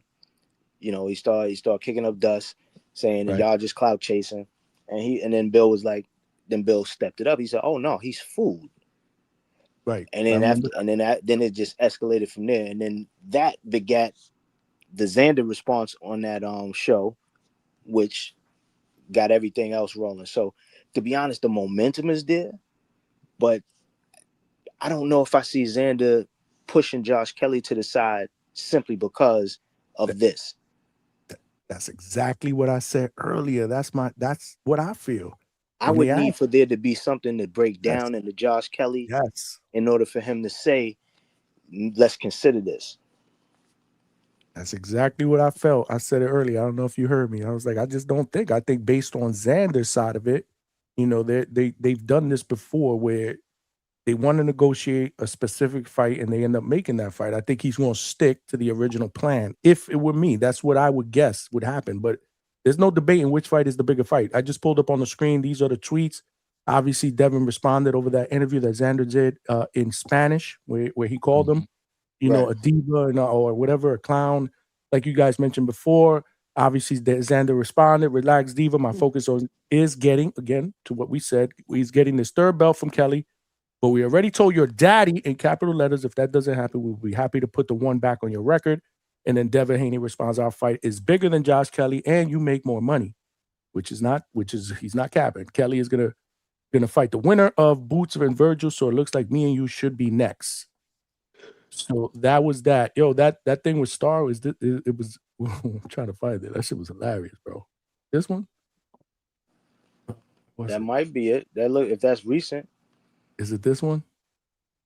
It's funny how the Latino men turn into comedians when Debo come around. Like, none of them are tough. The one and only, I think, tough guy, and then he was on the Osterine, and then the other one was on the Osterine, and I'm like, where's the tough Ricans at? Garcia's Mexican, Subriel is Puerto Rican, and he was also on Osterine. Hispanic men, Rolly turned into a comedian, a Cuban comic. Tio turned into an Ecuadorian comic. No, Honduran comic. Ryan Garcia, Mexican comic. Subriel, Puerto Rican. So now, Xander Zayas is a Puerto Rican comic. It's more blacks that's riding with the comics than is there people that's ride with the comedy. Where Bad Bunny is saying represent the culture, it didn't represent comedy. They were boxing. That represents boxing. The comedy is over here. I don't know a particular part of the Super Bowl that I seen him show a comic. It's funny how. Yeah, that was good, but I don't know where the Star one is. That looked like it's all. They don't have the most recent one at the top or nothing? No. The thing about the boxing voice I've noticed is that they're all scattered all over the place. It's weird.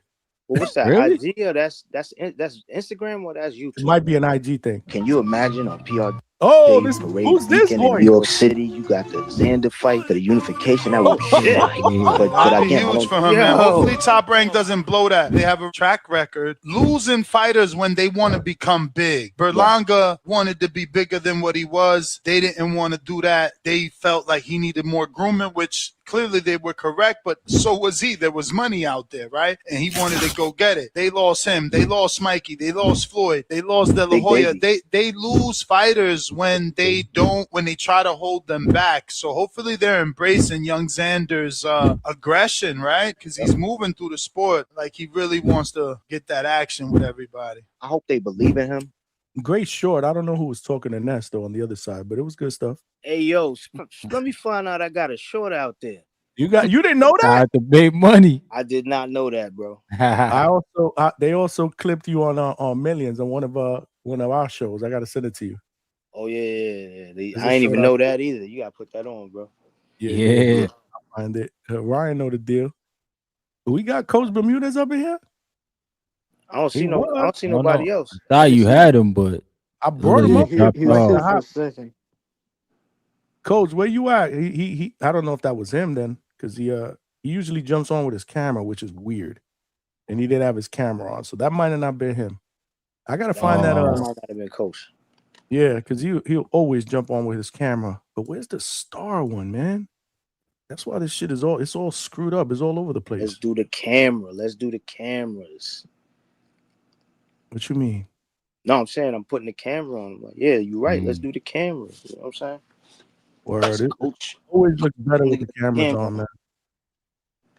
Hell I yeah. can't find it. It's somewhere in here. I saw it earlier though on IG. I was like, oh man, they done caught Star. They done caught Star. She gonna be public enemy number 1 now in the Haney camp. The Haney Whoever, voice, eh? They're whoever gonna go clipped get this him, man. short finesse boy, woo, you got to be careful. We've all gotten clipped before. Bad moments. Nah, Star is good. She could hold her own, man. She was Oh, she standing is on her good. That was square. good. She was standing on her square. I was happy about that. That was good. It was good. I was like, It was yeah, good. she didn't let Bill She ain't in never there and getting into bully no her. Haney camp though. That ship sailed. But nah, that's what's up, man. That's what's up. She went back and forth. That's what's going on. Big money. Mhm. Good to see your camera on. Salute, salute. Where's Yeah, where's Coach Tech? He was on here, man. I don't know, bro. I thought like I wasn't sure if that, to your point, I don't even know if that was him. Normally, you know Yeah, what I'm saying, he's cammed up. that's true. Unless he's on the road somewhere. Or Got he somebody laying to on be bed he with has, that bat. and he'll even jump on with the camera, even though it's jacked up. Mm. You think maybe he laying up with that bat that they caught in the firehouse? That's his Either girl or that or he something. had the camera on, he saw the bat, he was like, oh, I'm out. Bye. Nah, That's his girl. hilarious, man. That's hilarious. Well, Coach, if you want to jump in, you can jump in. Make sure you jump in now because in another hour, I'll be sleeping probably. Hopefully. Hopefully. Yeah, man. I'm about You to can't- jump off though. I appreciate you, fellas, man. Man, Right. you know, All right you're now. always welcome, my brother. Catch you later, man. Sir, Peace. peace. You know it. Ryan from the 6, y'all. Make sure y'all follow my brother, man. Yeah, He man. doing his thing, and his brother fights next month too, man. Oh yeah. Never got me that damn interview. I should have told him before he left. Where's Joshua's interview at? Maybe he could still squeeze that in. You know what I'm saying? Get you something real, like a little 15 minutes, 17 minutes. We trying to get Fran Chon squeezed in on Tuesday, hopefully, but that's up to her. I mean, She that said is- she got a press run, and you part of the press. that's what she said. She'll So- tell me she love me, but she got to show it. Don't tell me, show me. Man, I think she gonna give. You know what I mean? I think she got time for you, man. She said, Yeah, man, I don't expect anything long. Just just kind of let us know what her mindset is at, how's camp, blah blah blah. It's a Yeah. prediction. What she, yeah, man. I want to Talk know her shit. about that cold plunge that she was doing. I want her to, give us some insight to how that is. Cold plunge, like And who was the dude that was crashing out in the background? it. Well, I mean, I don't really need to know who that is. You I know, know. I'm just messing with you. I was about to say, I don't need to know who that is. I don't Who was even that want to dude spook her. crashing out, making you get off the IG that night? It got to be her husband. Yeah, something like that. But I don't want to spook her though. You know what I mean? She, Nah, because that's messy. You don't want to be Yeah, talking about that. You know how to do that. I'm just Because messing you with already y'all. know he Yeah. gonna be listening. He gonna be, she's speaking. Anything she say, he gonna be over analyzing it. Hell yeah. I would never what I'm bring saying? that up, of course. And she got to fight. I want her to be focused. Next So, week, Fran, man. I mean, this week the show's gonna be lit because we got a lot of boxing to break down. A lot of boxing. Let's not forget. I was looking at the calendar. I thought there was another fight card this week, and I thought they did it again with 3 or 4 fights on the same night. But it's actually the 28th of February. We got hella fucking boxing on the 28th. I didn't even realize that. We got heaps. A lot of Oh boxing. my! I was like, damn, the next 2 weeks gonna be lit. But you know what? Well, it doesn't suck. But the only bad part is Friday is my anniversary, my wedding anniversary. Yeah. Me and Mrs. How many? Me and go ahead. What How was many it? years, bro? So married, 17, but together in May this year will be 20. 20 years we've been together in May of Congrats, man. this year, 2026. Congrats. So we'll be married 17 years officially this Friday. So, obviously I'm not going to do a show on Friday, which I usually don't anyway, but then Saturday, maybe pushing it because we may have to do something on Saturday. But if I don't do the live fight chat, I definitely know that we'll get home in time for me to do the post fight. When we open up and talk about the fights or whatever. I So mean, we'll see. You kind of jumping ahead of the gun, bro. You might not even be. You might be feeling it that night. You know what I'm saying? You might be like, you know what?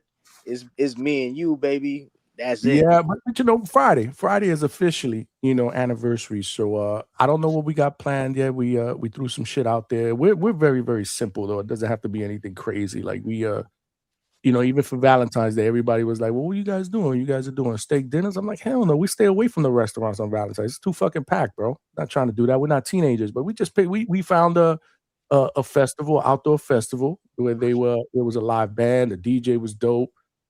They got food trucks up in there. They got you know, bars, and we just chilled there, man. We had a blast, bro. It was good to be outside too because the weather was nice. Plus, I'm home all day, every day, morning working, evening doing this. I want to be outside. I want to be outside on the weekends. I'm not trying to be home.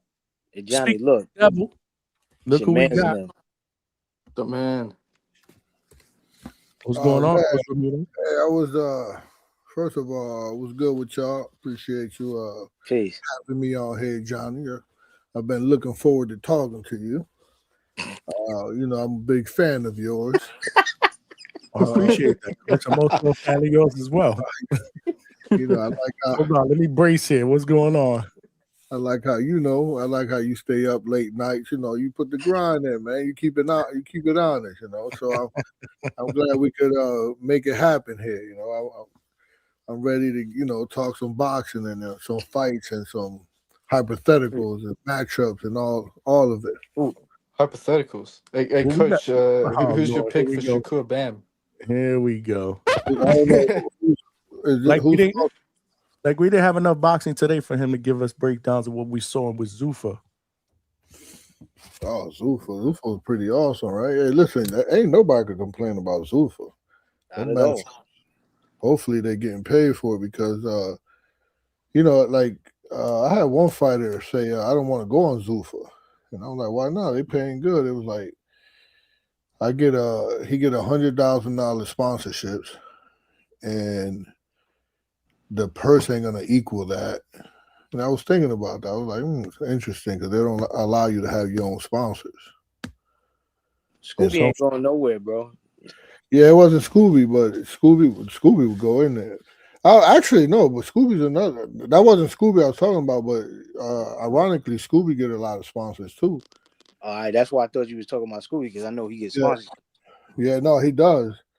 But yeah, so that's interesting, right? So you'll get paid a little bit, but you'll still get on the short end of the stick. But that was me earlier. I was in the sauna, and I didn't know because you don't usually put your camera on. yeah, it was on, but it was just dark in there. Mm. Yeah, I was. I got a new sauna in the gym, so I was trying it out. Nice. That's what's up. A lot of shit in there. So the sauna cost like $12,000, and I got it for free, right? Nice. And so I always wanted a sauna. I was eyeing this sauna that cost about $4,000, and I was like, do I really need it? Nah. But I really wanted it, but I was like, I was being cheap. I'm like, man, fuck that sauna. I don't want to pay $4,000 for it. Then a company, we reached out to a company was like, yeah, I'll sponsor the sauna. You guys your fighter just got a post. So I was like, okay, fuck it. It's for free. So we get all the paperwork done. Then the motherfucker, right when it's about to be shipped, they was like, oh, you got to pay the shipping. So I'm like, all right, $2,500 for the shipping. Ooh, damn, what's that? From where?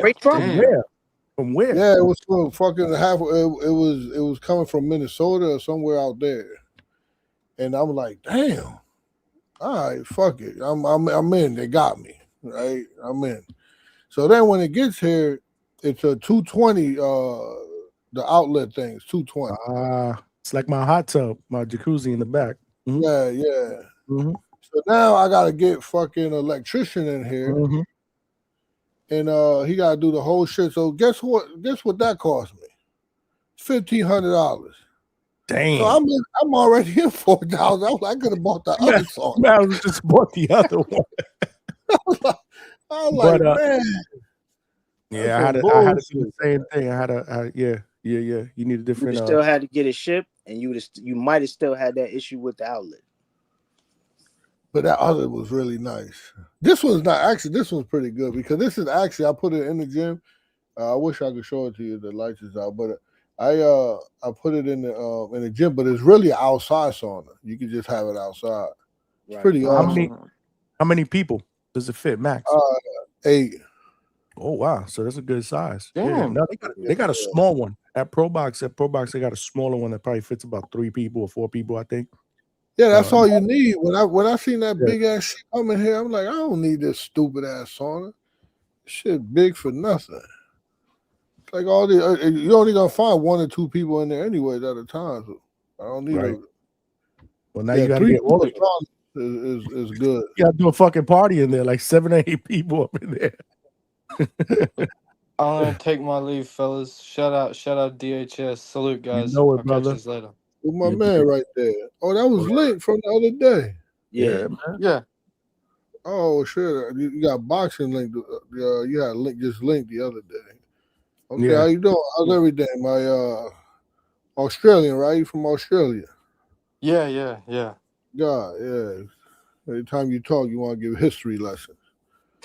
Nobody, Yeah, no, I'm gonna spare you. nobody I'm hear gonna that shit, I'm man. gonna spare you today. I gotta take my leave. Shout out, salute, fellas. I'll catch you later. Salute, man. All right, man. Appreciate you, man. This is what I'm talking about, man. All the way from Australia, man. Showing love, man. Watching the show, jumping on, contributing. That's what it's all about, man. Here at DHS, man. Look at this plate right here. Don't this plate look good? Hold on. Let me put that on the big screen. What is it? Ooh, Right. yeah. What you got on there? Pernil. What's that, rice? That's potatoes. rice with It's rice and curry chicken. So there's a new fighter I got. He asked me if his girl could come up for the Valentine's Day. He begged me. She would cook for. boy. She would cook for everybody. I was like, all right, just for Valentine's, just for the weekend, and she got to leave. So she came and cooked for people. Man, that's the worst food. If you got a hole in your house, you can patch that motherfucker up. Wow. That shit, man, that shit like little rocks. I'm like, this is rice? Man. You ain't right, bro. Hey, listen, I promise you, like, I'm not even playing. That shit's the worst. This is like little rock. Like, if you got a cavity,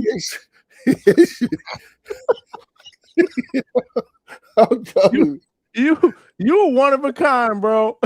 Yo, don't do me no favor. Don't ever cook for me again. Good Lord. Oh my! No wonder why the plate wasn't even touched. Nah, just one bite. I'm like, what the hell? And the crazy thing is, like, they've been up there forever. So I'm like, I'm starving. I'm waiting for this food, and man, damn, that. bro, that's fucked up. You put on blast out here on these live YouTube streets. And we got about 100 and some odd people watching. What's fucked up is that she's got the nerve to be cooking. That's what's fucked up about it. Man. You got no business in the kitchen, bro. Damn, man. Coach, it's supposed to snow. You could leave that plate out in the snow so you get some moisture. Yeah, nah, I got some holes. Wherever that back coming in from, we gonna patch that hole with that rice. Oh shit, man! Fucking Coach Bermuda, man. I got fucking tears coming out. Damn. Hey, Oh man. Wow. I'm glad I don't got those problems, man. When wifey burns, she throw down, man. My mom's taught her. I remember when we first got together, I was just telling Big Money that this Friday is our wedding anniversary, 17 years, but we went together almost 20 years. But I remember when we first got together, her cooking was But my mom been working with her, man, for now. My wife get down, bro. I ain't gonna lie. She throw down, man. Man, that's awesome because one thing about mom's cooking, right? It's always when I went to Puerto Rico this last trip, I got an Airbnb right across from my mom's house. Man, I miss that lady, man. Just the way she treated me, and she was just there for me and made sure everything was good, food and washing the clothes. And I was like, man, miss this. I'm an only child too, so. Are you? Oh. Shit, man, I didn't know that. No, I didn't know that. But yeah, I miss my mom. I gotta get down there more often. Yeah, man. Same. We're trying to get my mom out here, man. She don't want to leave New York, bro. She don't want to leave Brooklyn, man. I'm still hungry. No wonder. After that plate. But you know what? You can't be. He can't be You that hear me? hungry. Big money. He can't be that hungry because if you that hungry, you will eat that. There's No, nothing no. else. You will eat I'm that. telling you. Nah, man, you can put that. Hey, listen, you can put that in a spit straw, and you can you can go in. You can battle somebody with one of those guns, with paintball guns. I'm telling you. You said that's your fighter's girl, right? That's fucked up. Yeah. She ain't allowed. She ain't allowed. No, she ain't allowed to hear no more. Shit, I hope he fight better than she cooked. Yeah. No, he's a beast.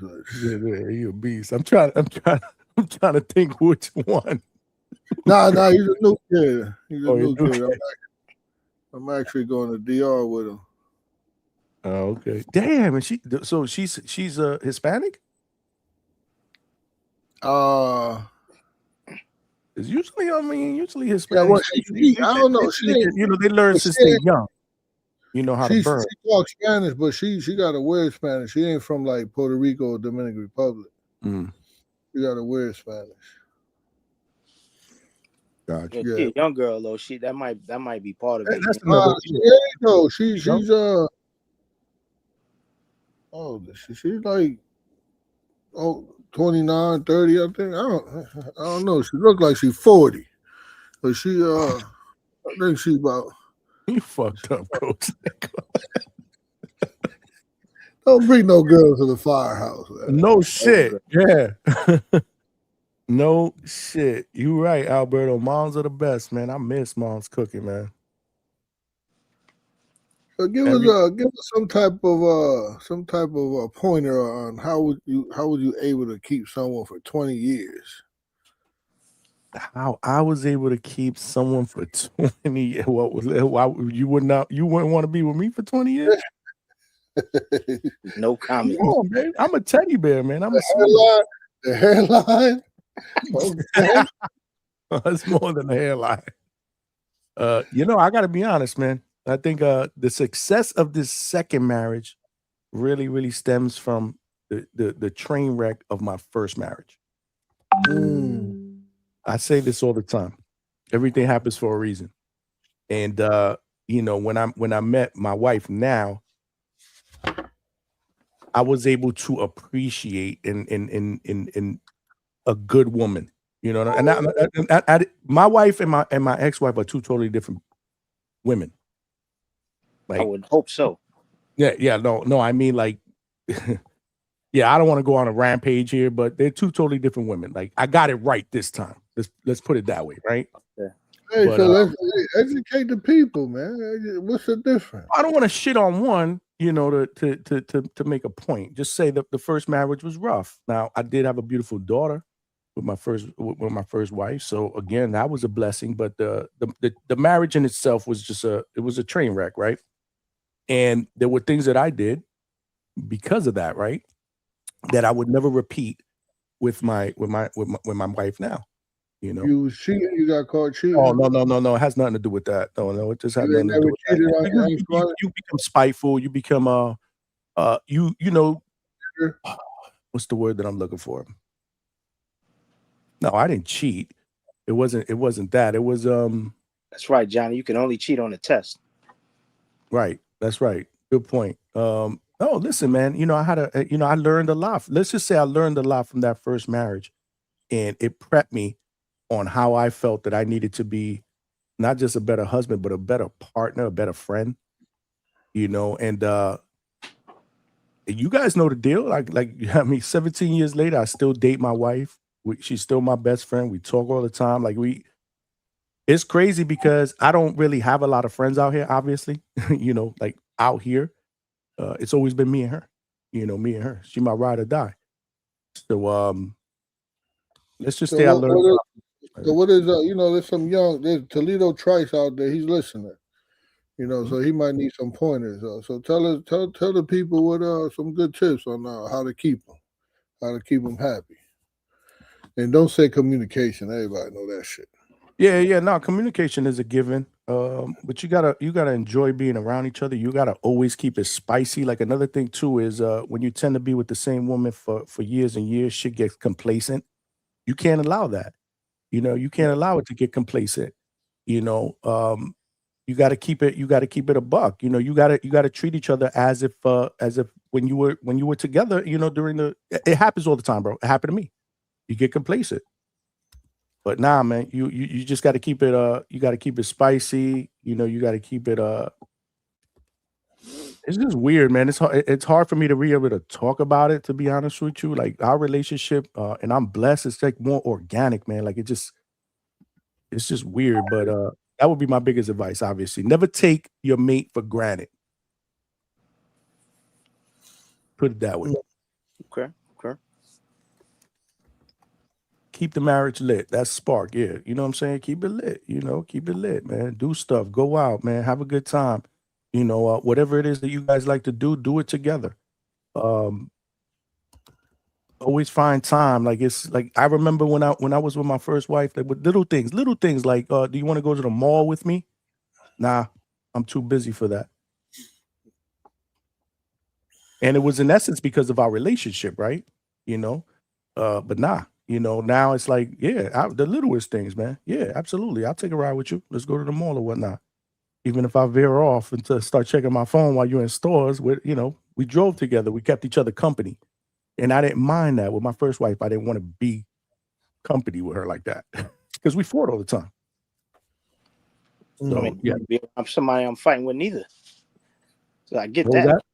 I said I wouldn't want to be around nobody I'm fighting with all the No, time. it was crazy. It was like, so, put yourself out of that situation. And then, like I said, I don't argue like that. In my first marriage, it was just constant back. Like, I'm not doing that this time around. Like, patience, man. I'd rather walk away. But of course we have our little arguments and stuff like that. And but I try not to let it, keep going or whatnot. You know what I'm saying? Like, you kill it, apologize, be the bigger man if you fucked up, shit like that, just It's hard. about you choosing her. You still choosing her, that person on purpose. Right? What do you mean? I think the same. I revert everything to boxing. Boxing is my life, so I think the same lesson that makes a champion. You show up when it matters. That applies at home too. Unbelievable.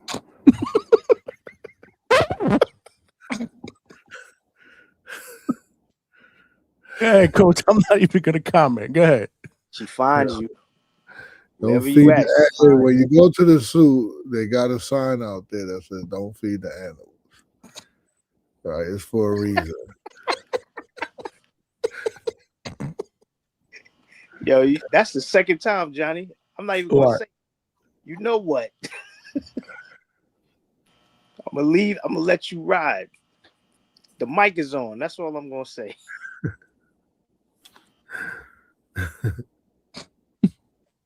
Don't feed the animals, coach. Yeah. You Or you mean don't feed them ever again? Because you don't. I was trying to give an analogy on boxing and on what off of what Johnny was saying. Right. I think what I was saying. Chat, help me out. What I was saying. Oh yeah. Life lesson. Like the same discipline that makes a champion. That's what I was saying. And what is that? You got to keep showing up when it matters. So you apply that to home, you good, right? Anybody can be locked in when the lights are on. But the real test is how you move when nobody's watching. That's with every fighter. And I'm talking about boxing. Of being consistent, being present, doing the little things, right? I'm still talking about boxing. That's what builds trust, right? And honesty, and that's champion behavior in real life. So You know, so it's the same thing. Building a champion is building a good mate at home. Where it all starts, man. It's where the foundation is, right? Indeed, indeed.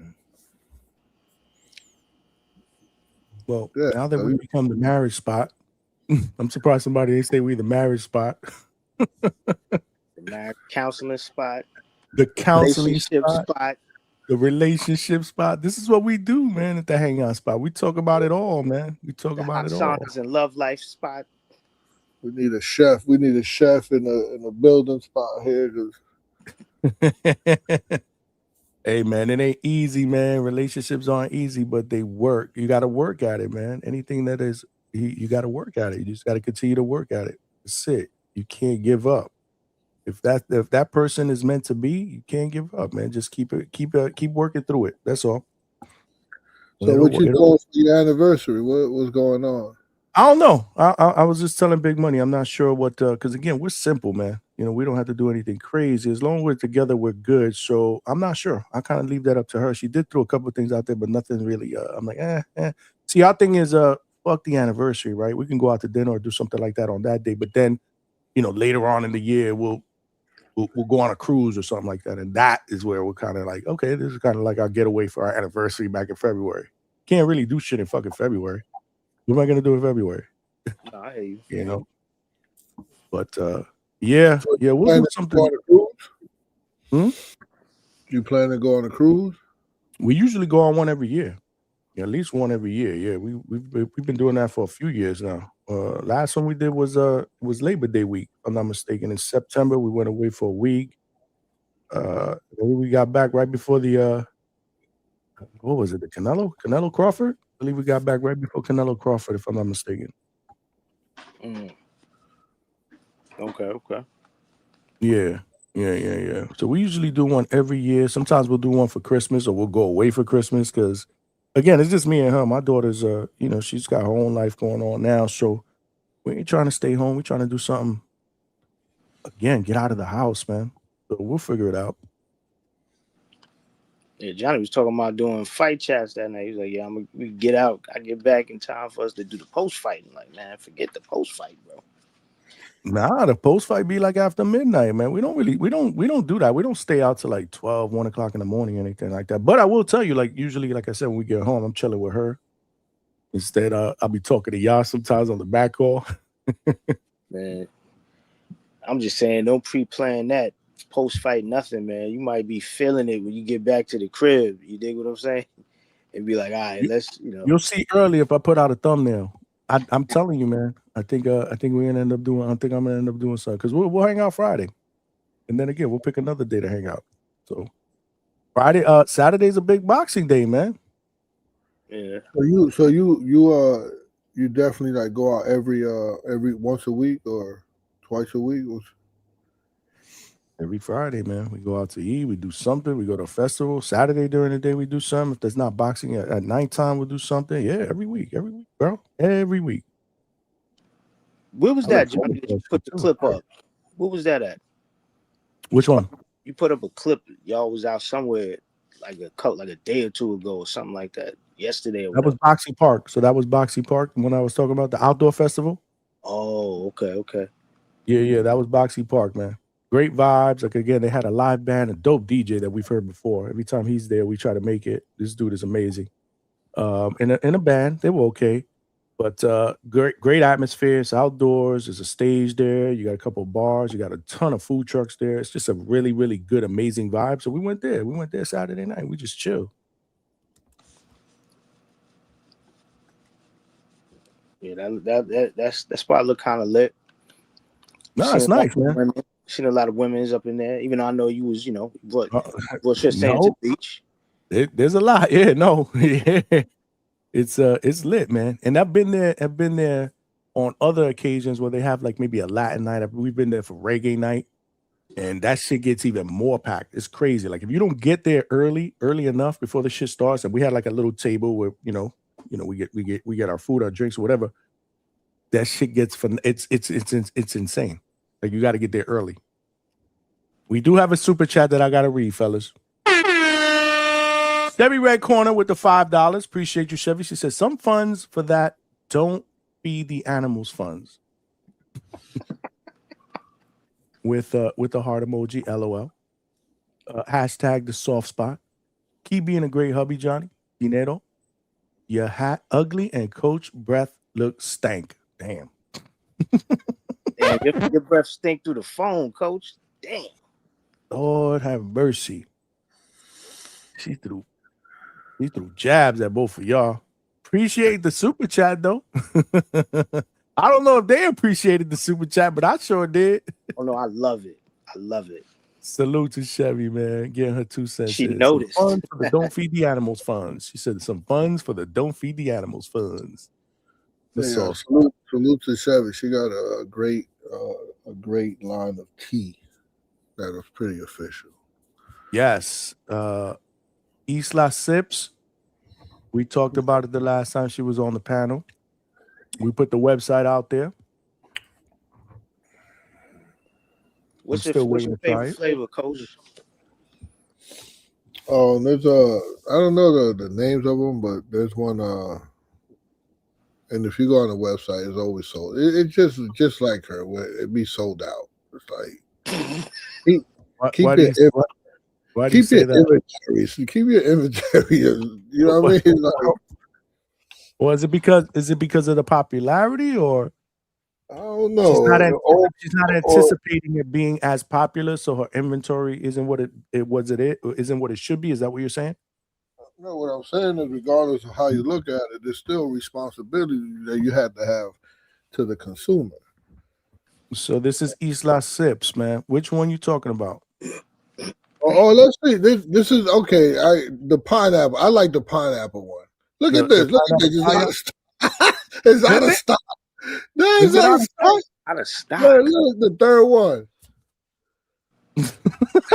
That's the passion fruit, though. That's not the pineapple. The pineapple. Well, that's the one I like. The passion. Oh, you like the one that's out of stock? Yeah. Chevy, what's going on, Chevy? Hold on. Is that the only one that's out of stock? Yeah, that's not. Well, nope. The mango's out of stock. Damn, them shits must be good though. Yeah, that tell you that's the one everybody rock with. You know what I'm saying? So you got to triple up on that, on the inventory on that. Not a pineapple. Those are probably ones that I would like too, because I do like passion fruit, which in Spanish we call it palcha, right? Yeah. And mango I like too. So those will probably be the two. So you know what's funny, Coach? Those will probably be the two that I would have been like, yeah, let me rock with this. Out of stock. But make sure you guys check out Chevy's tea line on islasipps.com. I'll put the link in the chat right now, so you guys can show some support, man. You put in you rave about him, Coach. Huh? I said you rave about him. I'm sorry, Big Money. Go ahead. But no, you gotta get credit. We ain't haters. Not a hater, not at all. So we just gotta give credit where it's due. It's some good shit though. Some good tea. They said that that they're snacking these teas. Is that true? That's what they were saying that night. They were calling her Chevy Conte. The first night she was on, she was hilarious. But she got a good sense of humor though, man. She takes it in stride, man. She talked that shit back to the chat too. She don't be playing. Y'all saw her super chat. She went right after both of y'all. She don't be playing. Chevy don't be playing, bro. Yeah, because she from Cleveland. They mad hood out there. Like, oh shit, yeah. Yeah, they mad hood out there. She been fighting her whole life. she been defending herself her whole life. Like, I said what I said. Go argue with your mama. That's what she said. That's her favorite line. Go argue with your mama. Salute to Chevy, man. We ain't here to talk about Chevy, but the tea is good. That's good. If Coach is vouching for it, so make sure you guys get your orders in, man. Because I don't really like tea too much, but it's something like the flavor one. You could actually you don't even have to put sugar in it. I put sugar in every goddamn thing, and so that that it kind of helps me with the sugar cravings. Dope. gives you, it's tea and gives you a flavor. Some of it got caffeine, so you have you wired up a little bit. And she got one of them. Check this out. I tell her this. She got one tea, right? That everybody know Avius. That motherfucker is on 100 at all times. He's hyper as shit, right? So I tried this one tea. I don't know which one it is. And the shit had me like, I'm sensitive. I never had a one thing about me is I never had a drink in my whole life. I never even tasted alcohol ever, or cigarettes or weed. I never did any drugs, anything. So I'm sensitive to shit. So she told me that this drink could, mellow you out. So I took it one time and I was in my chair. I was just like dozing off. I was like, God damn. So I went to sleep. So one time fucking Avius is fucking with me. He's like here, just hyper, just talking and animated. He's like Busta Rhymes, just like all over the place. He's rapping, he's shadow boxing, he's touching on me, he's like hitting me and show me how to do it. I'm like, God damn. So I said, hey, drink this. Drink this tea.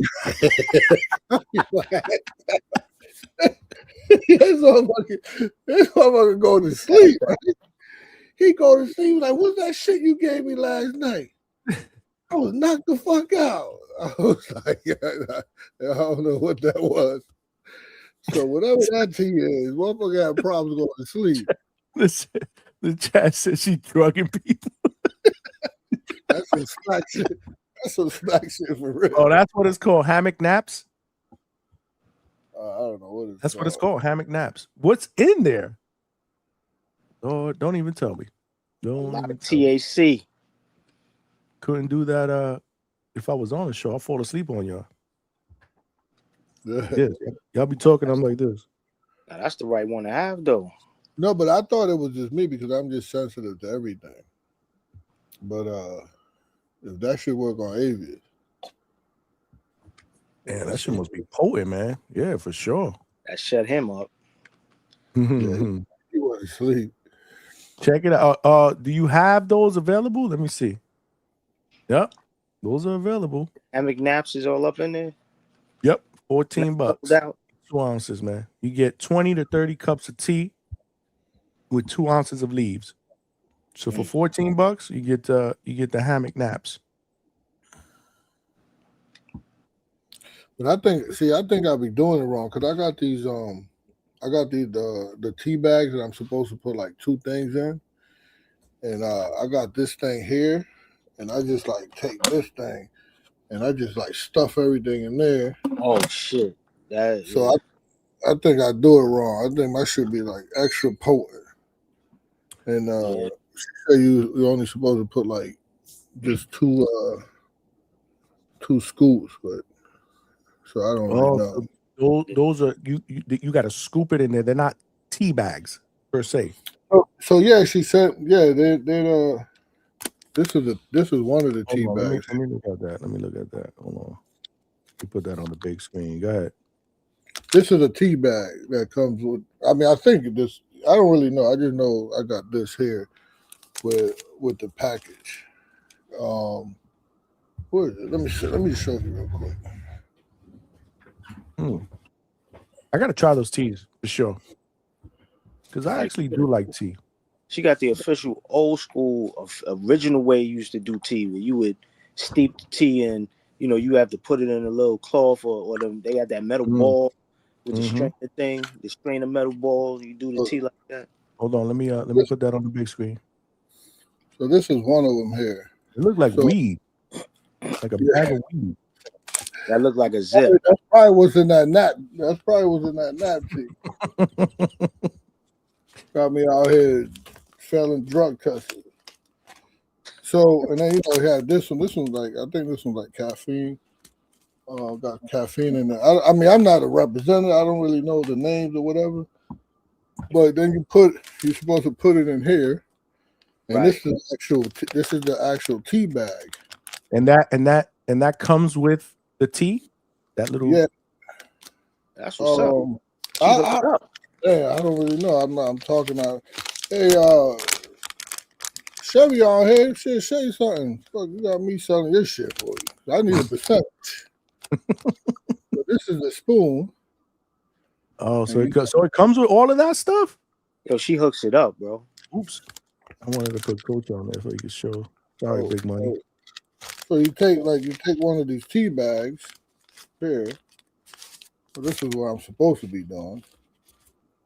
Right? So you take one of these tea bags, you put it in here, and you drop it in your teacup. But I think I do it wrong because I just pour it in that thing there, and I think it's just too much. You put everything in that carafe, bro. You did it wrong. You're doing it wrong. Yeah, so You gotta that's follow what the instructions, man.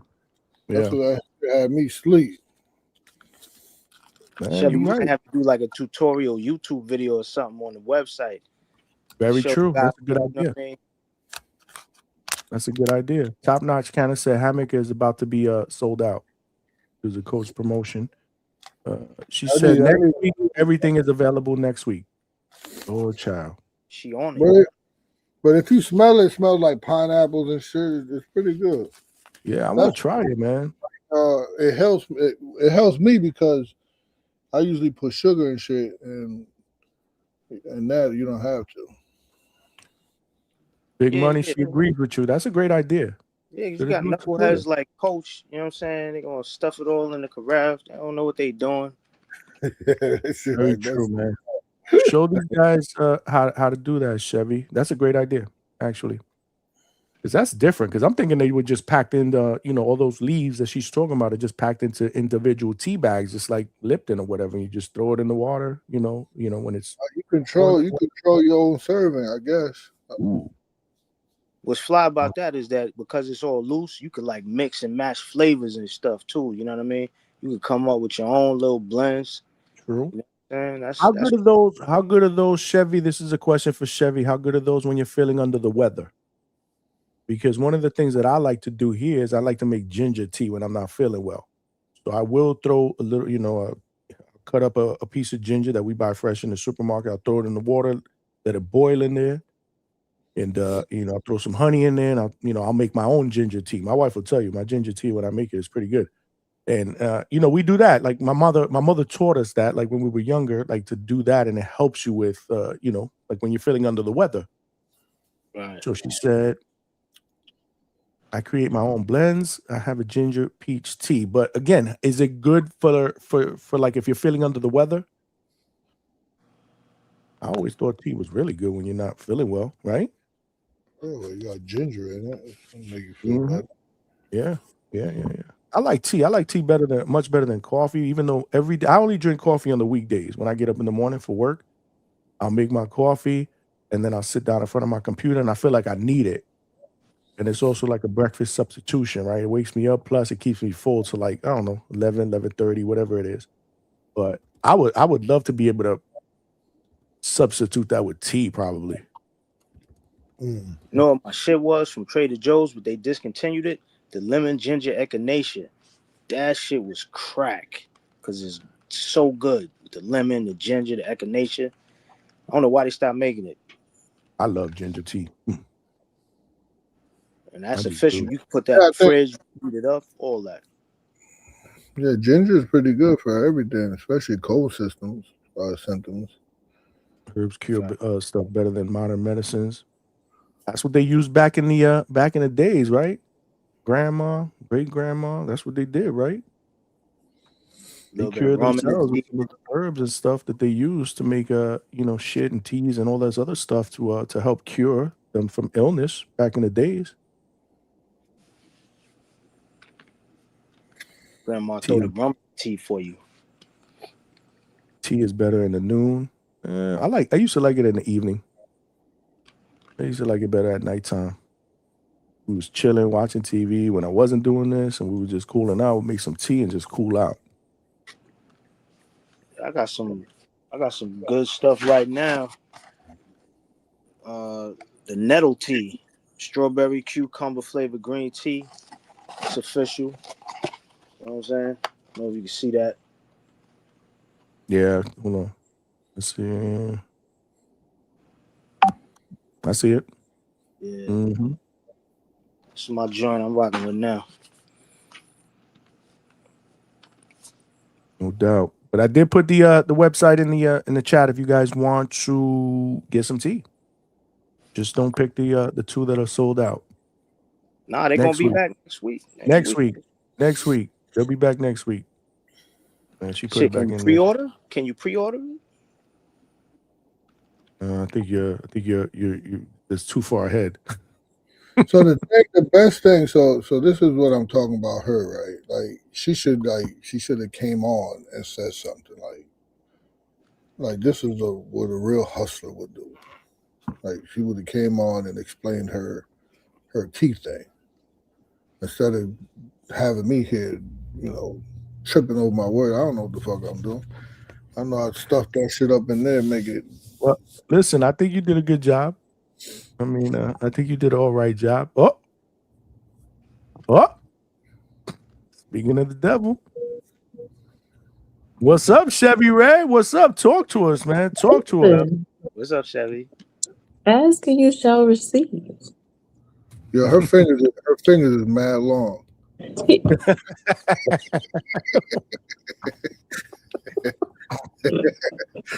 Yeah.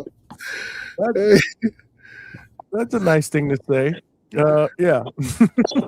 Shit look like they 3D, don't they? Look like they gonna poke you through the screen. You know what? I'm gonna let you live today. It's Sunday. I'm at work. I'm gonna let you live. Are you at work? Hey, Chev, I wish you could have some of this. This is like really good. I wish you could have some of this. What is it? Oh, we're not okay. Oh, Money, what you know what? You bucket head. All right. I'm gonna let everybody live today. I only got 2 seconds. I wanted to say thank you for shouting out my tea. Thank you for everybody who's already on the website because I can see in real time. And I appreciate y'all. Make sure you guys check it out. I got a lot of stuff. Coach, you don't hear hating, but the product is good. You hear a beeping back there. Attend to that. There she go, bro. Somebody dying back there. She over here on the podcast, Coach. That shit was. My man, I gotta go. I can't with y'all. Bro. Damn, you leaving us already? Thank you. Bye. Later, Chevy. Chevy, you got to come back on, man, and give us a tutorial though when you got time. Not when you got the on life support. I got you. Maybe when we fix ladies' night, I'll come back on. Oh, you in charge? Fix it. About to get it together. Fix that shit. But I see y'all. Thank you again. I appreciate it so much. You already know, man. Later. Chevy Ray, ladies and gentlemen. Came stop by, man. Stop by for a hot minute. Literally tell a me hot in minute. person how ugly my hat is. I appreciate that. She did say that. Yeah. She was actually supposed to come on and explain some shit, and she just came on and got off, and still nothing is answered. And yet I still appreciate it. Well, listen, it might be better when she's fully stocked, right? With the pineapple or the what was the one that she didn't have? Passion. Passion fruit. Yeah, the passion and the other one, the mango. When she's fully stocked, she's got to give us a tutorial, man. For sure. Oh shit. Reese is in the building. Okay, Trice got a logo on his shit. Yeah. Let's see that. What up, though? What up? Logo? That's your logo or what? Oh, no, shout out to the Toledo Rockets, man. You know what the fuck going on. Come on, man. Yeah, man, we just got that Nike deal. Shout out to Toledo, man. We out here doing big things. Yes, sir. Tuesday night action and things of that nature. Shout out to my guys. But, yeah, man, I just wanted to chime in, talk a little shit. Say what up, though. What up, though? And say shout out to my guy, Nino McCallum, who got the W, you feel me, in the finals at the International Open here in Pueblo, Colorado and shit like that. Brought that gold home. Shout out to my guy. You feel me? We also had Lauren Flynn. I heard y'all talking that Cleveland shit. Lauren Flynn, she got a dub as well. Took the gold home at the International Open and shit like that. I know Coach act like he too good for the amateur boxing, so we just wanted to shed some light on the amateurs and shit like that. Shout out to them guys, man. Hey, we coming with some good people. Hey, shout out to all the people. We bringing all the people, man. And speaking of people, motherfucking Xander, him and his people need to get right, motherfucker, and take that Devin Haney fight. You see me? Hey, man. That's what happened when you be watching coaches fighters, man. You get tired. You feel me? You get to dozing off and shit. Cause Rohan Polanco be out there not performing like you need him to. So you know, a nigga got tired, eyes got heavy and shit like that. It get like that, you know. But Hey, Trice, man, they shitted on our boy, man. They shitted on Bell. What happened? No, man, they ain't shit, man. We still in position, man. We just got to find a new body. Lucas Body, he too scary. He said, "Fuck it, I'm gonna take the Floyd Schofield." He said, "I possibly could beat Floyd Schofield. I don't think I could beat Albert Bell, so I'm gonna go ahead and go over there." It all makes sense. I want to catch Ryan. I want to get in Ryan ass. You understand me? But no, I'm talking shit. Cause Ryan, shout out Ryan from the 666. That motherfucker, he right. I can't be mad at Body because it's like fuck. What I'm gonna fight the Eliminator for when I can actually get a full blown title shot? I can't be mad at gang for the shit. However, you need to bring your ass. He got a better shot at with Schofield than he did with. I was always surprised. Remember, I told you I was surprised that they picked that. That ain't the Albert Bell is not a fight that if you had to choose, you know that's the wrong pick for anybody. Exactly, but you know they ducking and dodging, man. I can't help this shit. But and then I ain't even gonna lie. I also feel like that. Coach, how you feel about that? That IBF clause. If you got a fighter and you putting them in track for a championship belt, is the IBF like the last? Is that one of the last belts that you're gonna pick because of that weight clause? I always wonder how coaches be feeling about that. The managers. Is that something that you push your fighter towards, or how you feel about that? Well, me personally, I have I don't like. Listen, there's stuff out there. I'm a educate myself on how to do it. I got a kid that has a IBF, some type of IBF title that we had to make weight the next day. We have it down pat. I have a system for it. A lot of trainers don't, but I have a system for it. I think, but when you're fighting for another title, you don't have to do that at 10 pound. So that's why people unify that, like to unify it. But no, it's not really. Trice is not really that much of a big deal how people say it is. Usually, so it's hard to cut weight. When you cut weight, it's hard for the last couple of pounds. But then when you rehydrate, let's say for instance, you rehydrate 13 pounds overnight. You go to sleep 13 pounds. You wake up. So when you hydrate, your body will start lose the weight fast. So you could lose like 2 pounds, like nothing, before that weigh in. And then you get to hydrate again if you're one of those guys that are super big. But yeah, I don't think it's not that big of a deal. Okay, I always wondered that because I be seeing some guys be feeling finicky about it, but I know some of these guys be blowing up 10, 15 pounds after. So I just be curious about that. But Albert Bill, man, we need to get in the mix, man. We need somebody. I don't know who. I seen Joe Cordina acting like he might raise his hand and get beat on. I would love that. I would fucking love that. To beat the shit out of Joe Cordina, former champ, that would be awesome for my guy. But I don't know, man. We got to see what's going on. Shout out to Zuffa Boxing tonight, too. They had a couple of stoppages on that motherfucker. I was intrigued. I was very intrigued. We need to get Albert Bill on that Zuffa Boxing shit. You understand me? But that's neither here nor there, man. That's neither here nor there. Big Money, you got to turn that motherfucking camera, gang. Go landscape, gang. You fucking up the balance, gang. I've been looking at this shit. My nigga got my eyes all fucked up over here. Mas De Niro, you killing me, gang. Hey, man, he got the camera thing right. He got the camera thing right. It only took him to get. Now you got to get the landscape right. Yeah, you got to get the landscape. Yeah, we got to rotate that, gang. But one day we gonna get right. It's a progression with Big Money. It's a progression. Word, it's a progression. You Word. flip the camera to the side or something? Yeah, you gotta rotate. Yeah, just rotate. Just flip it. Just rotate a little. You're definitely on your phone. You got to be on your phone. Yeah, he definitely on the phone. There, bingo. We got action. There we go. Yes, indeed. There we go. And I also wanted to say, Coach, shout out to you, gang. I knew it was a reason me and you be bumping heads when I ain't fuck with you like that. But I fuck with you though, Coach. It's that only child syndrome. We got that syndrome, gang. That's that only child shit. I fuck with you, Coach. It all makes sense now. He tracked with this box. See, there he doing that shit again. You see, that's what he doing that shit. He did. That's what happened. Hey, Johnny, that's what I told you. That's what happened when you be watching Rohan Polanco. Your eyes get a little heavy when you watch Rohan. You feel me? It be like that sometimes. But we can't help that, man. Shout out to him. Hopefully, he get an opportunity. Maybe him and Tiger Johnson will finally lock fucking horns. We need that fight. I'm gonna keep saying it. I need that fight, man. We're having this year. You'll see.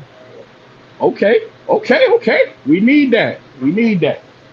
But like I say, man, who are fighting on the 28th? Because I heard y'all ain't the 28th. Because I know this weekend we got Ryan Garcia, Mario Barrios, Teeny Bopper Boxing, the fake Mexican War.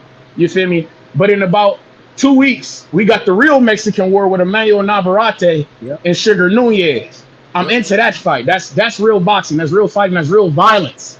Even though one of them motherfuckers is sponsored by a donut shop, which is crazy as fuck. Shout out to Navarrete.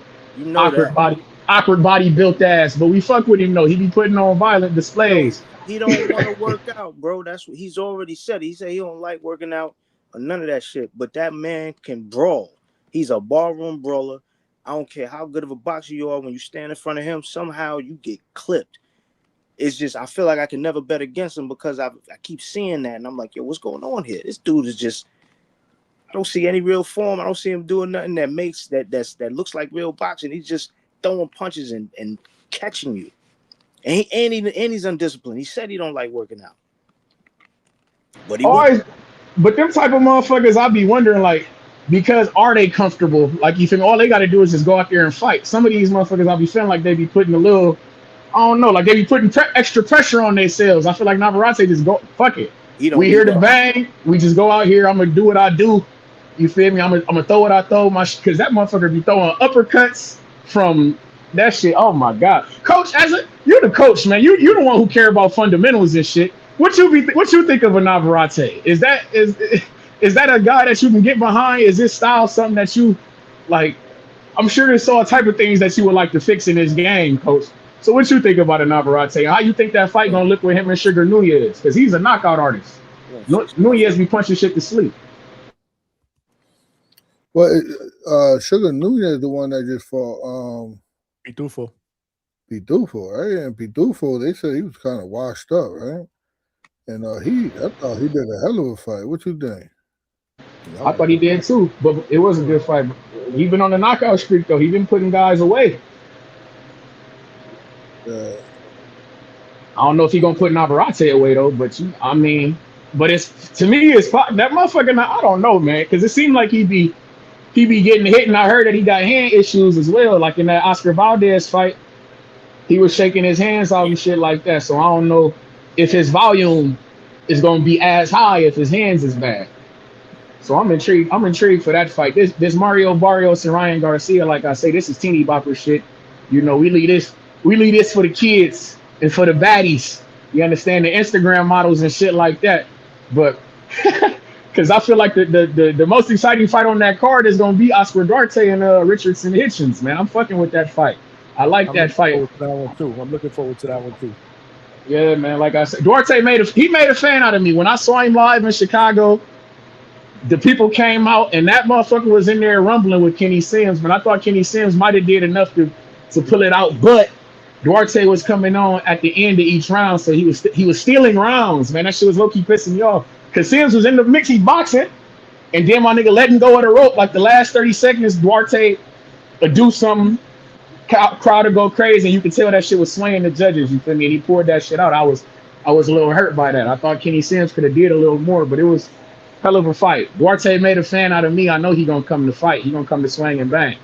And then when I seen Hitchens with that Gustavo Lemos motherfucker, I'm a little worried. Man.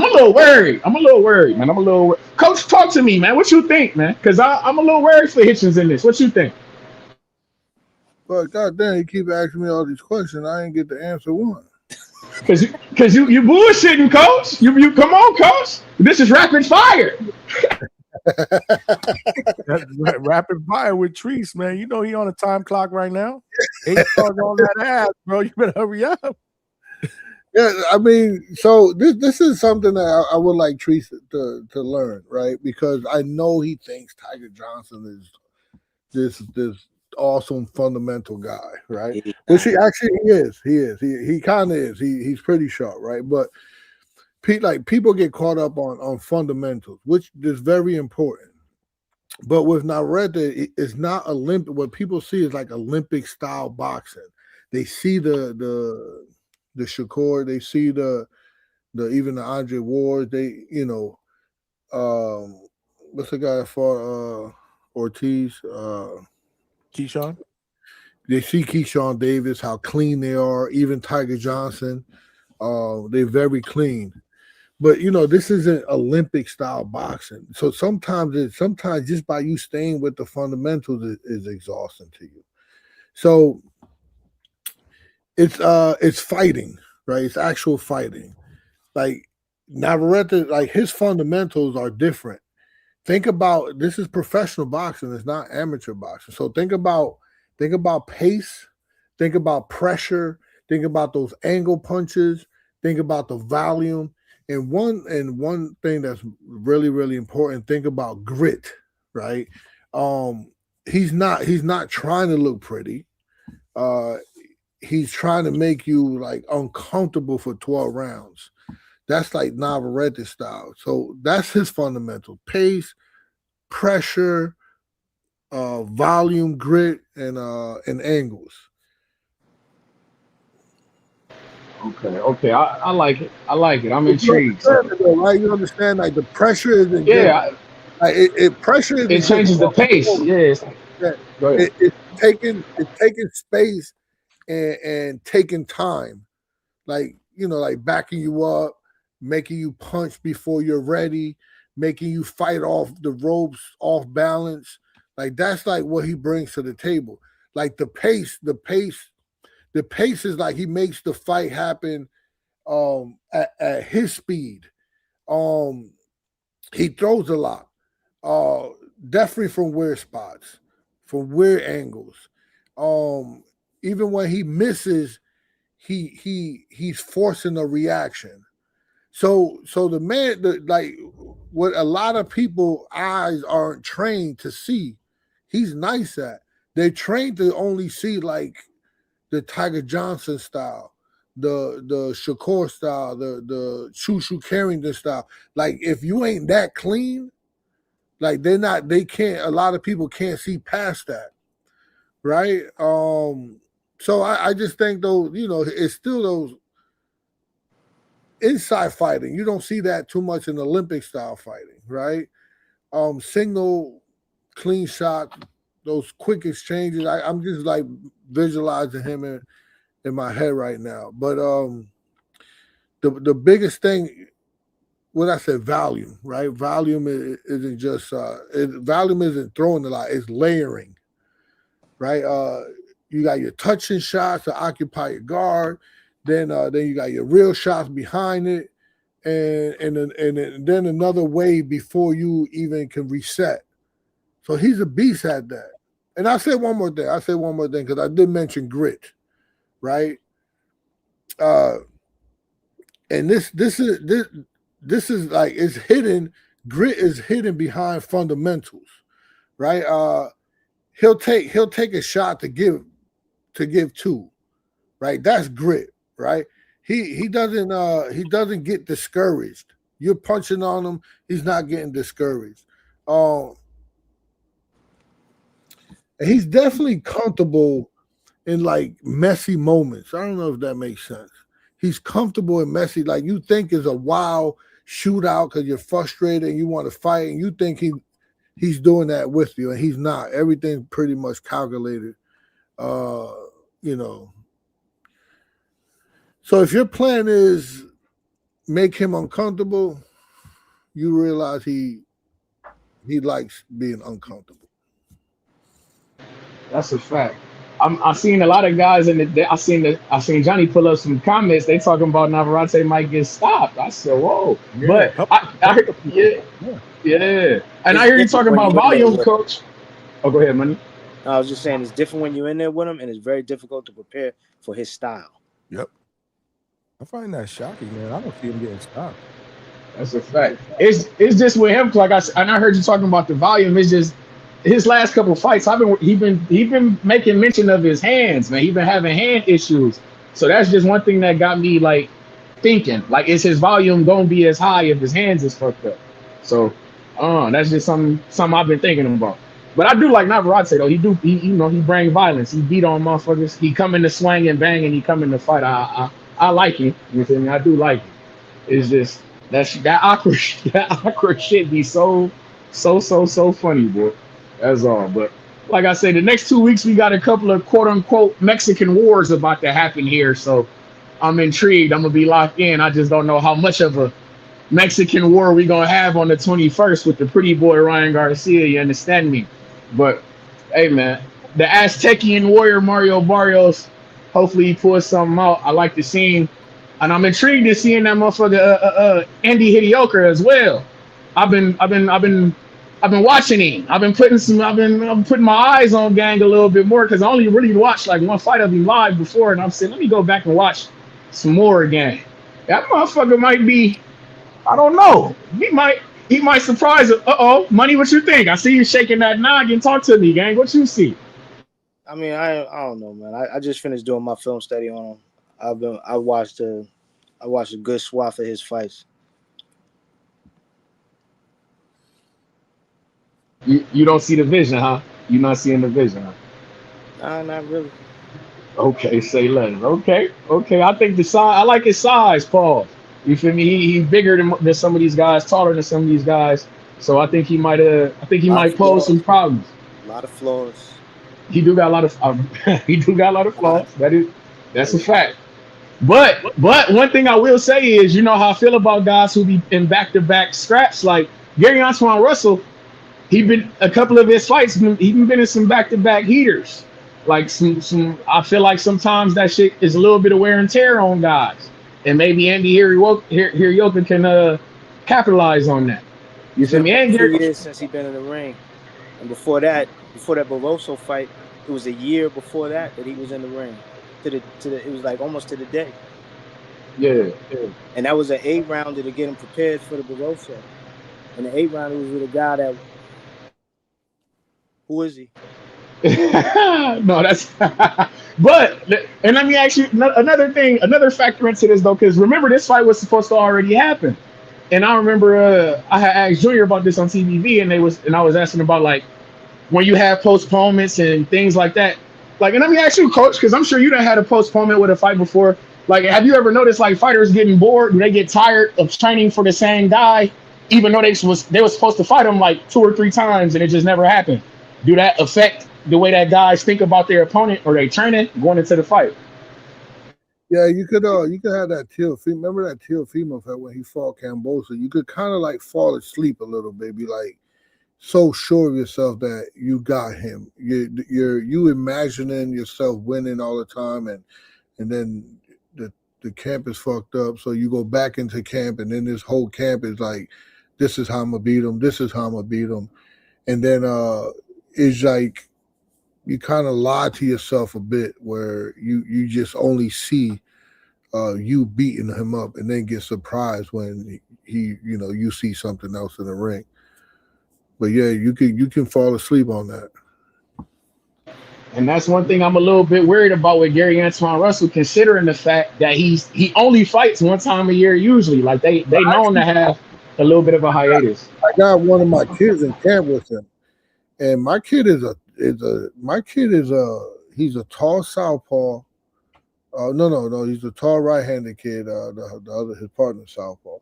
So he's a tall right-handed kid that is very heavy-handed, a Cuban kid, Pedro Viete, and he's a beast. And I'm like, they want him as a sparring partner. So we sent him there, and they called back. They were like, "Oh man, we love this kid. He's great. He works hard." And that kid is huge. He fights at 160, 154, 160. He got heavy hands. And I was like, wow. I was surprised that they kept him. Oh, okay. Well, that's look at that inside information. That's good to know. There, Pedro Diente. We gonna keep an eye on him as well. Shout out to him. But okay, I like it I though. think they needed more time with your man Andy Hirioka to get him ready. You think, huh? This is the I'm biggest. intrigued. It's the That biggest is. fight he's had. He just fought Barroso. That was his last fight. Barroso.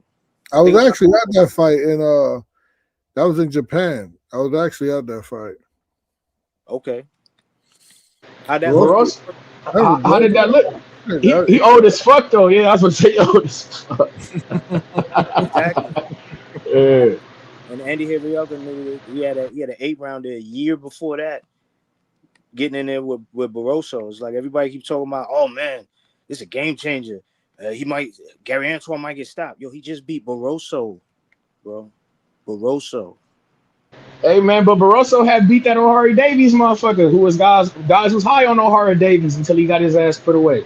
So it's like, I mean, he also beat on Rolly too. That's a fact. I mean, so that's a Wiley vet. You know how I feel about them Wiley vets, big money. Shout out to my guy Manny Pacquiao, man. Scrappy, man. They scrappy to the end.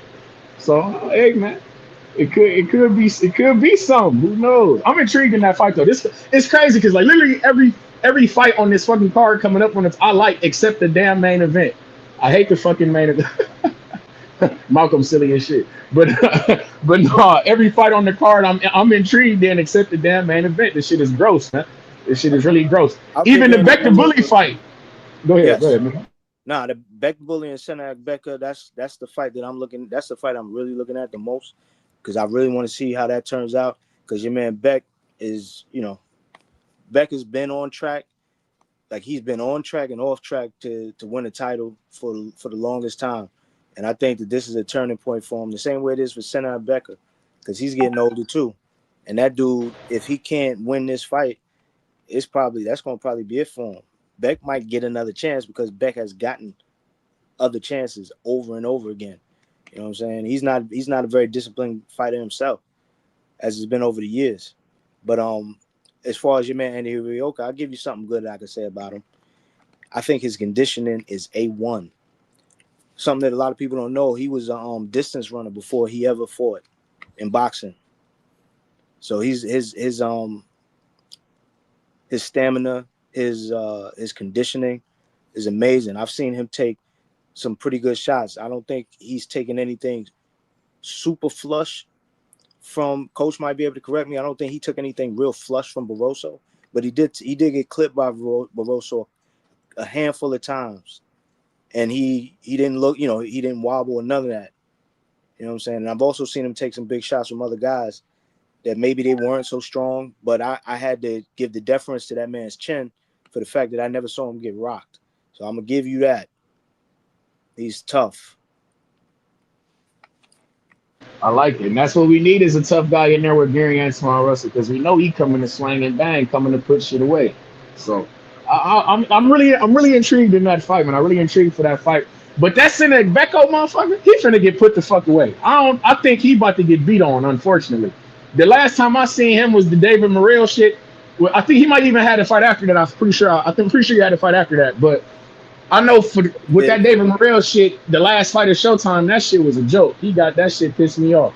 But Sinek Becco, usually when I'm seeing him, he on some B-side shit in there to get beat on, you feel me, and taking damage and things of this nature. But like, I don't know. Remember, they took him off of that. That was on the undercard of Tank and Ryan. They took him off of that with Morrell because they wanted Morrell to have a better look, so he can go into that. Then he went into that fight with Hot Rod, which was leading to the David Benavidez fight. So I take that into consideration. They took him off of that card. I'll get into that another time, but they took him off of that card real quick. They had him do medicals. They said he had a brain aneurysm. Some brain shit going. Yeah, Immediately they cut him from the card, and then they put that dude. I forgot that guy's name. They put that guy in there with David Morrell, and he stopped him and won. That I think that was done on purpose, like because I think they weren't too sure how that might have went. Yeah, man. Sinek Becko, like, yeah, I don't know, man. I expect Vector Bully to win that fight, but I could be wrong. Shit. The Vector Bully, he had a hell of a fight with Darius Fulgham and shit like that. And I thought Fulgham was damn near going to win that bitch until he got dropped. That fucking broke my heart. Because he was in the mix. I said, damn it. I literally screamed at the TV. I was mad as fuck. But shout out to Vector Bully. Darius Fulgham in that fight is that he was good on the inside and Beck was good on the outside. And Beck kept the fight on the outside most of that fight, and that's why he won. Facts. That was a close ass fight. I would have liked to see them run that shit back, man. But bro. I was down to the last round, bro. Down to the last round. That shit hurt me. I was hurt, man. I was hurt because like I say, he was in the mix. That knockdown is what tipped it in Beck the Bully favor and shit. That shit, that fucked me up, man. But shout out to Darius Fulgham. He had a fight. He came back. He had a draw on that Virgil Ortiz and Erickson Lubin fight. That didn't look too good. I didn't like to see that shit. BFG, we got to get better. We got to shake back. You feel me? I need to see you back in that ring. But yeah, man. I just want to chime. I also want to chime in on this Devin Haney and Xander Zayas real quick, gang. Before I slide. Shout out to my Midwest Mafia, my third shift members. They know how we rock. When Bill was on. What was going on? Trees, you wasn't there? Oh, no, that's right. You was on the panel. I was on the panel. I was on the panel. I was letting Caesar and Bill rock out though, because you know you already know how I feel. Like with Xander Zayas, I ain't even gonna bullshit. I'm low key on the Johnny shit with this one. Xander, if you don't want to fuck with him, you ain't gotta fuck with him. Cause Lord, y'all know how I rock. Dev, don't do it, my nigga. You ain't stick to your plan. Xander, don't do it. But my nigga Xander, he telling you that he's got a plan, and I'm all about sticking to your plan, sticking to your lane. You feel me? Devin didn't do that shit, and you fell for the okie doke with Ryan Garcia when the real niggas told you not to fuck with that guy, brother. We don't need that shit, brother. And if I'm Xander, on some real shit, we don't really need Devin. I'm on the trajectory of getting 3 titles, damn near about the undisputed division. And then if I'm Xander Zayas, I hear motherfuckers like Jermell Charlo out this bitch hooping and hollering looking for a fight. Shit. You used to be the man at 154, my nigga. I'm trying to be the man at 154. And if I'm Xander Zayas, I don't know why the fuck me and Charlo can't get out. Charlo, you say that you looking for action shit. I'm right here. I'll be raising my hand. And if I feel like Xander got a bit more options than Devin does. You get what I'm saying? So that's just how I feel about it. But if the fight does happen, y'all know who I'm picking. Feet so sweet that motherfuckers got to cheat to compete, man. We rocking with Devin Haney in this thing. I'm just saying we would definitely pick Devin Haney in that fight for sure. But I don't think that Xander needs to do that at this time and space. You get me? Coach, you the guy. You like to consult fighters and things of this nature. You the Puerto Rican, yo. You feel me? If you Xander. You see how I rode that motherfucker. I know you like that, but no, if you on Xander team, you understand me. Are you saying fuck it, do the Devin Haney, go get that guy, or are you just gonna exhaust your options at 154? Because like I say, I feel like y'all got more options on your table. What you think, Coach? Well, you look at the trajectory of all these guys, Shakur. Even look at Keyshawn. You look at Tank Davis, you look at Haney, you know, there's a blueprint there. You look at even Andre Ward, even Terrence Crawford. You look at the trajectory. These guys, they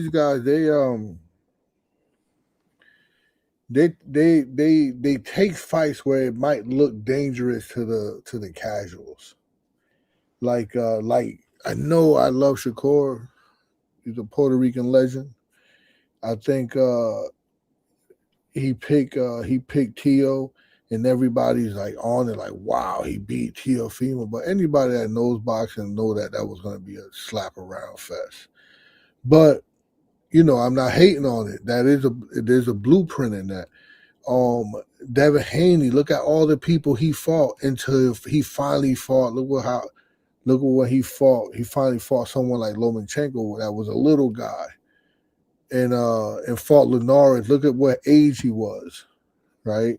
Or look at the level of experience he got. Look at Boots and the level of experience he got, and how many fights he got. Look at Crawford when he really started stepping up. Look at the level of experience he got. So Xander Zayas he's already a superstar. He's gonna be, So there's fights out there that the casuals don't see what the hardcore people in boxing see. So the casuals are the one that's gonna buy you the tickets, tune in to watch you.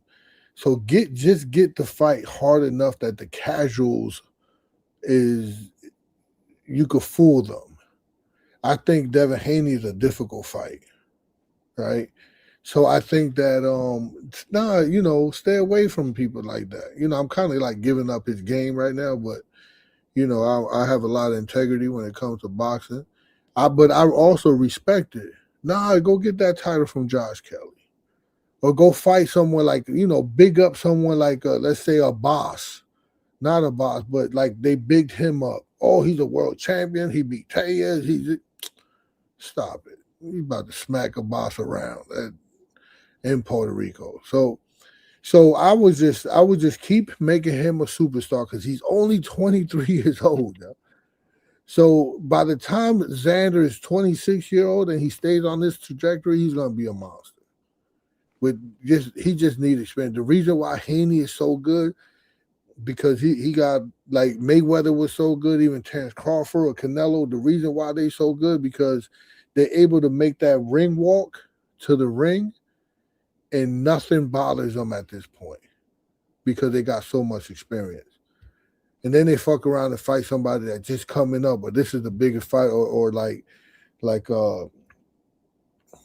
even our boy, what's his name? Brian Norman Jr. Yeah, Brian Norman. Even he had the blueprint down. They should have. If I was them, I wouldn't have took that Haney fight. He got more grit than Haney. He's a better fighter. Like he's a fighter. Like he don't know how to box yet. So he's a young man. Give him till he's 25, 26 years old, and he'll wipe Haney up.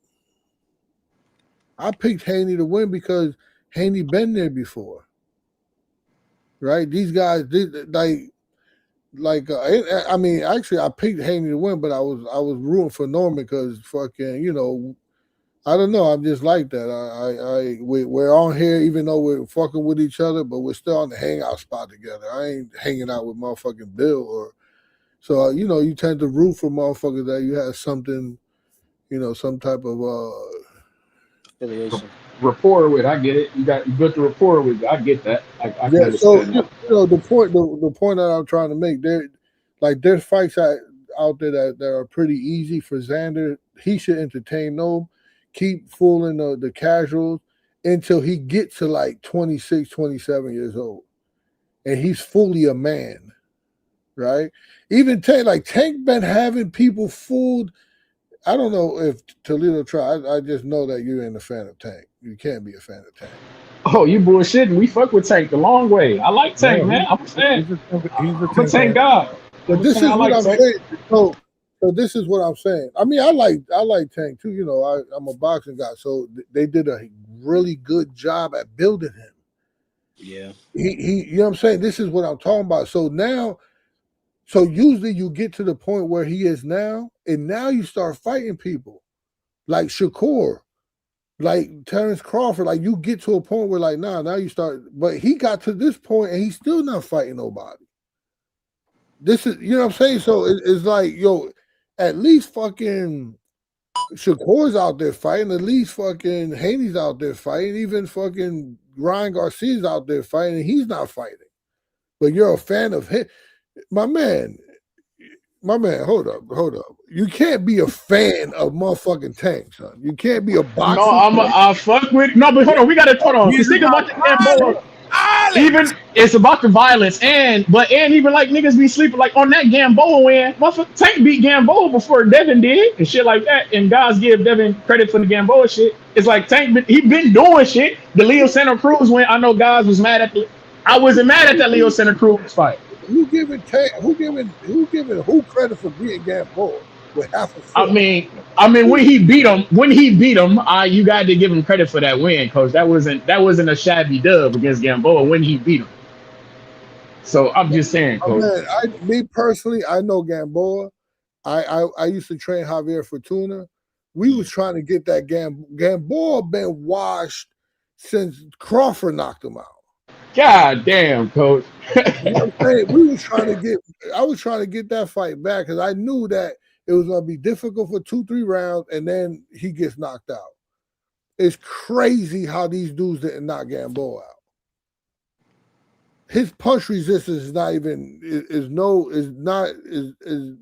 in existence. It's crazy. But how can you? This is what I'm saying. This is what I'm saying. The only fight, and Malcolm said it, the only fight that you have to give him credit for is Pedraza. And he didn't even want that fight. They had to force him to fight Pedraza. And then stupid ass fucking Pedraza, I don't know what the fuck he was thinking, because the shit was like, yo, I was sitting there with my mouth open, like, what the fuck is he doing? You want to put pressure on? You could easily outbox somebody, Tank, when he was young at that time. He wasn't able to cut the ring down. He wasn't, and Pedraza he's a master at his craft. He go both. He's a switch hitter. He could have easily outboxed Tank, but he wanted to go put pressure on Tank. And I'm like, I always felt some type of way. Like one time I was on a bus with him to go to the arena, and I wanted to ask him so bad, like, my man, why the fuck do you fight Tank like that? And you never fought no one like that. And I wanted to insinuate, yo, did they pay you? Like, was that like? But maybe he was thinking like you was thinking because he was young. You feel me? You could put the pressure on Gang because he's young. You got to try to fluster him because, like you say, he's new to this shit. Maybe you could try to do something that brings something that he never saw type shit. I always think fighters try to do shit like that against a younger guy. But I get what you're saying. No, I didn't like his game plan in that shit either. That was Yeah, good. you do it for a round or two, and then you figure out, oh shit, this motherfucker, nah, I can't fight like this. Let me just win. Like the way, remember when he fought Hammerhands? No, you just win. Right? He got the style to like just win. Just like that's all you do. Just touch and move, and Tank would have never found him. And then, but anyway, so then after that, who the fuck he fought? And we're a fan of his? I mean, but see, coach, because I'm. Oh, go ahead. You know, you're a fan of Tank? Like if you're a boxing guy, you know that this is some what's he be saying, Teeny Bopper? Teeny Bopper. Hey, but coach, you also know if you know Treese, everybody, you know my other line though. Hey, teach me how to say that. You say Teeny Bopper. Teeny Bopper boxing. Teeny Bopper. Are you a fan of Teeny Bopper boxing? Not at all. I'm not a fan of Teeny Bopper boxing. No. If you're a Tank fan, you're a fan of Teeny Bopper boxing. But coach, I gotta give Gang credit for win. Like I know niggas be mad at the Hector Garcia win, but Hector Garcia, he had beat Chris Colbert. Motherfuckers was high on Chris Colbert. I liked Chris Colbert. Hector Garcia went in there, put hands on that motherfucker. Then he go up and he get the Tank fight. Tank put hands on that. He knock his fucking shit loose. It's like hold him up. But see, I done seen this before. But I can't be mad at the guy for looking at the challenge because motherfucking Navarrete was on the same type of time thinking that he was gonna go get that belt against Baranchek and got his stupid ass knocked back down into reality. So it's like I didn't see. Remember, Tank went and talked to Roach before he talked to Hector Garcia that first go round. They spun the block for Roach after the Garcia. Imagine if he brought Roach up then. We might not even be having this conversation. But you can't bring Roach up over the guy who just beat Chris Colbert, who was the guy. Niggas was high on Chris Colbert. Niggas was they was telling us he's the next. He was gonna be the face of PBC. Had that motherfucker beat Hector Garcia. That was for a belt. He would have been champion. You seen how they was trying to build him up with the Rayo shit? Like they was really fucking with Chris Colbert, and I was fucking with like. I seen him on Netflix. He had the documentary and shit. Like he was a solid fighter. Hector Garcia beat that motherfucker. I can't be mad at Hector Garcia for going to get a Tank fight after you just beat one of their golden gooses. You get what I'm saying? So to me, that was a solid fight. Let me try it. Let me tell you. Let me educate you on something. right? Because this is what I'm here to do. I'm not here to go back and forth with people, especially people that's a fan of tinny bopper boxing, right? So boxing is just look. Boxing isn't just who is best because it's styles, it's timing, it's weight cuts, it's miles on the body. One bad night, one punch, one injury, one bad game plan. Even legends took L's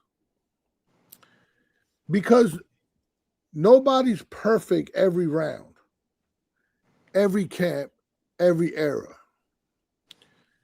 In boxing, nobody's unbeatable, just undefeated so far, but not unbeatable. Styles make fights. The wrong style at the wrong time, that shit could humble anybody.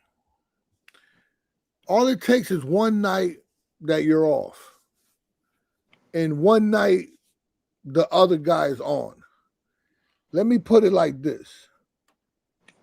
When that motherfucker beat Colbert, motherfuckers was happy. When that motherfucker beat, when that motherfucker beat, what's our boy from Toledo? Your boy, matter of fact, your guy, Conwell. Robert Conwell. When that motherfucker Perez beat Conwell, Team Zayas was happy, or Top Rank was happy as shit. Let's take the guy that beat the guy, and now let's have the casuals, the teeny bopper boxing lovers. Let's make them believe that he's beating Conwell because Perez beat Conwell. So that means that if he beat Perez, now we're beating Conwell. No, my man, it doesn't work like that. Or only work like that into the minds of fucking casuals. And that's and this is why you can't go on that. That theory don't hold up. Because Conwell would beat the shit out of Zayas when at that time. Maybe not now. I don't know what the fuck. The best Conwell beats Zayas. I know Conwell from the amateur. Complete monster. I don't know what the fuck happening now. I don't know what happened in that Perez fight. I know I lost money on the motherfucking fight. Tell me, you ain't the only one, Coach. I don't even gamble, and I sprinkled a couple dollars on that shit, and I was mad in the motherfucker because that shit was not the topic, Trice. The topic is tinny bopper boxing. That's the topic, and the topic is that there's a machine that could fool casuals. And will have me up here explaining to a motherfucking casual what it is. Understand how boxing works because Hector Garcia beat Colbert. Oh shit, he's the man. Let's fight him. Now let's get these motherfuckers, these tankamites. Let's get them believing that he's really fighting somebody. My man, he only get credit for Pedraza. That's it.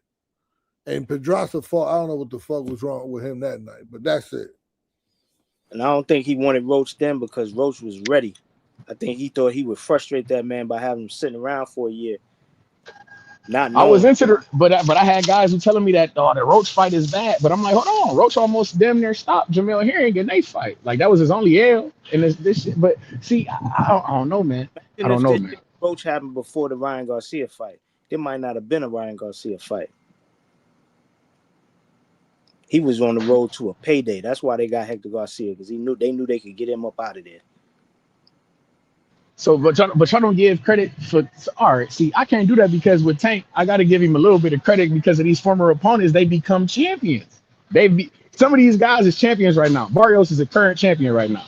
Rolly is a current champion. Unfortunately, motherfuckers is current champions right now. You don't give. You can't give Hector Garcia. They picked him. Tank picked him. That has to mean something. All the fighters you got to pick. I mean, everybody picking. I don't see nobody. It ain't because it ain't the rank like their rankings. I don't never see the fourth ranked fighter. I don't never see them fight the fifth ranked fighter in boxing. So it's like And all these you motherfuckers is don't chicken. go down to the division below you and pull them up. That's what he did. Listen, Tank Davis beat Barrios. Fucking then who beats a weight drain Barrios, right? Because that was at 140. That was at 40. Right? And then he moved up to Keith Thurman to at fight 47. Keith Thurman. And he lost to Keith Thurman. Facts. And then he went to fight fucking somebody. Ugas. He beat Ugas. He beat Ugas. That was on that Canelo and Charlo. Before Ugas, he fought somebody that he knocked the dude out. Finally gets a knockout. Well, he did knock Ryan Carr out, which Ryan Carr was, that's sea level. Yeah. Then he fought a twisted Ugas. And they gave him the intern belt. Then after the intern belt, he fought Fabian Madonna. Right? Yeah. He had a hot one with him where Polanco just washed him up. So then he still was the interim champ. I don't know at what point in time. I think when he first defended it against Abel Ramos, I think that's when they elevated him to the world title. Yeah, that was a real That was a draw. That was when Bud had. Yeah, that was after Bud moved up and shit. Yeah, they gave him the so he has yet to win. He has yet to defend his title on a win because draws counted. They count as defenses, coach. Draws count as. I'm saying he has yet to have a win with his title. He had a draw with Abel Ramos. He had a draw with Manny Pacquiao. That's crazy. He had a draw with Manny Pacquiao. Pacquiao should have. We picked Pacquiao. He should have won that fight, by the way. My man, this is who we giving Tank credit for fighting. But coach, I mean, Ugas isn't a bad win because Ugas, in my opinion, Ugas beat Sean Porter in that fight. I know niggas act like they didn't see that, but I thought Ugas beat Sean Porter. On paper, it's the L, but to me, Ugas is that's a respectable dub, coach. Listen, Shakur just beat Teofimo, right? Shakur beat Valdez, right? Shakur beat people, right? We can't take that away from him, right? Haney beat Lomachenko, right? Lomachenko small, whatever. Haney beat Brian Norman Jr., right? Tough, champion trying to keep his belt, fought to the end. These people, these are elite people. These are the elites in the game, right? So who the fuck did Tank beat that we calling him elite in the game? Mario Barrios? Which Mario Barrios is doing his thing with his type. Listen, this motherfucker hit the lottery with his type of skill set to get what he's getting out of boxing. Oh man, he won a long time ago. And he's getting it off draws. Now he's getting millions. His skill set, my man, his skill set is making him millions. You know how much, do you know that Tiger Johnson would beat the shit out of Mario Barrios? I believe it. And his skill set has yet, I don't know how much he made his last fight, but it's not millions. No, I wish. Card. That was a pro box card that Nicholas. But I believe you. I'm watching this shit too. There's so many fighters out there that skill set is way better than Mario Barrios and never even make half of what he's making. Shout out to Albert Bell. I'm here. Albert Bell this is what I'm saying. So with his skill set, he is doing phenomenal in life. Phenomenal. So now this is who we giving Tank credit for beating. I mean, listen. Look yourself in the motherfucking mirror. Look yourself in the mirror. A casual, right? No, but call yourself a casual because you have to understand. You have to understand like what we're talking about here. You're a Tank boxing fan. That is diabolical, son. Damn, because it's crazy. Hey, when I'm watching, this is crazy. He crashing out on me is wicked, man. I can't help it, man. I fuck with Tank, man. I won't deter from the guys I like, coach. It's certain guys that I like. I like Benavidez. Do you feel like Benavidez is for elite competition and things of this nature, even though motherfuckers be praising the shit out of Benavidez? I had the pleasure of working with Boo Boo Andre. Boo Boo Andre is a monster. Boo Boo, I don't give a fuck what you say about him. I know this motherfucker. I seen this motherfucker in the gym. This motherfucker is a monster. He ran right through Boo Boo like it was nothing. He went right through Plant. That motherfucking Cuban motherfucker is a beast. He went right through him.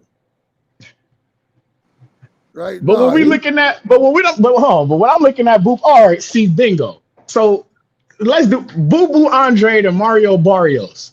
If you got the guy, like if you're looking at the guys, Boo like Boo Andre, Mario Barrios, huh? I'm just saying, like, who would you rather have on your who would you rather have on your jacket? Come on, Treese. I'm just asking. See, y'all doing this. I'm just asking, who would you rather have on your jacket, man?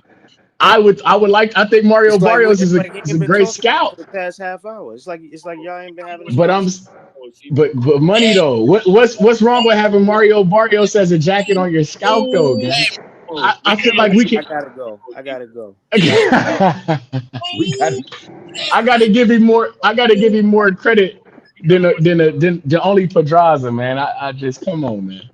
Didn't he do? You see what he see? You see that's what happens when you watch these other guys. When you watch Tank, you not falling asleep like that. See, Tank not getting you tired. Your eyes don't get heavy watching Tank, man.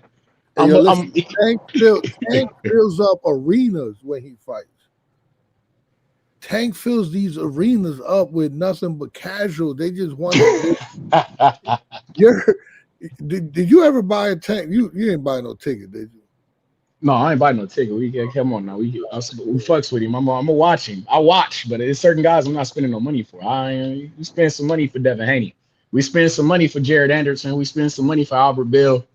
We spend some money for David Benavidez. Kevin Brown. I love the name Kevin Brown. Kevin Brown just said Rolly became a champ, and Pitbull became a champ.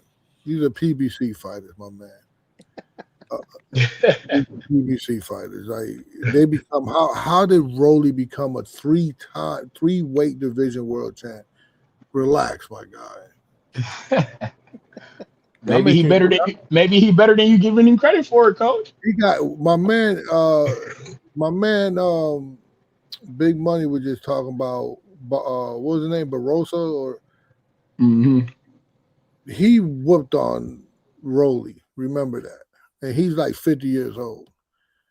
Yeah. But listen. There is a circus out there that I like to go to. You know what I like to go to, Trees? I like to go to Harlem Globetrotters. I like to see those, right? I know when I'm watching that, I know none of these motherfuckers are good enough to go to the NBA. Right? But they're nice. They're out there balling. They're out there doing all kinds of tricks. They put water in a bucket, throw it at people, and it was confetti. That is an awesome trick, right?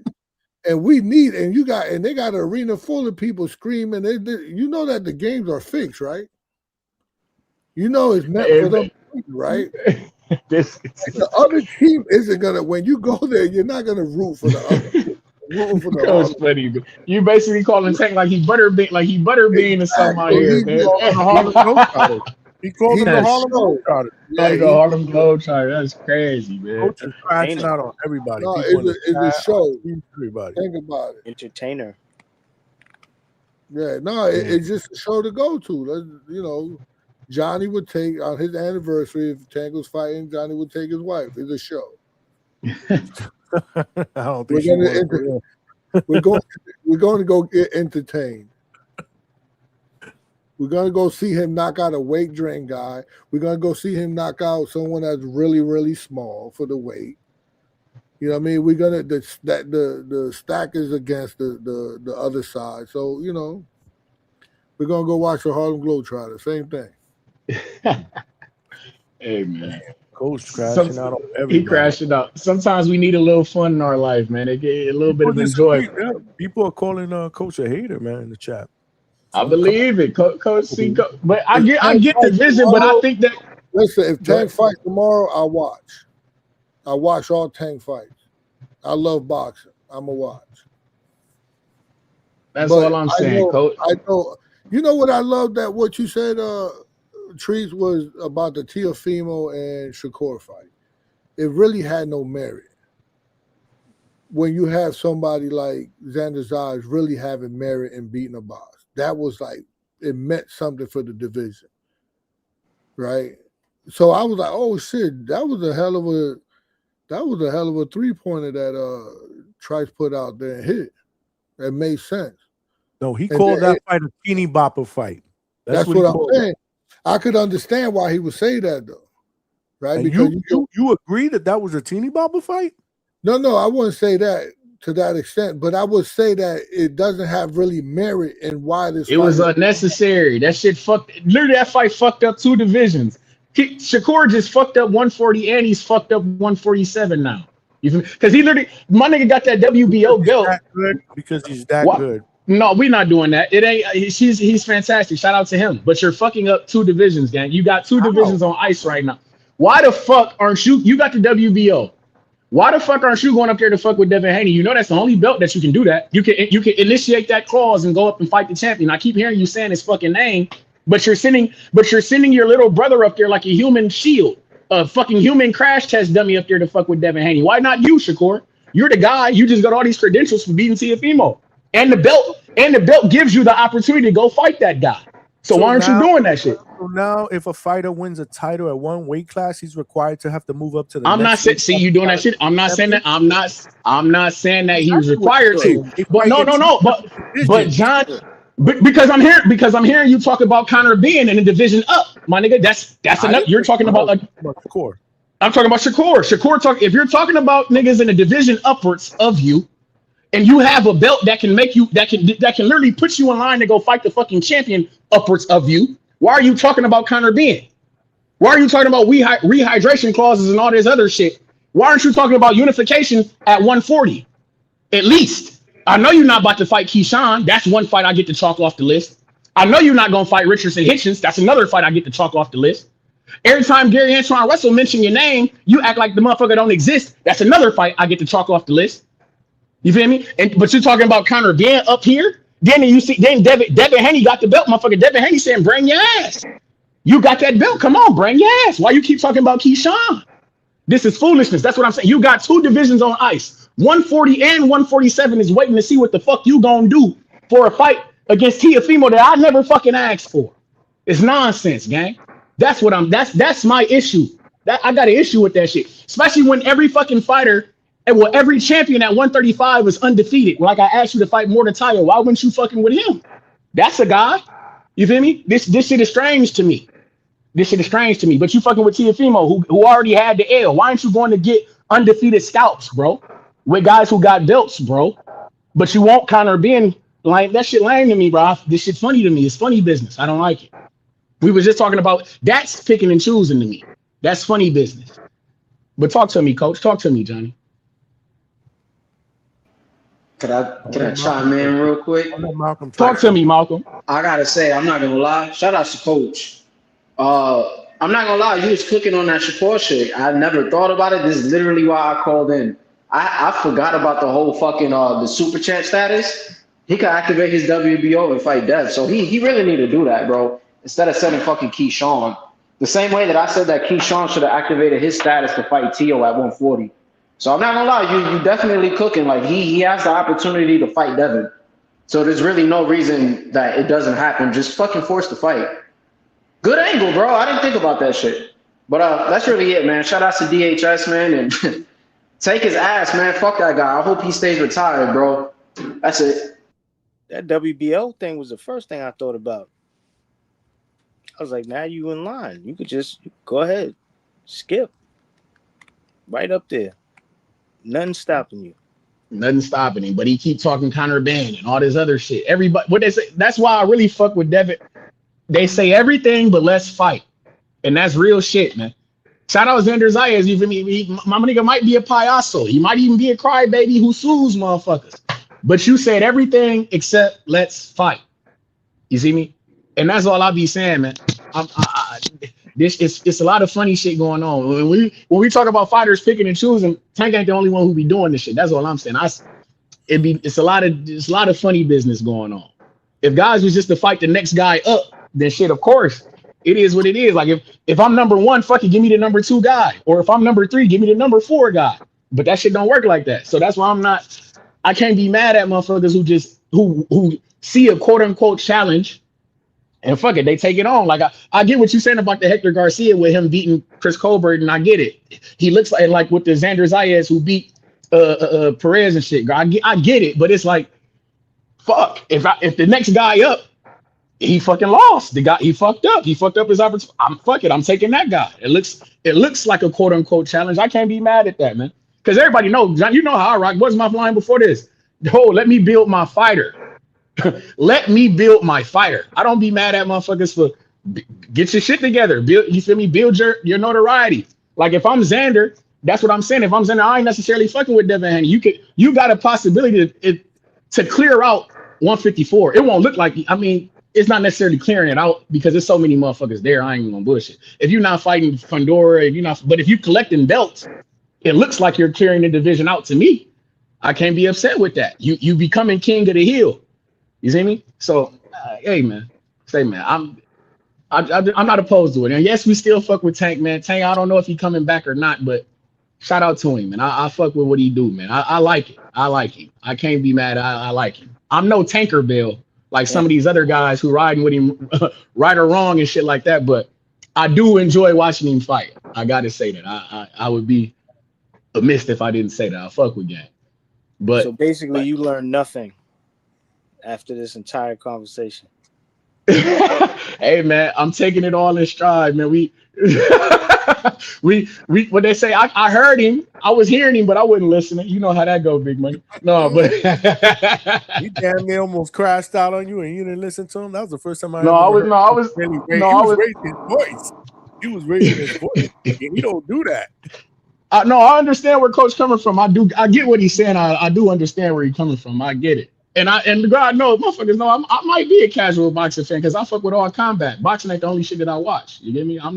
I'll never sit up here and lie to nobody like I'm the ultimate boxing historian, hardcore guy. No. I watch fights. I do watch boxing. Now we're not gonna get it fucked up. I watch my fights, but I don't only watch boxing. So when I'm watching the UFC and the kickboxing and the other shit, they fight the next guys up.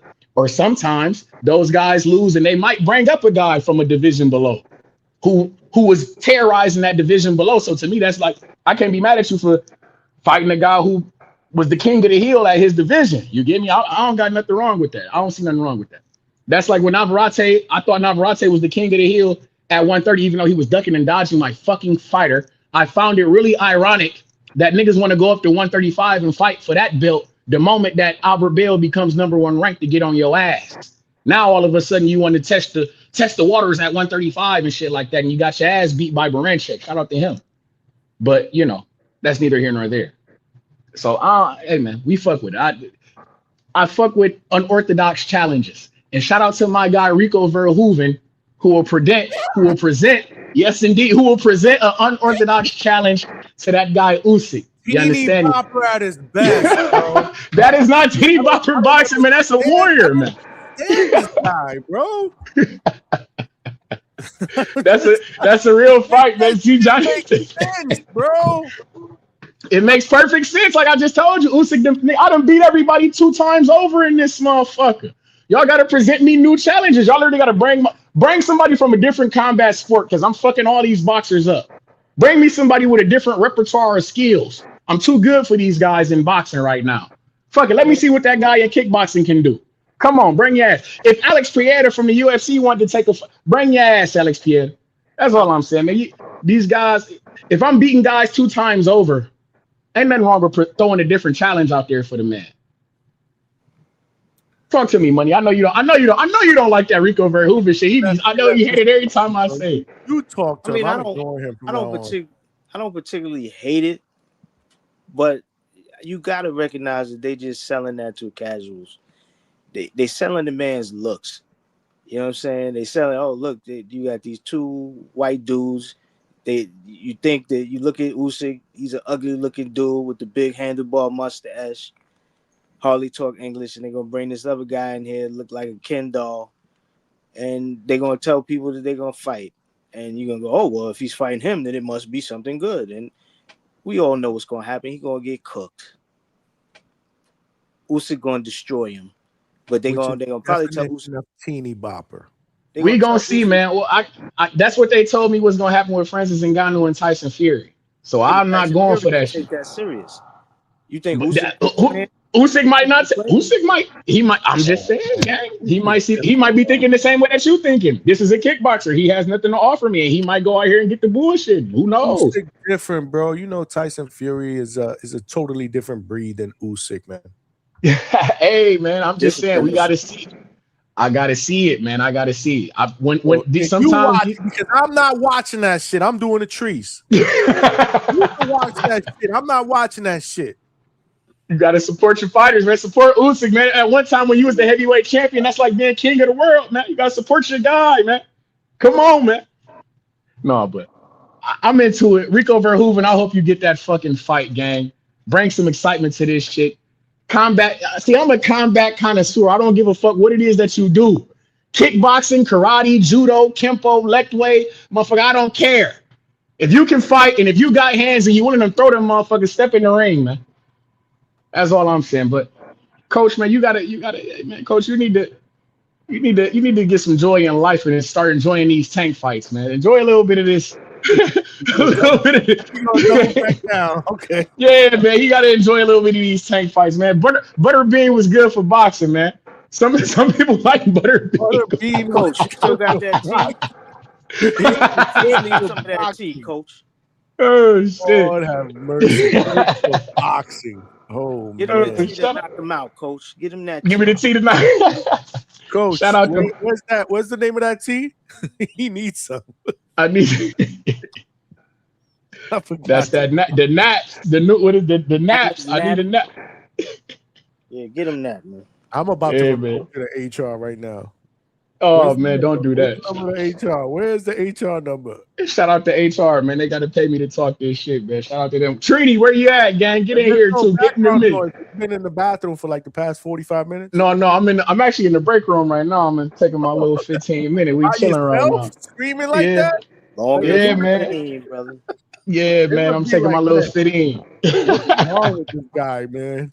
Oh, it's Yeah, hammock naps. Oh, hammock naps. Okay. Hammock naps.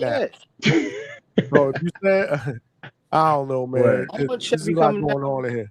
I said hammock naps. Yeah, hammock there's a lot nap. going on here. Okay. My bad. I ain't really hear you, man. I was hearing him and whatnot. It is what it is. When's the next time you having ladies' night? Ask Chevy. She's setting that up with Star. They setting that shit up. Word. I got criticized. They said it was a 2-pack ass. Then you had one lady. It wasn't really a ladies' night, but it wasn't really a ladies' night. I didn't have a ladies' guest. It was ladies' night. You played the song. We should have been doing ladies' night. It really wasn't. It really wasn't. Like I should have never played the song or whatever. But you know, because Chevy can jump on the panel anytime to talk boxing, so it doesn't mean like. So I told them, y'all set that up, y'all make it happen, and y'all let me know, and we'll do what we need to do. You just let her come on here and talk boxing. What? That's one of the problems right there. What you mean? You I just let let anybody come up here and talk yeah, boxing. yeah, I don't and you got discriminate, people- coach. I don't discriminate. You got people like this, like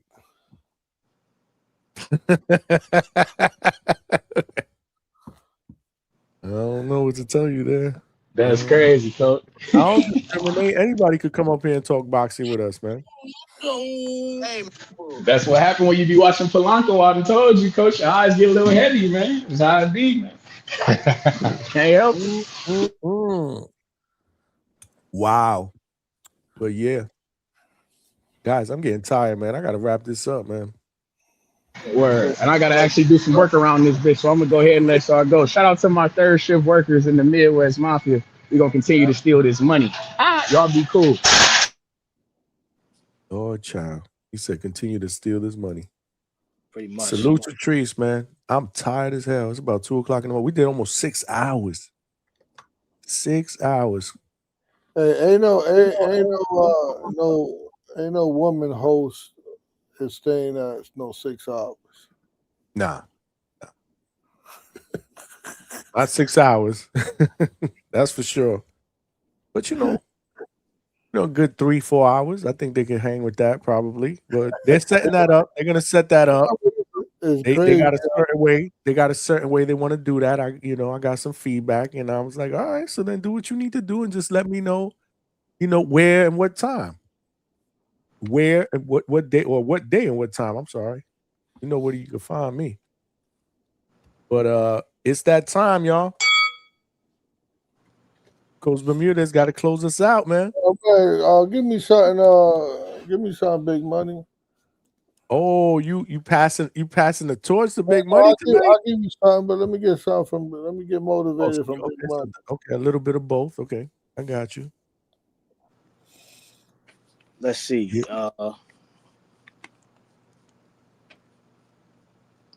See, y'all be freestyling. Y'all gotta start preparing, man. What's wrong with y'all? It'll be. It has to be just off the cusp. I mean, I gotta get better at that. Yeah, I could write them, but I gotta get better at the off the dome. The key thing in relationships is not just good communication. It's not just being there for one another. It's being able to make moments that last forever. Moments that you can repeat and that feel just as fresh as the first time that you had them.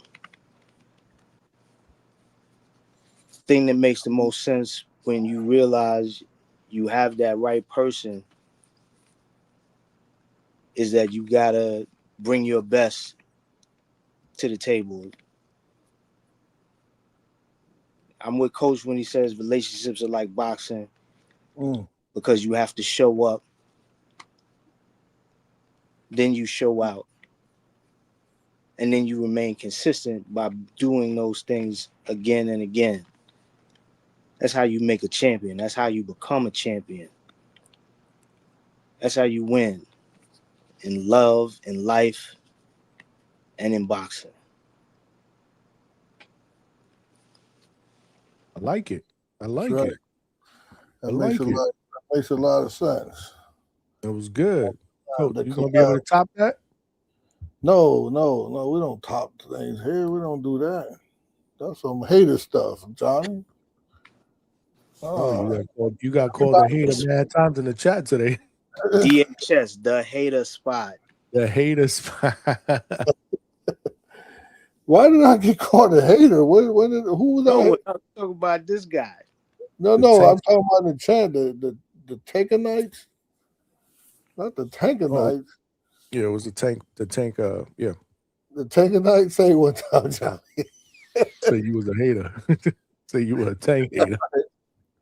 That's all right. They call me a tank hater, and I just listen, man. I just the other night we was talking about him.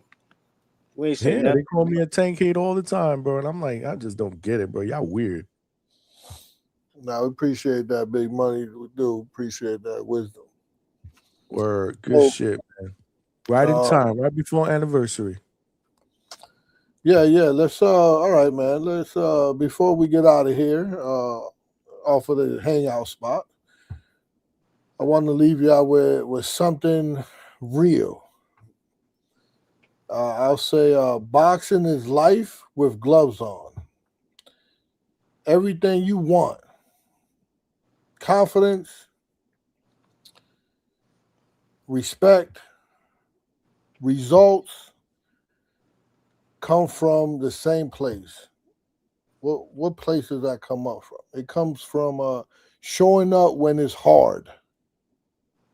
Remember that, right? Boxing is life with gloves on. Everything you want, confidence, respect, results, it comes from the same place. And that's showing up when things are hard. But first, let's congratulate Johnny and his wife, Mrs. Hangout Spot, on 17 years. That's real. That's consistency. That's commitment. That's love. That stood the test.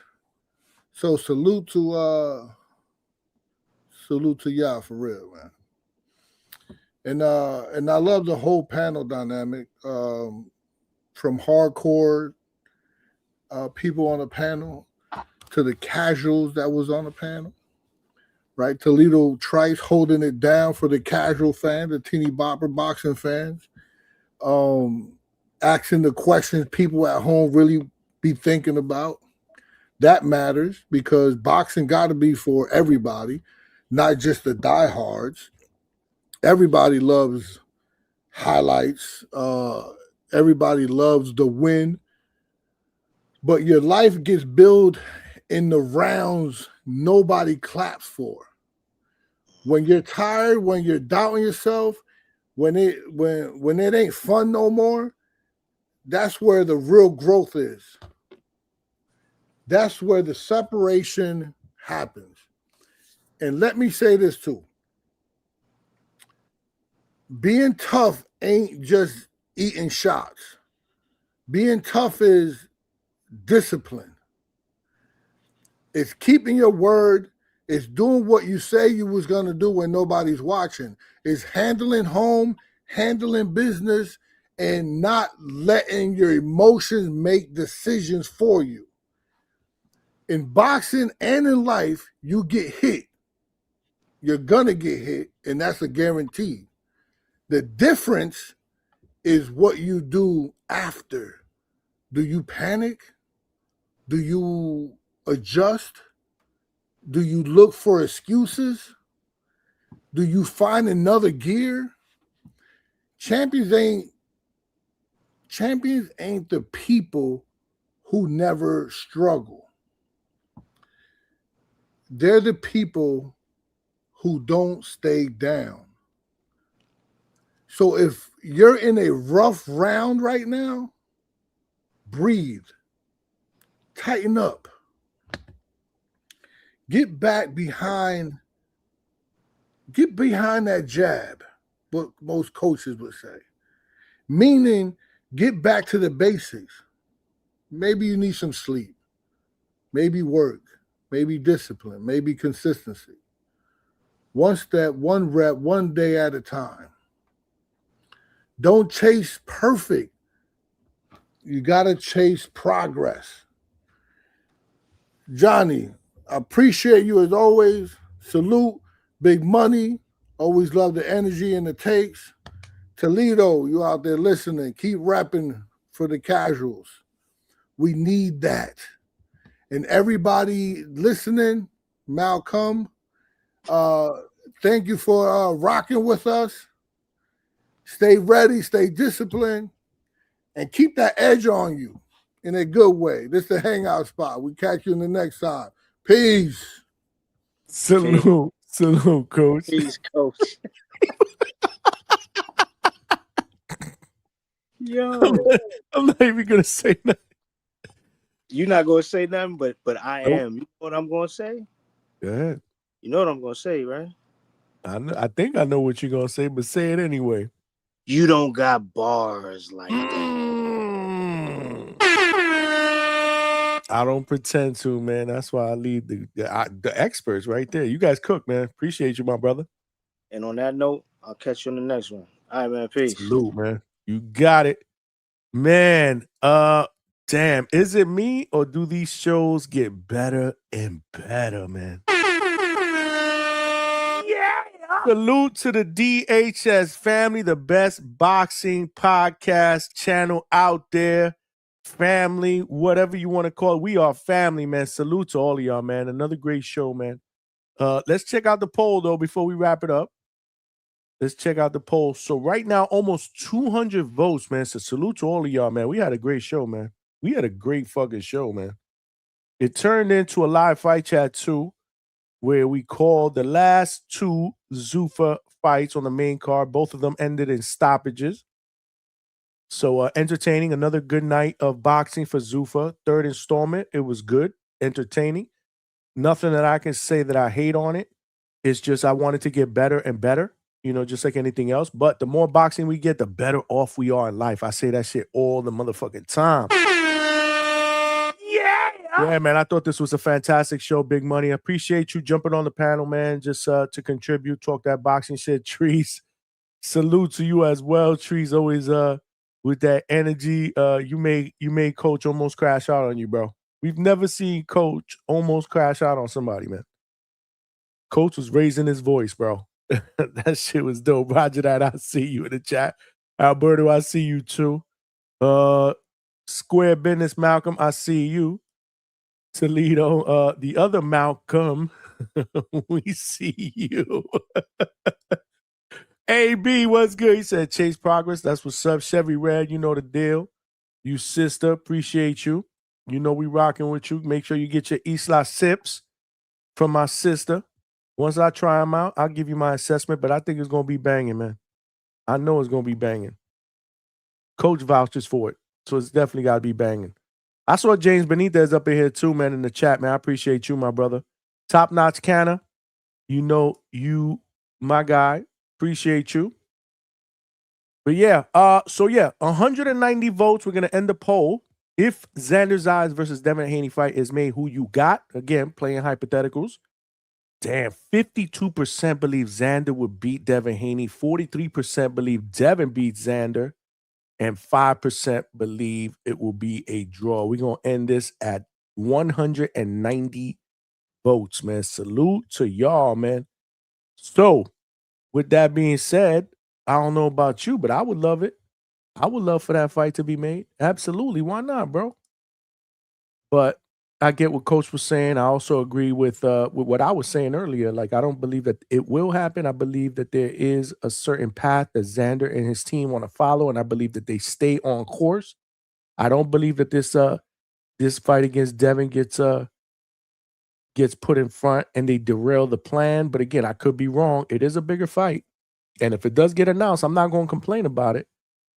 But if they do decide to go the Josh Kelly path, I'll be all right with that as well. Try to get that third strap at 154 and maybe try to go undisputed before you take off into 160 middleweight.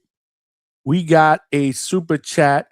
Rob with the 20 piece. Let's get it. Get the money, dollar bill, yo. Man, Rob, I appreciate that, man. Appreciate that. You're loyal. You're grateful. I appreciate that. Word, man. Rob with the 20 piece. Yeah! Said great speech from Pastor Bermudez. That's what's up. Let's go, champ. My man. Yeah, man. Both Coach Bermudez and Big Money closed us out in grand fashion, man. This is what it is, man. The closeout session every single night, man. We look forward to it, man. These dudes be cooking. And like Big Money said, I ain't got bars like that, so I don't try to close us out. I leave that for the experts, man. Let them do their thing, man. Again, man, the DHS family, we are the best boxing podcast channel family out there on these YouTube streets. I say that shit all the time. Yeah, man, appreciate you. Anniversary is officially Friday, though, Coach. He said congratulations to Johnny and his wife, Mrs. Hangout Spot, on 17 years. It is Friday, so Friday the 20th, that is our official anniversary. I was just saying today that we won't be doing a Friday show as always. And again, I gotta see what's on the menu for the 21st. I do want to do a live fight chat. Maybe we'll get home early from what we're gonna do, and at least I could do the main event and open it up for post-fight reactions. That's what I really like to do because y'all know the deal. We like to talk about the fights after they're over, bro. While they're on, we're watching them. We're doing the live fights. We're having a good time. But the show really, really starts technically after the fights are over, where we can call in and jump on the panel and talk about the fights. And again, I'm off on Sundays, so we usually let that show go on to like 4:30 in the morning. So we'll see. We'll play it by cue, man. We'll play it by cue. But again, man, we got to show obviously we got to show Mrs. DHS some love this weekend, man. I'm blessed, man. Without Mrs. DHS, there wouldn't be a DHS. She was the one that thought of the name. She was the one that pushed me to do this. And I'm so happy that she did because I love it, man. There ain't nothing better than coming out here 4 times, sometimes 5 nights a week, man, spending 4 hours, 5 hours, 6 hours, man, with you dudes, you dudettes, males, females, talking that boxing, man. I love y'all, man. Y'all family, man. Y'all know the deal. So salute. Thank you, Rob, for the late super chat. Appreciate that. We're going to go back on a normal schedule. So we'll be back Tuesday night. 9 p.m. Eastern Standard Time. Not sure who's going to be the guest, but we are trying to see if we can get Franchon Cruz Dezern to jump on for just a little bit. She did say that she's going to be doing some kind of media tour or whatnot on Tuesday. And she said that she was going to show some love. Hopefully that continues to be the case. It is fight week, man. We got hella fights going down this weekend, man. We got fights on Friday night in Caribbean Royale, Orlando. Box Lab Promotions is putting together another Night of Champion prospect card. I will be there, boots to ground, getting in that work. Oh, actually, no, I'm not. Holy smokes, I forgot. Holy smokes, I forgot his anniversary night. So no, I won't be at Box Lab putting in that work, boots to ground. My bad. Shit, I forgot all about that. Yeah, we'll be doing the anniversary thing. So no, yeah. I won't be there, boots to ground, but there will be boxing on Friday night. For real. In Caribbean Royale, you can check out the fights on the Box Lab Promotions site on YouTube. I forgot about that shit. Damn. And then obviously Saturday we got fights going down. Main event, Ryan Garcia against Mario Barrios for Mario Barrios' WBC Welterweight Championship. That is going down on Saturday. And then Sunday we got Clarissa Shields against Franchon Cruz Dezern for the undisputed women's heavyweight titles that belong to Clarissa Shields, man. Franchon is trying to take all those straps, man, on one night. We will be doing a live fight chat definitely for that on Sunday. That's going to be our normal show.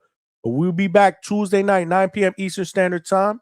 Make sure you guys are tapped in, man. Hopefully they fix this this YouTube shit, man, where you guys get your notifications. If not, y'all know the deal, bro. Y'all know the deal. We here, man. We consistent, man. We've been doing weeknights, 9 p.m. Eastern Standard Time, Sundays, 8 p.m. Eastern Standard Time, live fight chats for the longest time. If anything, the only thing that we just started doing was the live fight chats. Other than that, the shows have been consistent. Y'all know where to find a brother. This is the best boxing podcast family out there, DHS. I appreciate the love and support as always, man. This is your boy Johnny signing out from the Hangout Spot Live. I'll see everybody Tuesday night, man. Much love.